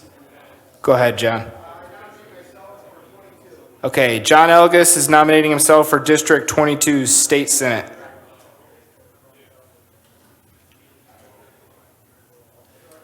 Any other nominations for State Senate?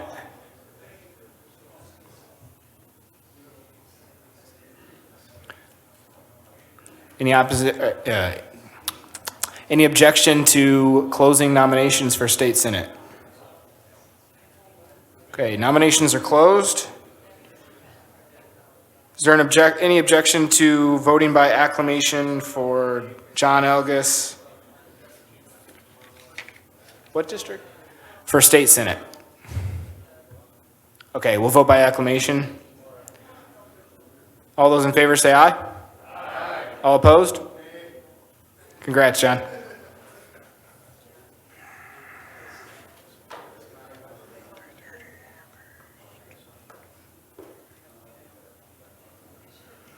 Okay, it's 3:30. We're 15 minutes behind. We're moving on to endorsements for nonpartisan candidates and other nominations.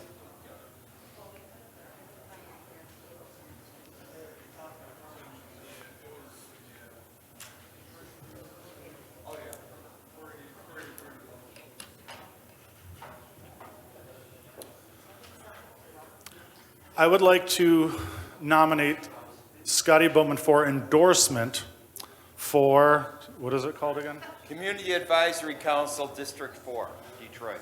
For Community Advisory Council, District 4 in Detroit. Scotty was on that board 2 years ago, and he is seeking re-election.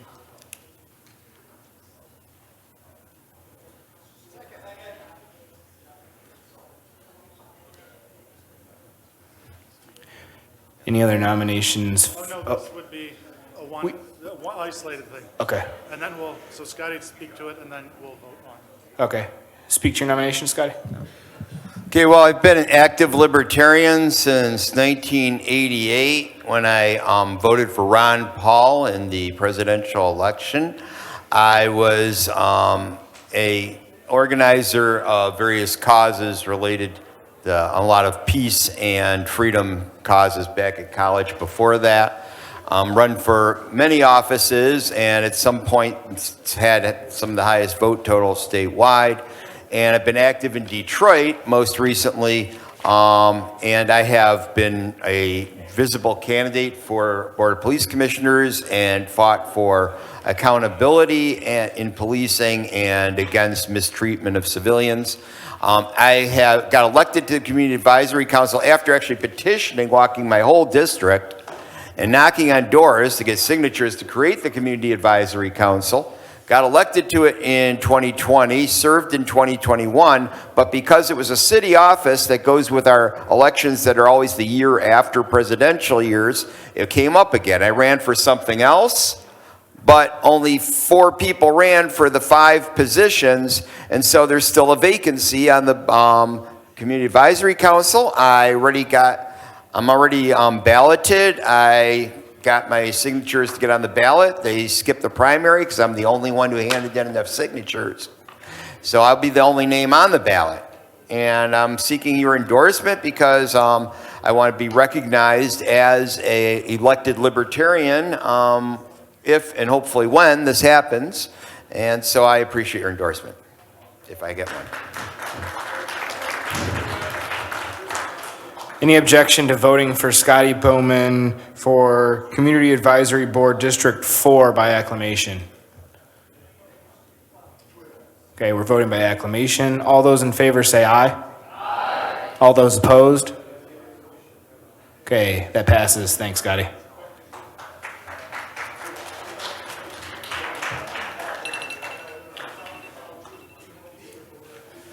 Okay, nominations. Nominations to endorse or nonpartisan candidates.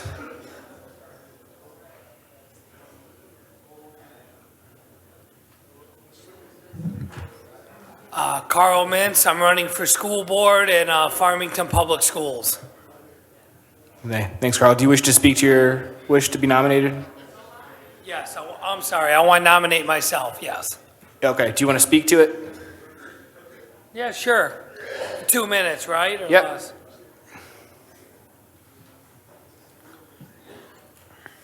Go ahead, whenever you're Okay. So I'm running for school board in Farmington Public Schools because I've had enough of what's been going on in the school system. I've had enough with the forced mandates. Kids should not be masking.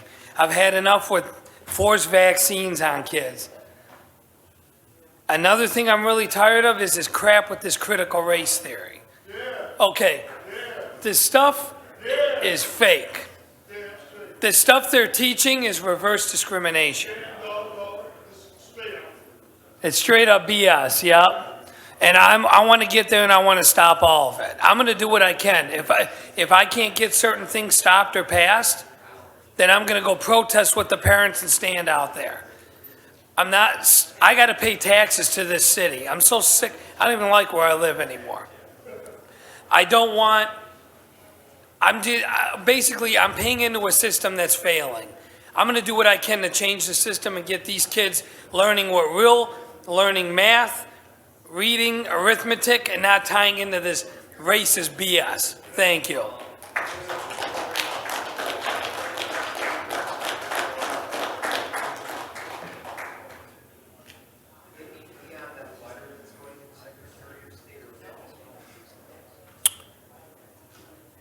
Okay.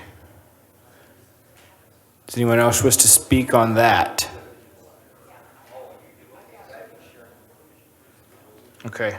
Any objection to voting by acclamation for Carl Mintz for Farmington Public School? I'm sorry, this would be an endorsement by the Libertarian Party of Michigan for Carl Mintz running for Farmington Public School.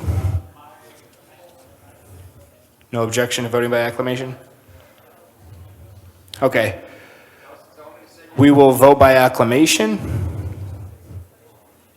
All those in favor say aye. Aye. All opposed? Nay. Okay, that passes.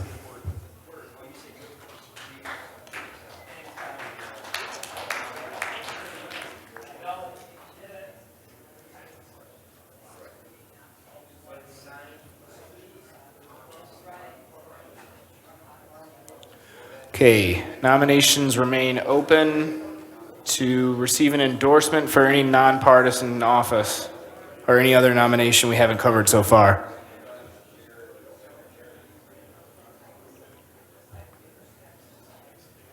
Do I hear a move to close nominations? Okay, all those in favor say aye. Aye. All opposed? Okay, time for resolutions has passed. We'll now move on. What? Go.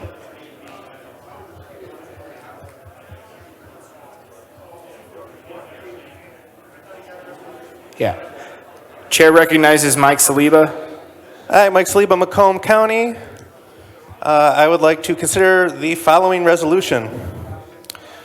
We, the Libertarian Party of Michigan, voice our agreement with Dr. Ron Paul when he says, racism is simply an ugly form of collectivism.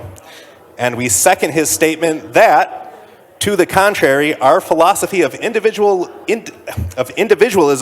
is the most radical challenge to racism ever posed. Do you wish to speak in favor of your resolution? Yes. The Libertarian Party has now proclaimed it itself the home of the Ron Paul Revolution. As you can see, I feel myself to be part of the continuation of the Ron Paul Revolution, and I would like to quote Ron Paul publicly on this issue.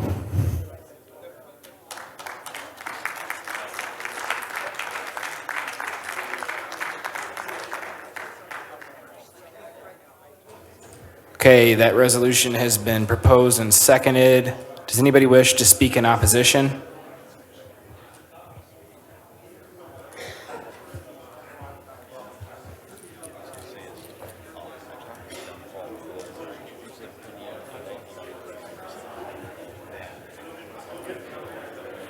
Any further discussion?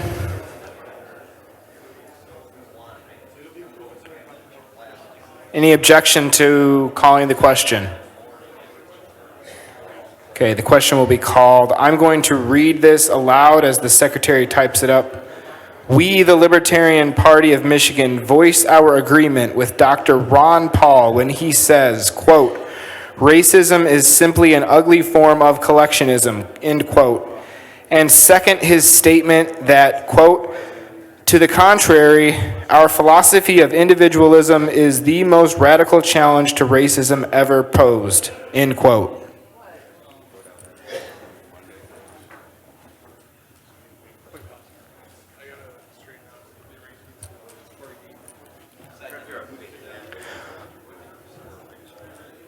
Okay. We will need a 2/3 majority to pass this.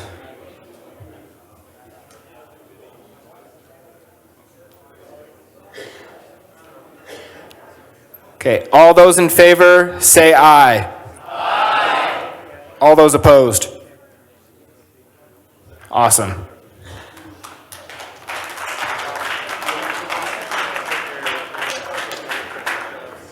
Any other resolutions? Okay, we're moving on to open floor. Mr. Mccauley, you have the floor.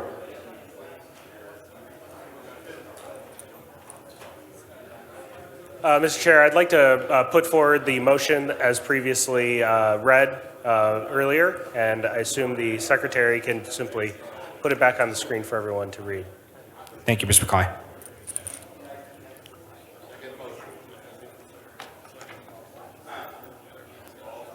Daniel, whenever you get a chance, if you could put that.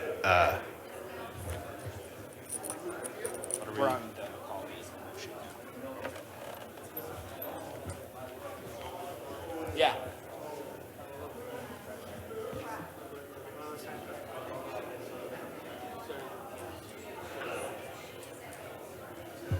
Do Do you wish to speak about the motion, Brian? I do, Mr. Chair.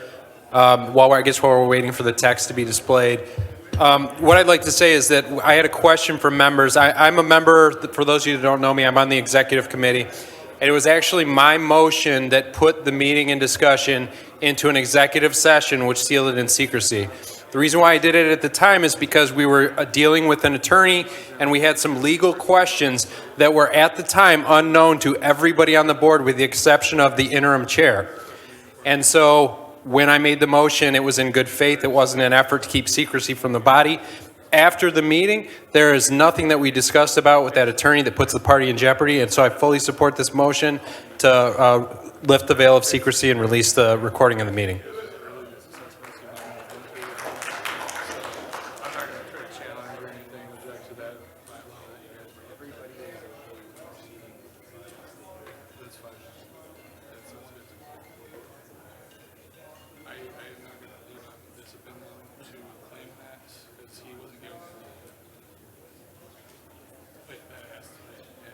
We're in open floor. Any other discussion?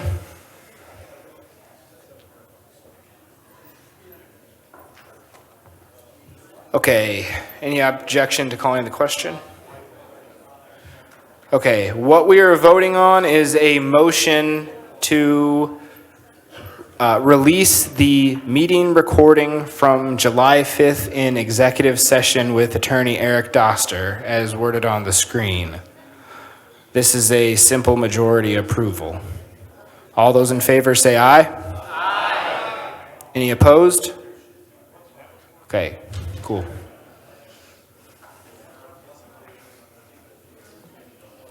Mr. Chatterton? So in dealing with the investigation over the handling of these recent resignations, the parliamentarian services were retained using the discretionary budget of the chair. While the parliamentarian went above and beyond the billed hours, his efforts are slightly exceeding the discretionary budget of the chair that was available. So in addition to the payment that would be given on the basis of that discretionary budget, I would like to make a motion to authorize the party to utilize earmarked donations that will be given specifically for the purpose of covering the difference of what was available from the discretionary spending to be put forth to make the complete payment from the party for the 2.5 hours of work billed by the parliamentarian that we consulted. So essentially whatever is available from the discretionary budget would be applied, and then whatever difference, I will solicit earmarked donations to the party to cover that difference, and would like the authorization to have the party make the payment for that complete amount, assuming sufficient earmarked donations are collected. Do you have a second? Okay. All right, the motion that has been moved and seconded is to collect earmarked donations to cover the time spent by a retained parliamentarian in excess of the, give Dan a second to catch up, and me.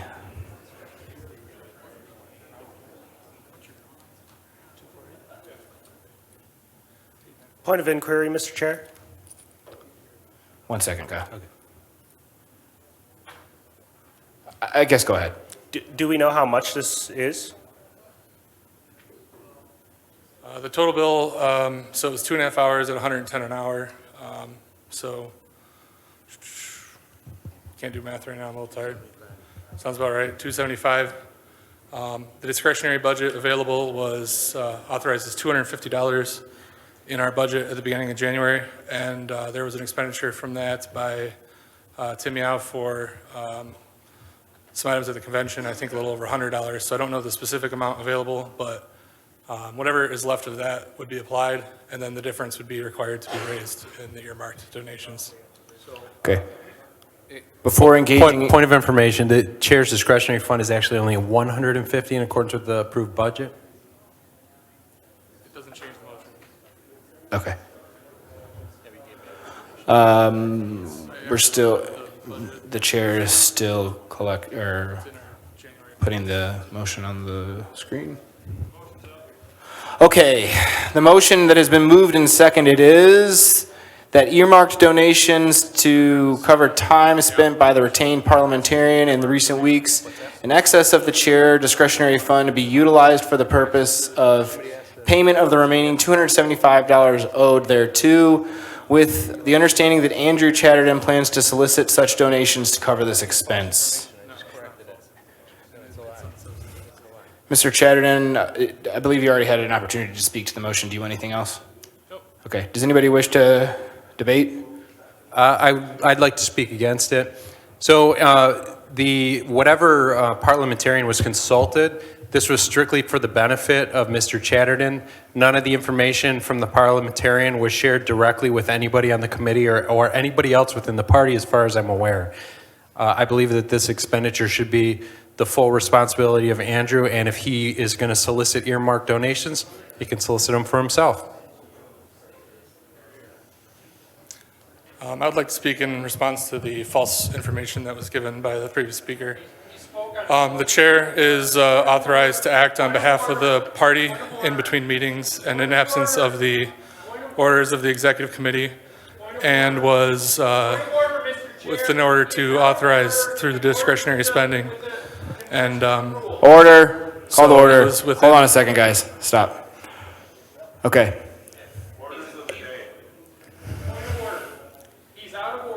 This is a bill that was incurred. Orders of the day have been called, which means that we are now going on to adjournment. This motion is on the table and should be handled when calling. Orders of the day has been called. Orders of the day does not supersede business on the table. Business on the table should be dispatched and immediately calling questions and go to a vote and then close. Once it's on the floor, it should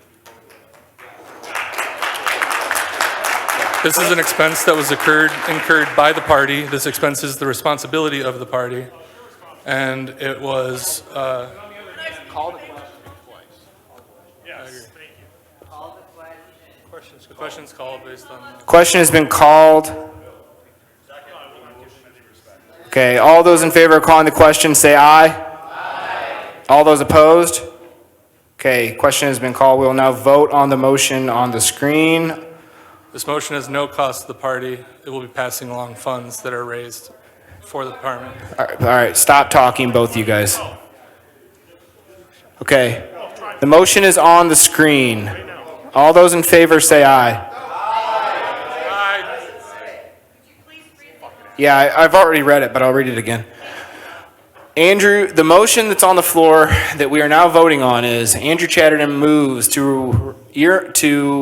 that earmarked donations to cover time spent by the retained parliamentarian in recent weeks in excess of the chair discretionary fund be utilized for the purpose of payment of the remaining $275 owed thereto, with the understanding that Andrew plans to solicit such donations to cover this expense.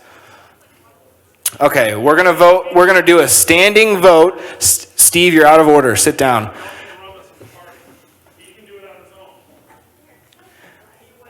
All those in favor, please stand.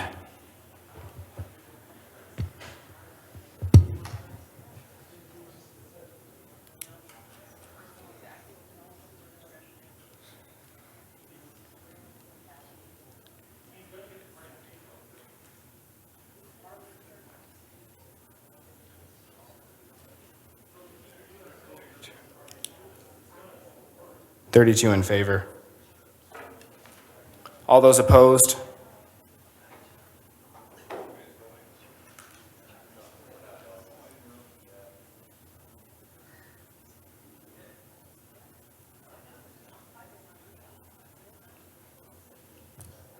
$13 opposed. The motion passes.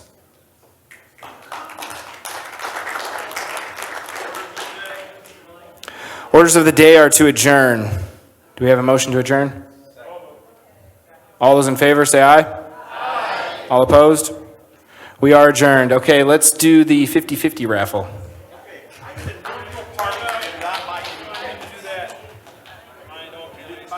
Okay, all Okay, everybody sit down for a second and listen, please. All of the candidates that have been nominated need to come up front after the 50-50 and any other announcements and work with the secretary and Ms. Bazuma and whoever else is up here to get your paperwork properly filled out.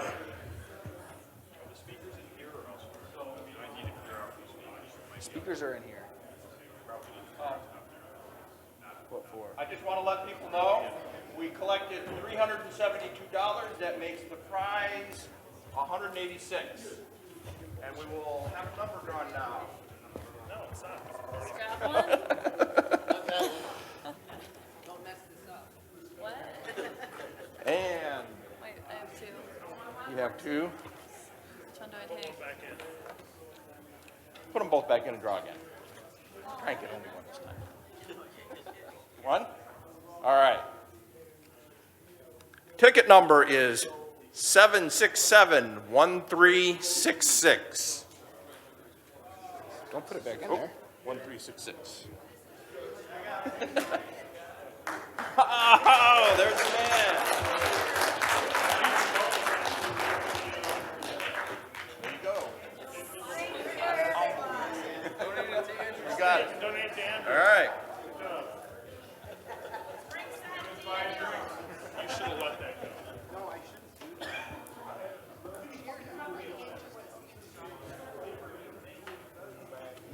No, you're screwing over the party because it's going to fall on the party now. It's going to fall on the party now to pay for it because he's not going to allow it to happen.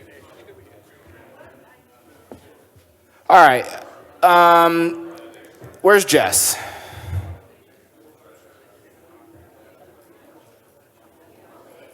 Do we need to clear this room, or is this where Jess, the speakers are going to be in here, right?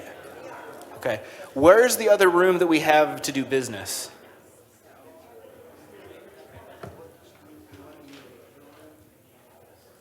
Perfect. So if you go out this hall and down to the left, it's 148, 150. There's a sign. Okay.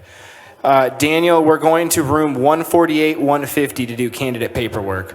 Candidates, nominees, we're going to room 148, 150 to do candidate paperwork. The speakers will be in here starting at 4:15, so you've got a 5-minute break.